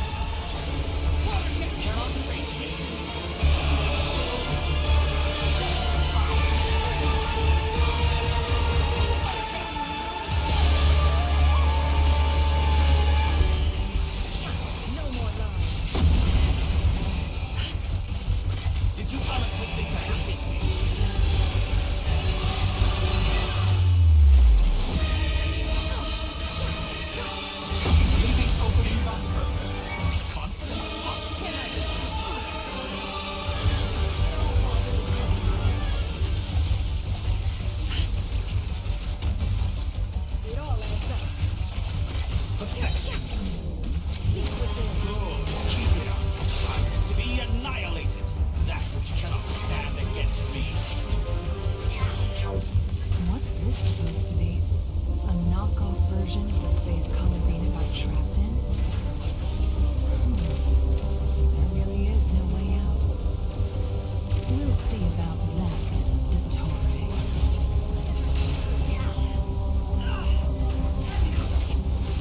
My apologies, I had not intended to take your tears. Do you have a choice? Obey and I can release them. An excellent deal, if you ask me. Won't you consider it?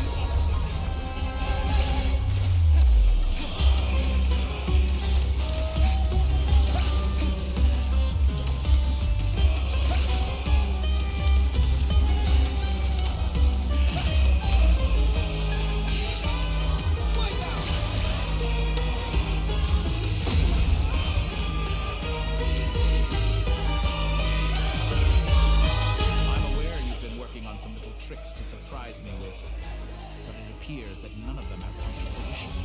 My guess would be that you're trying to bring Columbina back. Then, where's Sandrone? Or are you trying to buy time? I always found their friendship to be a curious phenomenon. Two highly incongruent personalities, and yet they share a deep connection. Speaking of Columbina, I once saw her as like a younger sister. We got along quite amicably while she was with the Fatui, but then one day she suddenly decided she would refuse to take part in any further experiments. To this day, I truly don't understand what I could have done to upset her so much. It's such a pity. I could have had a sister, a family. But alas, she grew to dislike me. You're not fit to be family to her. That I can't deny. So many people, all obsessed with playing out the same tired old dramas. This world is rotten to the core. And then there's you. You had every opportunity to reach the right conclusion.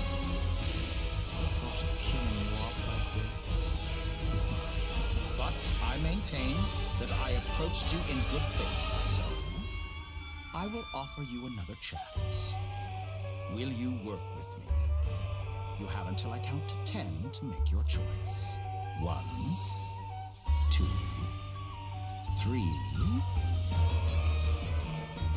Not in a million years.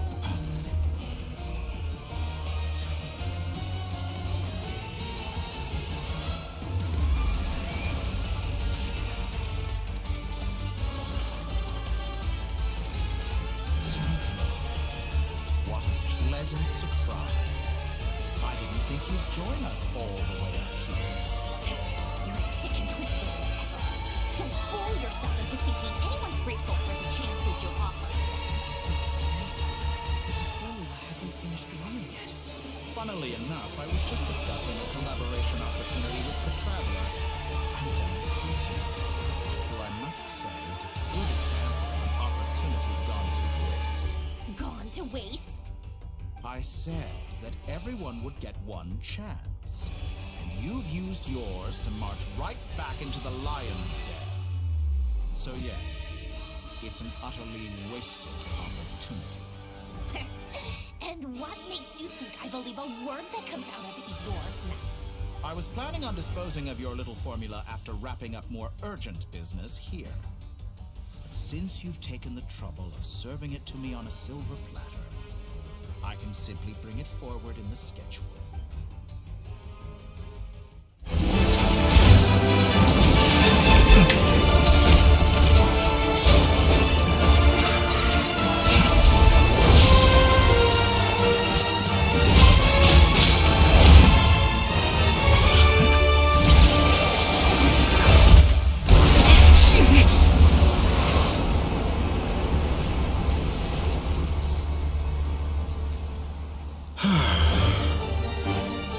Is this your life's work? This piece of trash?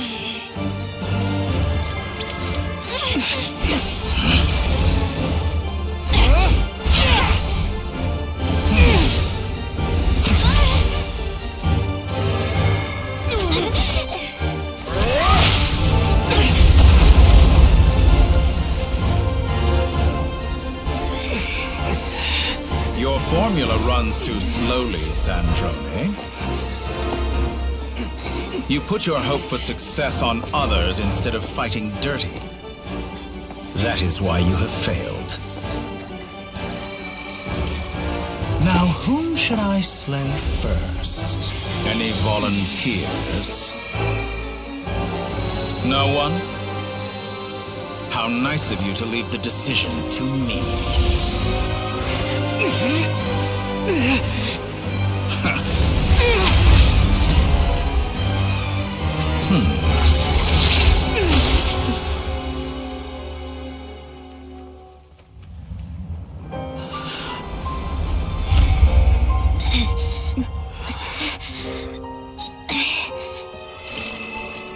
Oh, how unexpected.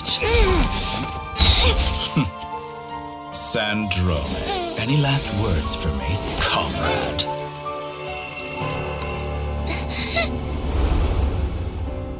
Is there anything you wish for? Not really. But I've always known what I don't want. Go to hell, Dottore.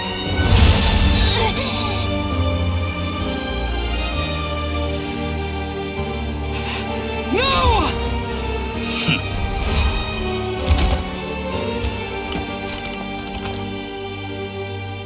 And now, you have failed.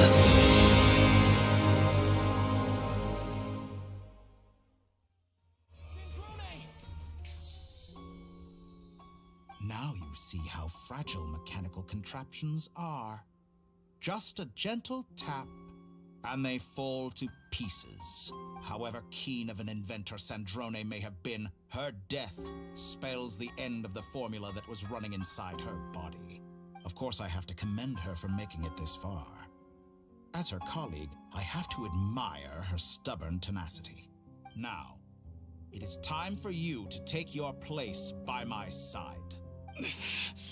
My count was interrupted, but the second chance I extended to you still stands. Once again, you are welcome to join me. By now, I'm sure you have gained a greater appreciation for the power and authority I wield. What is stopping you from embracing a new world of endless possibilities? Not in the mood to talk? As you wish. You seem less talkative than usual today. I'll change the topic to something more apropos. Sandrone was always like this, never trusting anyone, always so reluctant to share her research with them. Objectively speaking, she had her strengths. It is remarkable how she extracted and even optimized the world formula from so much data, but her inability to trust was her undoing. Had she allowed someone else to monitor or run the formula for her, you might still have a chance at victory even now, but regrettably, she was a stubborn fool. As much as it pains me, she had to go. Dottore. Maybe this is news to you, but people can change. Columbina surprised you when she escaped. And I think Sandrone would surprise you too. Change? You can twist the truth however you want, but I see it clear as day. You're the one who can't trust other people. Is that how you see me? By this point, what can you hope to do about it? It is pointless to fight on. You've already lost. Wrong. You can't win this, Dottore.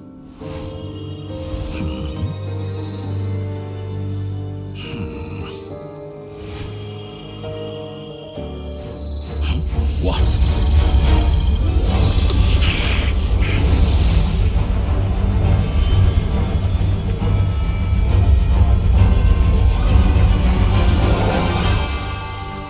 My formula can get us 90% of the way.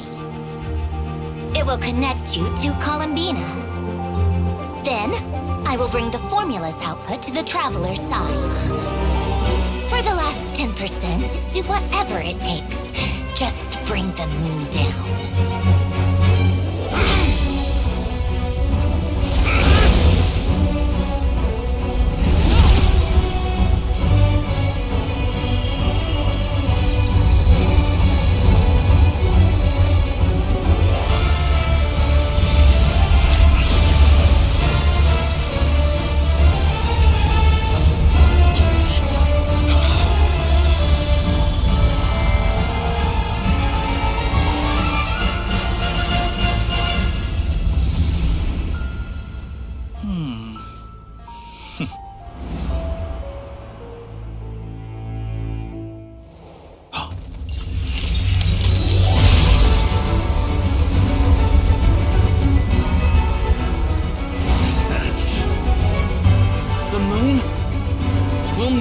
Yours!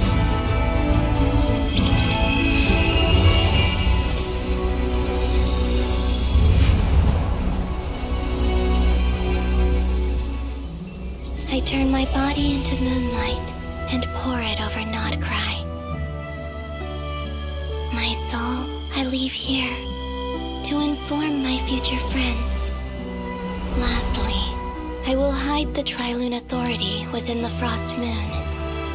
And when my body, soul, and authority are reunited, finally...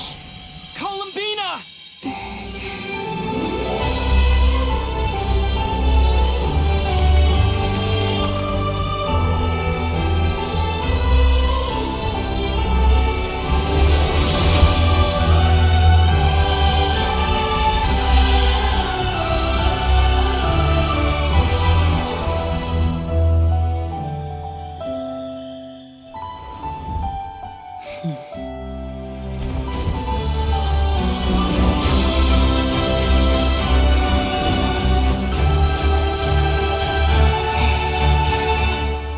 It's been too long.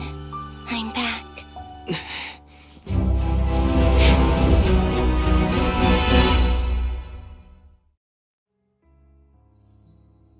Stay focused on the battle, Traveler. What a touching reunion. Though I personally find myself repulsed by the sight of weaklings coming together for war. Now, quite finished patting yourselves on the back. Show me how long you can struggle before you drown. Watch out, Columbina! He can manipulate space itself! I know. Wait for the right moment. We'll strike together. Moon's remnants! Bombs away! Water jet! Did you honestly think entropy?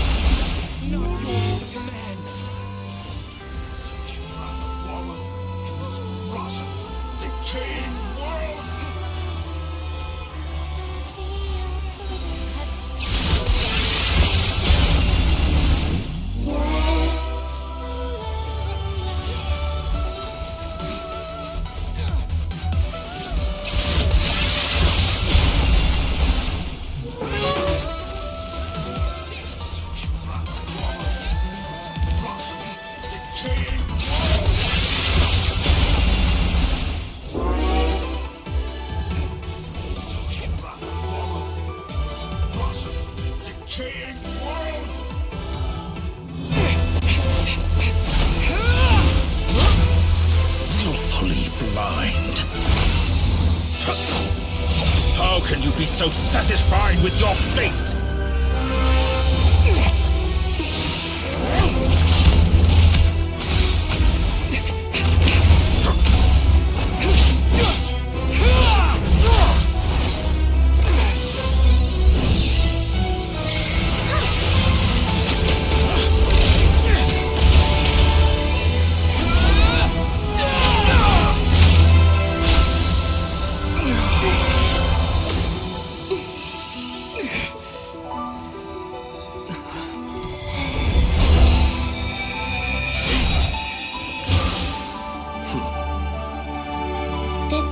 Was never about fate. It's about friends, family, and the home you stole from them.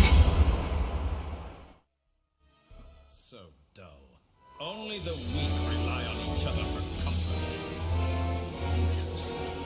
Once I transcend fate, you will be nothing but fodder for my grand experiment. That will never happen.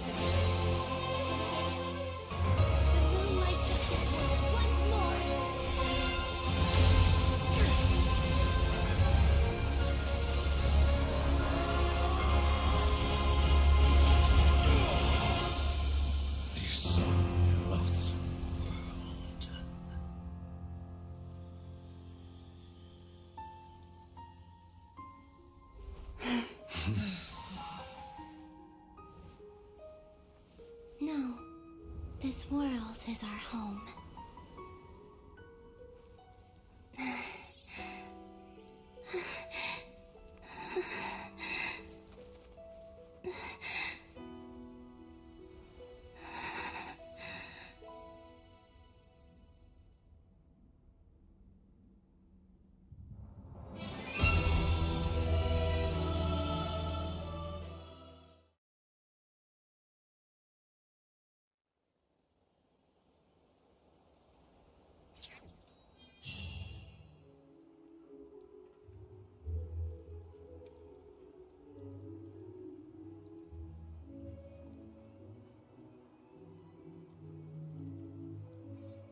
No, you're doing it wrong. The moon looks like this now. What are you trying, children? The new moon, Mom. It looks different than before, doesn't it? Also... Can I go buy a sugar sculpture today? Please? Just one? All right. I suppose today is a special day after all. Almost like a festival. Extra, extra! Get the latest Nasha Express here! Post-disaster report! Nasha Town reborn beneath a new moon! The voyage begins today! The future looks bright thanks to the League. Want a copy? I knew things would be different. But I didn't think that would include the moon. They say a new moon goddess has been born. A new moon goddess? Who's saying that? The Frost Moon Scions? I guess so. I'm not too clued up on the details. As far as I'm concerned, the moon's still in the sky and it's business as usual. Hey, since we've come all this way, shall we grab ourselves a free meal while we're here? Are you a convert now? Or are you just here for the free lunch? Oh, come on. What does it matter? After everything we've all just been through?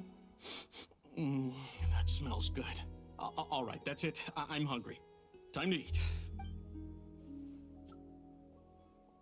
Come on! We gotta get there early, or there won't be any good spots left! Shh, keep it down. This is a residential area. What if people are still sleeping?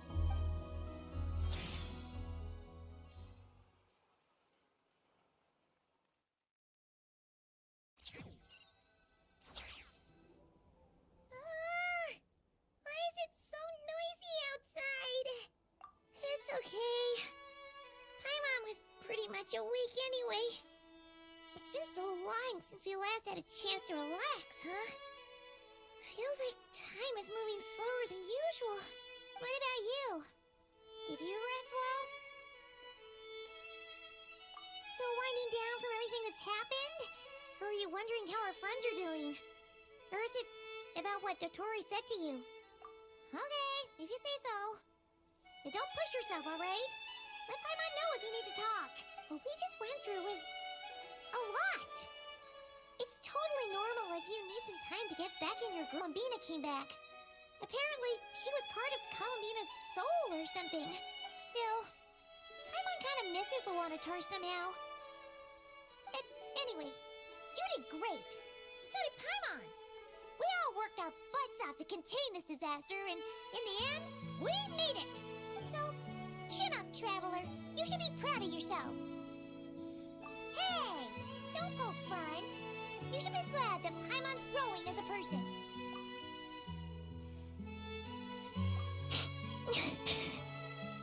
Paimon didn't think you'd mention it. You have no idea how anxious Paimon was. She was worried sick about you. Well, if you really want to show Paimon you're sorry, you're gonna need to make it up to her. You better be ready to splash out on a lavish meal.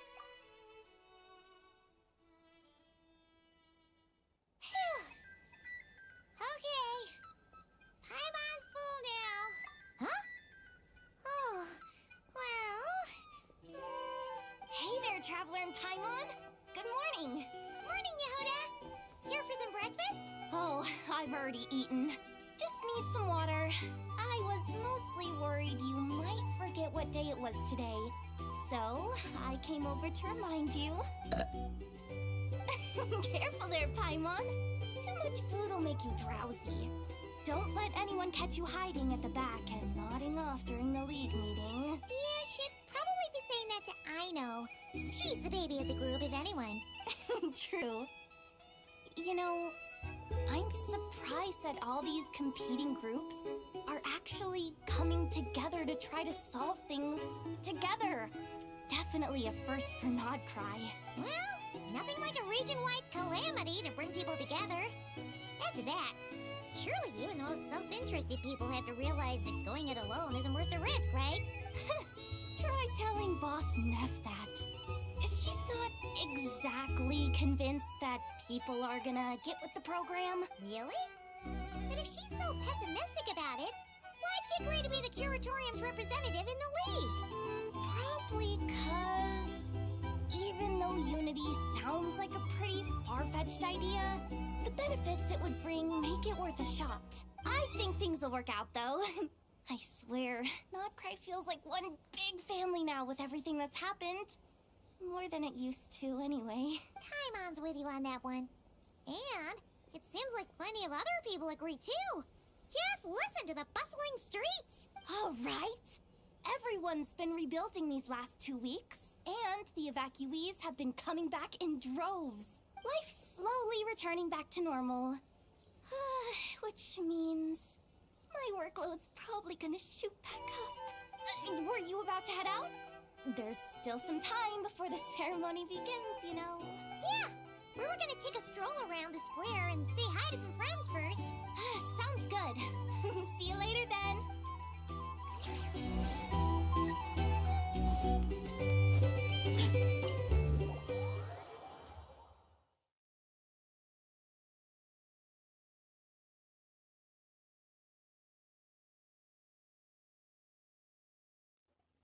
Please accept today's boon.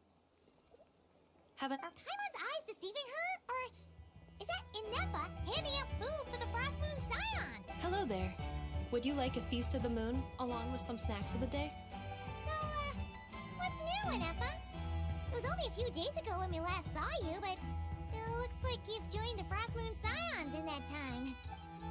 And Aino, too? What are you talking about, Paimon? We're just here to help. Duh. In the wake of the disaster, it's all hands on deck. We responded to Lauma's request for support. At times like these, the smallest good deed can inspire others and help them through the hard days ahead. And we're using eggs and heating tubes to make that a reality. In true Kamkake crash-up style! Ineffa! Did you hear that? The Traveler said I did good. The Traveler! That's because it's true, Aino. Proposal. If you can resist eating today's dessert, I will provide you with compliments, too. No way! Well, that proposal got shot down quickly. I need something to get me through the hard times too, you know. Mom! Yes, dear. Go right ahead. Excuse me. Could I take a photo with the robot lady? She helped us get safely out of Notcry, and she helped us get back home too. She's the best. Of course she is. And since I'm the whiz kid who built her, that makes me even better than best, right? But you stole my snacks though. Oops. Shall we move to the open space near the center? The view there is better. Thank you. Aren't you the better pick for this job, Flins? You underestimate yourself yet again, Master Ilua. Not at all. I rarely come by Nashi Town. I don't know any of the big shots here. All in good time. Socializing is a step-by-step journey. But you're much further ahead on that road, aren't you? You're not seeing the full picture.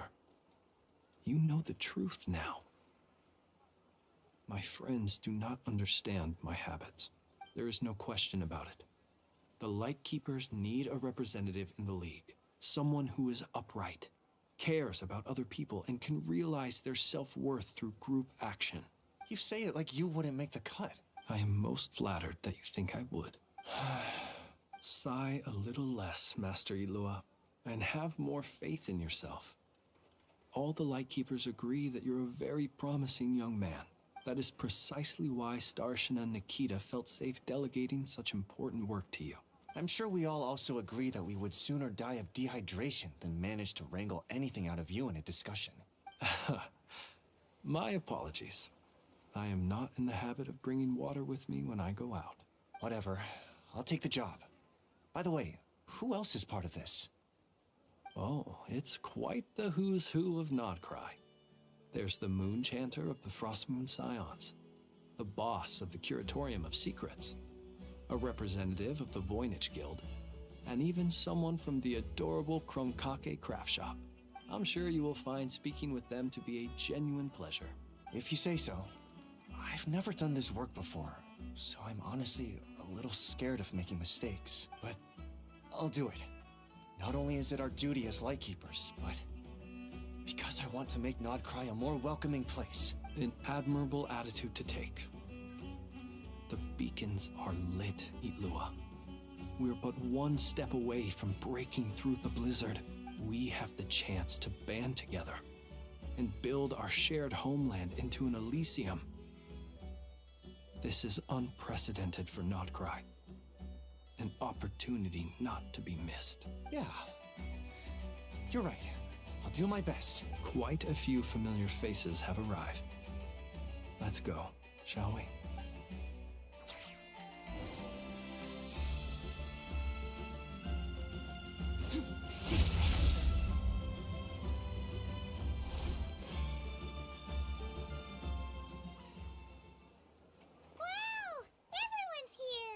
You seem well rested. I know no one's asked, but I'm sure you all want to know, so let me just say, we're doing great. Thanks.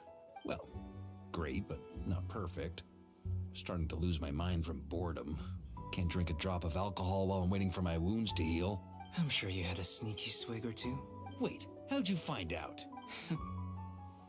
I'm sure you must be missing Mondstadt after all these years away, Grandmaster. Yeah, you can say that again. Every time I get news from Mondstadt, it makes me want to go back and see the place for myself. Honestly, once things are wrapped up here, I think it'll be time to head back home. Hey, looks like someone's taking the stage. Can everyone see okay? Anyone need a boost? I'll just listen from the back. It's fine. You're taking this pretty seriously, huh, Durin? Well, it's not every day that I get the chance to see how people speak in official settings. Soak it up like a sponge. I'll make sure you get a chance to practice for yourself later down the line. Actually, I know just the thing. You can debrief the Knights of Favonius for me. Mr. Varka, are you forgetting that I'm not a Knight of Favonius? I can knight you. Any particular title you'd like? Is he joking? I really can't tell. You'll have to figure this one out for yourself. It'll be a good learning experience. It is my honor to host the opening ceremony for the League, and to have this opportunity to speak to you all in my capacity as Voynich Guild representative. Could this person also have been pushed onto the big stage by the real big shots? Guess I'm not the only one then. We come here today, having weathered the trials and hardships of yesterday, and having learned from them the importance of unity and cooperation. All right, here we go. Uh-oh, looks like Aino's off in Dreamland already. Wait, Boss is looking kinda drowsy too. What's up with her? Come on, get this speech over with already. Nodcry is our home, the land we rely on for survival. And as we chart a course for the future, may we persevere through the storms ahead as we sail towards a new era of prosperity, freedom, and hope.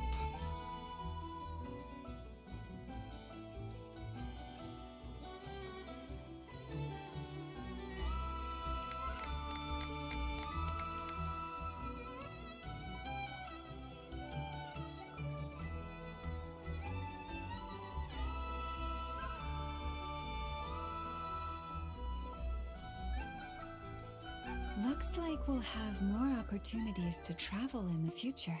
I'm sure you'll cope, Lady Moonchanter, given how fleet of foot you are. Unfortunately, I suspect I'll be too busy at the Curatorium to act as your host. We have a busy schedule, not to mention an international network of contacts to manage. It'll be all right. I'll just check your schedule with Jahoda well in advance. And if she's not available, I can simply ask Ashru. So giving my employees extra workload isn't enough for you? You're really going to drag my cat into this too? I thought you'd approve. Aren't you forever increasing your employees' workloads? That's a bold statement. Are all the Frost Moon Scions feeling more audacious now that your moon goddess has returned? Columbina's return has brought joy to all who care about her. That includes both you and me. As for the Frost Moon Scions, we are learning how to thrive independently, without relying on the moon goddess. It is up to us to make our home a more livable place. Joining the League is one of the steps we are trying towards that end. I like the word try. It's nice and non-committal. You can opt out at any time and still say you tried. You don't see a bright future for the Frost Moon Scions? Or did you mean the League? I'm just not as optimistic as you. The Frost Moon Scions should count themselves lucky that they have a leader as stubborn and enterprising as you. But Nodcry's a big place, with all kinds of people. Most of them don't enjoy answering to a leader, or even listening to reason. Well, that's where you and your methods come in. Unless the Curatorium of Secrets is only here for appearances. For now, yes. And that won't change until this venture becomes worth my while. What would make it worth your while? Getting out more than I put in.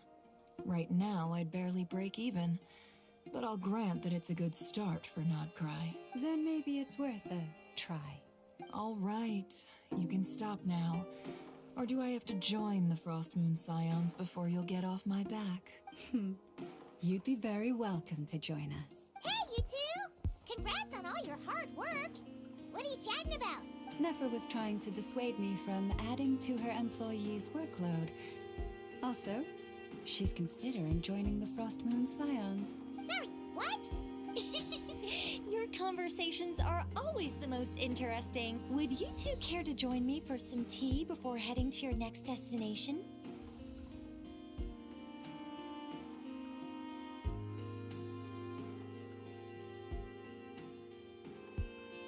Nicole?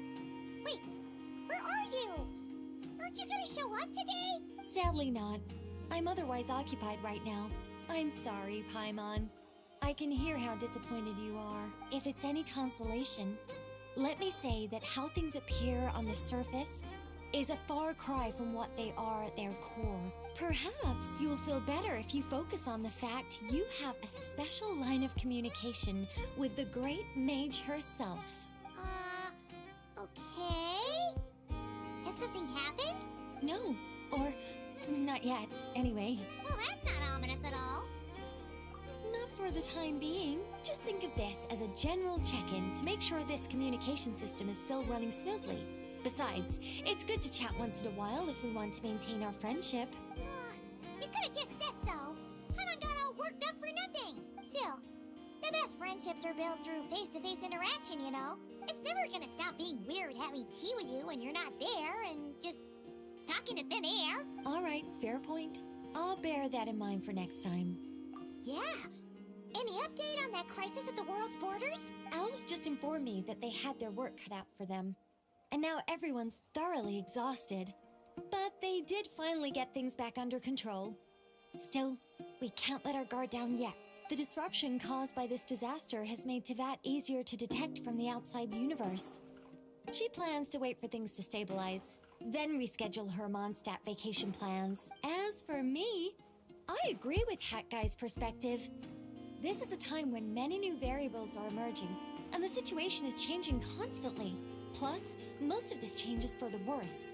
We have to remain vigilant and ensure that the embers of chaos are not rekindled. I did notice that the energy in Nodcry changed somewhat after the War of Funerary Flame, but since it was still aligned with the Light Realm, I never gave it a second thought. It looks like I'll have to examine the connections between phenomena I observe more closely in the future. Just doing my duty. It's more or less second nature by now. Of course. To give you the full picture, I'd have to start with the substance from which angels were formed. Never mind. Paimon's right. Showing off my knowledge would be much more satisfying in person. By the way, you did receive the gifts from the Hexen Circle, yes? I'm not trying to claim credit or anything, but my pride demands that I at least mention it. They're quite similar to the protective talisman that Alice gave Dory, but with some very special enhancements. Oh! So that's what kept our friends safe when Dottore trapped them. Indeed. We went to great lengths to make sure they were invisible to his eyes. I'm so happy they came in handy. Still, not fishing for gratitude, by the way. I just want you to be aware that sometimes your friends may be protecting you in ways you cannot perceive. Anyway, I'll contact you if anything else crops up. If not, you know what they say, no news is good news. Oh, my angelic instincts are tingling. They say you should head to the docks next. Your friends are about to board their ship home.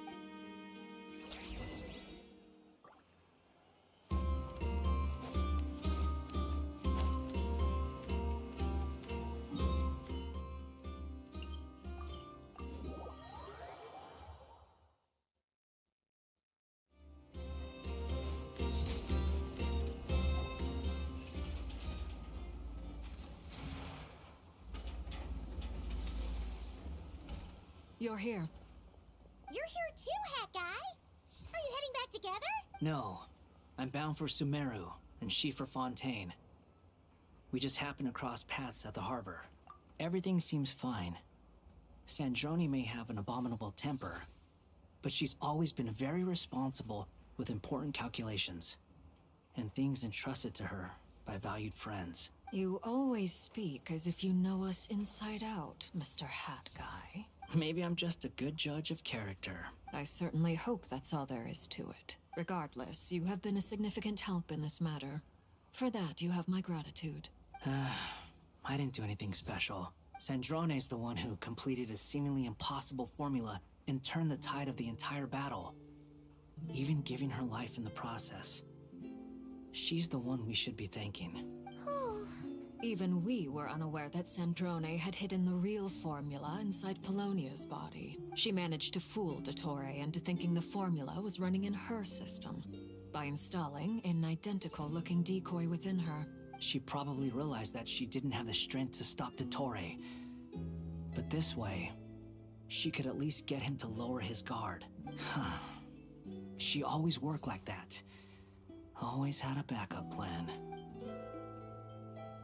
Well, that's why I'm traveling to Fontaine. She made a request of me long ago, and the time has come to fulfill it. Think of it as her will. She said that should she ever fail in a mission, she'd like me to deliver her core and Polonia's to the Fontaine Research Institute. She also mentioned that she had made arrangements for people there to set her affairs in order. Some of her personal effects, such as her notes, were left to me. I've decided to take them back to the House of the Hearth. For safekeeping, primarily, but also as mementos, I suppose. However, there is one book among them that I'd like to leave in your care. I'll have someone deliver it to your residence at the flagship at a later date. No, I was specifically warned not to tell her. This is her last wish, and I will abide by it. I can only hope so, but none of us here can know for certain. I bade farewell to Columbina earlier today. As promised, she turned the iridescent moon's marrow over to me. She spent a long time with Sandrone's body, saying her goodbyes. Is she alright? Sandrone's passing has left a great wound in all of our hearts. It will take time to heal, but Columbina surprised me. She offered me some words of comfort before I departed. Despite being grief-stricken herself, she showed an awareness of the feelings of others around her. She never used to act like this. Clearly, she has grown. And I suspect that we have you to thank for much of the change we are seeing in her. Huh. After these recent events, the Tsaritsa has revoked the Pale Star Edict. Snezhnaya now realizes that the arrest warrant for Columbina was just a ploy by Dottore, who coveted her powers. I shall return to Nodcry to see her as soon as I find the time. I hope that from now on, she too will explore more of the world. Columbina Hyposelenia's journey is only beginning. My ship is here. Traveler, Paimon, we shall meet again. You too, Hat Guy. What are you still bumming around for? Isn't Columbina waiting for you? I thought today was the day you'd agreed with her to go find out the truth about your sibling. You're afraid you won't like the truth when you see it. Well, this is new. I was starting to think that nothing could scare you. Don't say that! Wouldn't you be if you were in this situation? Fair point. But I'd say I have more experience facing up to unpleasant truths than the Traveler. They say blood's thicker than water. I know how much you need your family back. More than you need any of your friends. And I'm sure that all your real friends understand that too. No matter what the truth turns out to be, they will stick by you and support you. Whatever decision you make, finding the truth is important. But more important still is what you choose to do once you've found it. At least, that's the life lesson I've learned from my experience. Grappling with the truth. What? Now that Dottore's dead and gone? A little, I guess. But it hasn't solved everything. Maybe I regret not getting to end his life with my own hands. Or maybe it's something else. But for whatever reason, I still feel like I have a chip on my shoulder. Either way, I'm going back to Sumeru. Lesser Lord Kusanali is gonna need help dealing with all the chaos Dottore left in his wake. Not just from this incident, but everything he did in the past, too. You should continue with your journey, as you've always done. Who knows? Maybe we'll meet again someplace else. So, what should we do now? If you want to explore a bit more to steady those nerves, Paimon's game! After all, when Columbina said she knew where your ship was hidden, Paimon promised to give you two some alone time with the truth. It hasn't been all that long since we were last apart, sure, but with Columbina there, Paimon's sure things will be just dandy. Ain't no biggie. Paimon might be all about that food and fun, but she knows how to do right by people. Paimon's sure you'd prefer to digest the news about your sister in peace. But, no matter what you see, just know you can share it with Paimon. Of course, as long as it's not super private. If you can't make sense of something, let's give it some thought together. And even if we both can't figure it out, Paimon can at least treat you to a nice meal. Glad to hear it. Feel better now? Alrighty. Next up, time to meet Columbina!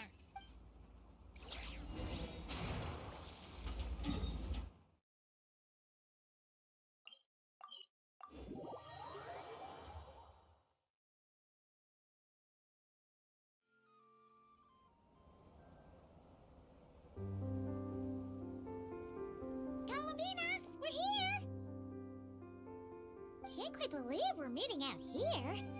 We've gotten used to walking over to Silver Moon Hall whenever we go see you. Well, you're still welcome to go there whenever you want to see me. It's just, now that it's all over, I've decided to make some changes. Try and fit in with the Frost Moon Scions, like Lauma suggested. The older generation are still timid around me. They don't dare get too close, and they bow their heads when I walk by. But things are much better with the children. I see more curiosity in their eyes.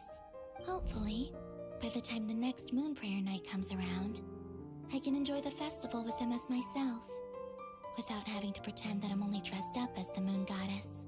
You'll do fine, Columbina. Paimon's sure they'll realize you're super nice once they get to know you better. You really think so? When we first met, you thought I was a little up in the clouds. We were just starting out then, come on! So Lauma told you, huh? I'm only teasing. I know that I have you to thank for pulling me back down to solid ground. It feels good to finally stand firm on the earth where I was born.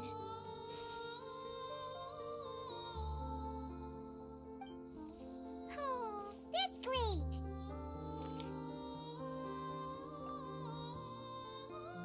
Thank you. I'll make sure not to lose it this time. Well then, are you ready? Lumine, what happened to our spaceship back then? Why did you leave? It's time to learn the truth at last. Ready as I'll ever be. Good. Then let me open the way for you.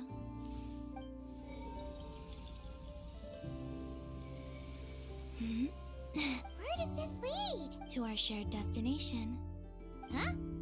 Do you remember me telling you about my missing prologue back when we just met?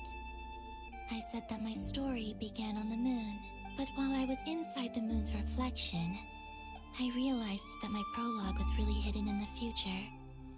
I just had yet to discover it at that point. The story of the time before I was born was in fact the story of my distant future. It's truly fascinating, but when I obtained the Trilunar Authority and returned to our present reality, I sensed something I hadn't expected. Your prologue. So you mean... Yes, your spaceship. All this time, it has been hidden on the Frost Moon, which lay beyond the sky. The great ruler of the firmament. The heavenly principles. Wait, them? Why would they do that? I don't know. Perhaps your ship contains something that is incompatible with Teyvat. Or something that cannot be known. Oh, did I pick a bad time to say this? I know it must have been hard to work up the courage to do this. Maybe I should have waited until you were on the moon, with no chance to back out. That would have been kind of mean, you know. Take me there. Oh? Whatever is hiding in that ship, it belongs to me and Lumine. Those memories belong to us. No one else has the right to decide whether I should or shouldn't know about it. Not even the heavenly principles. Very well. Then let's go. You two take care, alright? And don't forget to come back soon! Rest assured, Paimon. We will. Traveler, after you. Thinking about the story that we'll find hidden on the moon? Yes. And hoping that it has a happy ending. Stories like that don't exist, you know? You don't believe in happy endings? I don't believe in endings.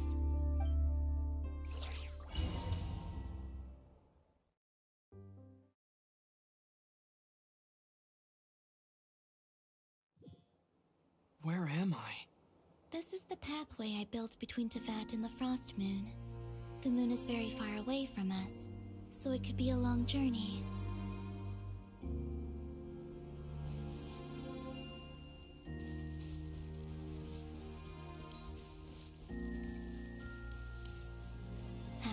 obtain the Trilunar Authority, I unwittingly saw past events from many of my friends' lives.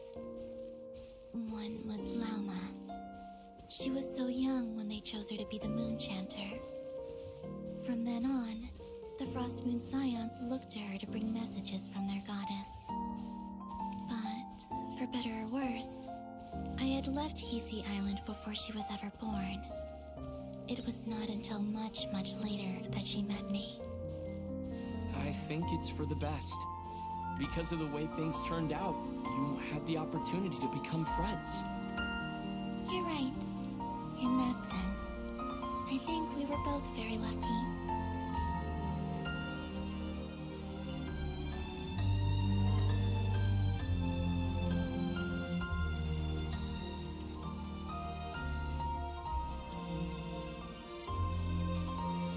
Oh, and about that mage, Nicole.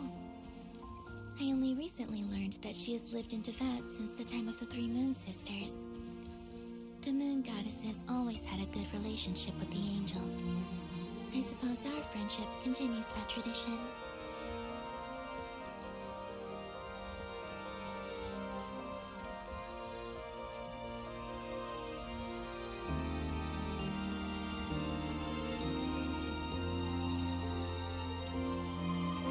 And then there's Sandrone.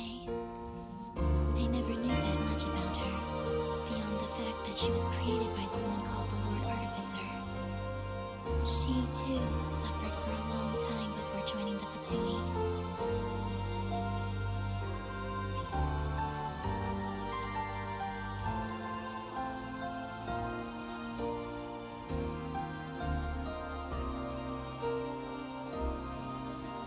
How I wish I could talk to her again, even if only to hear her say nasty things to me.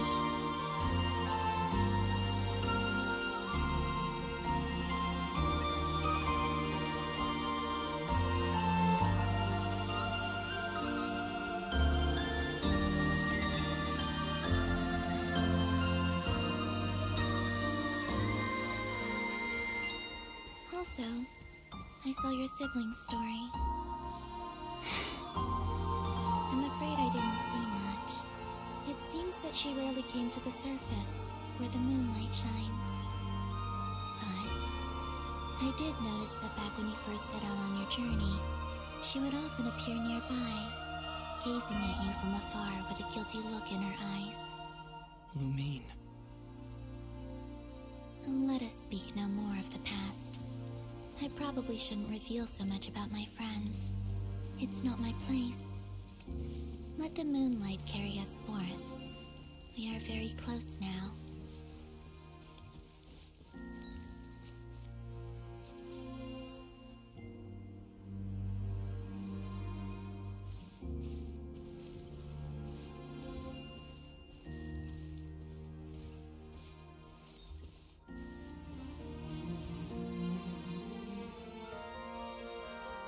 After this, I'd like to bring some Kuhenki to the moon as well. If they're willing, of course. What about your other friends? Will you bring them to visit too? Certainly. But I'll need to tidy the place up first. This home hasn't received any guests in a long, long time.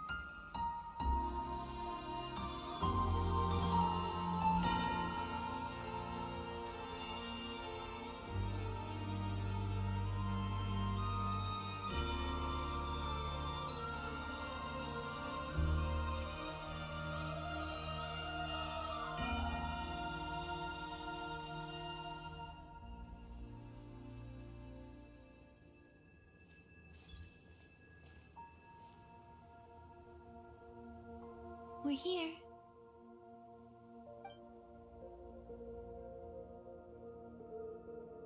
Over there.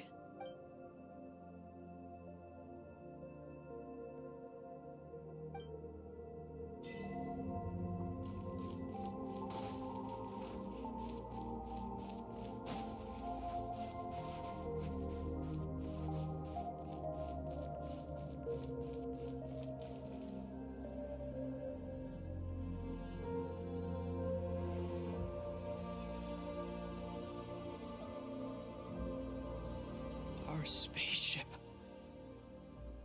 It's huge. I suppose that the moon is the only place one could hide it. It'll be alright.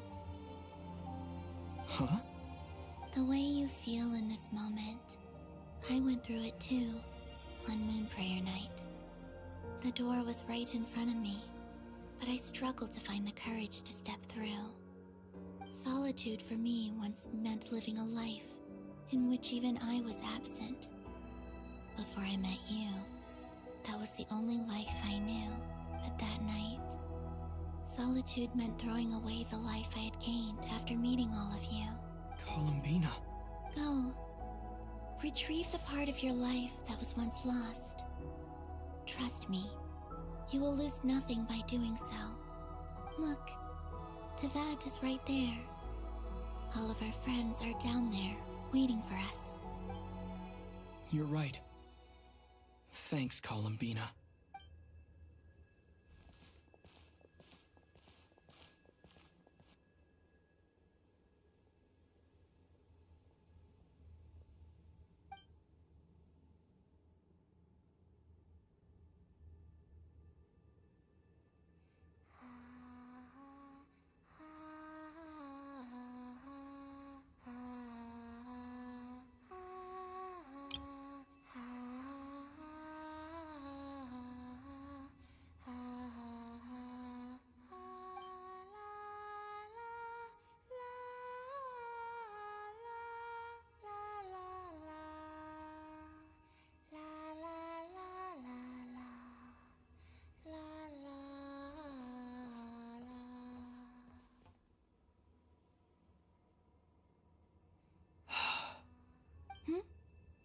Finished?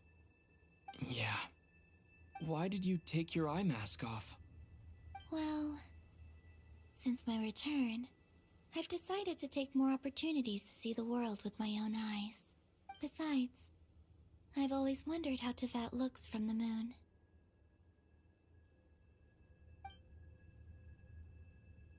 And what do you think? It's beautiful. I could spend a whole day here just gazing at it. What about you? What do you think of the truth you found? I haven't looked at another person's expression in a long time, but I think yours is saying it was neither good nor bad. Keep this up, and it won't be long before you give Nefer a run for her money. Oh, I don't think that's going to happen. I'm much more used to sensing what's going on around me with Kuvaki. I think I'll save my eyes for seeing special moments I really want to remember. I read the spaceship's flight logs. I always assumed that this was my first time in Teyvat. I thought that Lumine and I must have been hibernating in space for centuries on end.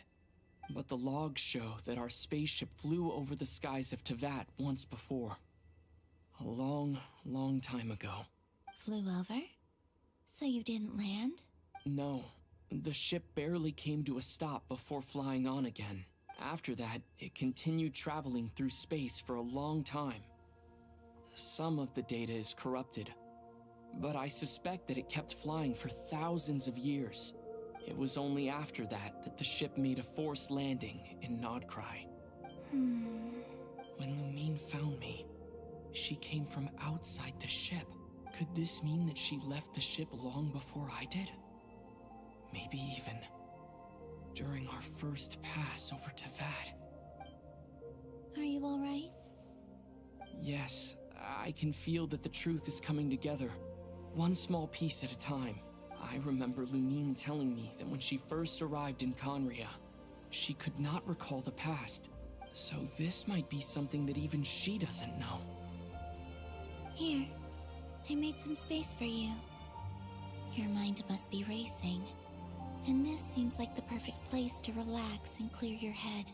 Oh, wait, there's one more thing. What is it? Wait here a moment.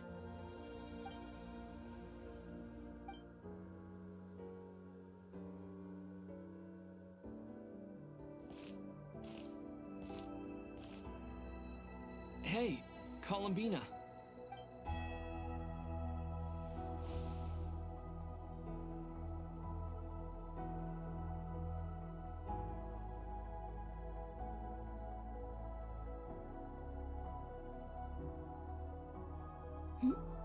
Is that a new outfit? An old one, technically. It's been in a cabinet inside the ship this whole time. It's a matching pair with Lumine's. She always liked this set more. I don't think there's a huge difference. Really? Yes, it's still the same you. You're the same person, no matter what clothes you wear. Only Columbina would make an observation like that. Traveler, do you consider Teyvat your home? Home is wherever Lumine is.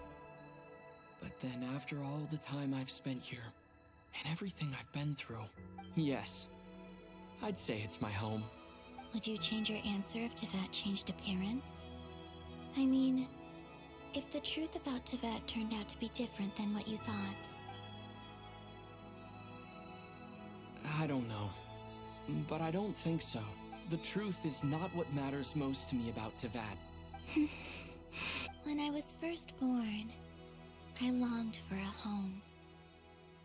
And when you get something before you're mature enough to understand the world, you just take it at face value. I thought that a home was a transaction. You give me what I want, and I'll do the same for you. But you and your friends taught me what a true home should look like.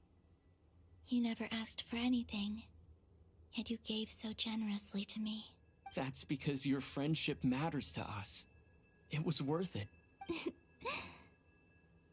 In the past, I thought that my birth in Nodcry must have been a mistake. But after journeying to the distant past where the story began, I realized that it was I who chose Nodcry to be my future home. Now, I am glad that I made that choice. I'm sure your friends are just as glad.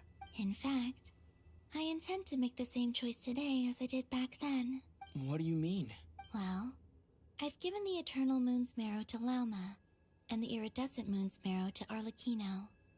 And now, I shall return my Kuvaki to Nodcry again, that it may continue to protect my chosen home. Wait, but what about your body? Oh, are you worried that I'll disappear again? I won't. Not this time. The Frost Moon has now entered the fall sky, and I am the Trilune Goddess. I am only returning to Nodcry the part of me that it needs. I am giving what I can, because my home is worth it. Oh, and I have something for you, too. For me? Yes. Come closer.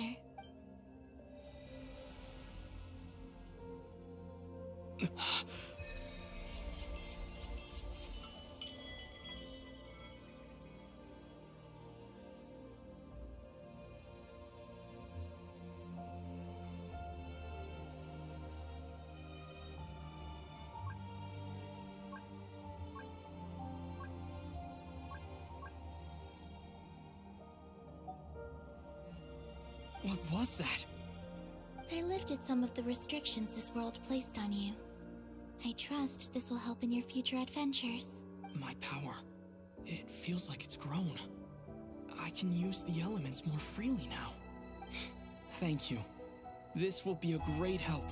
You're welcome. I see you as family, and after everything you've done for me, I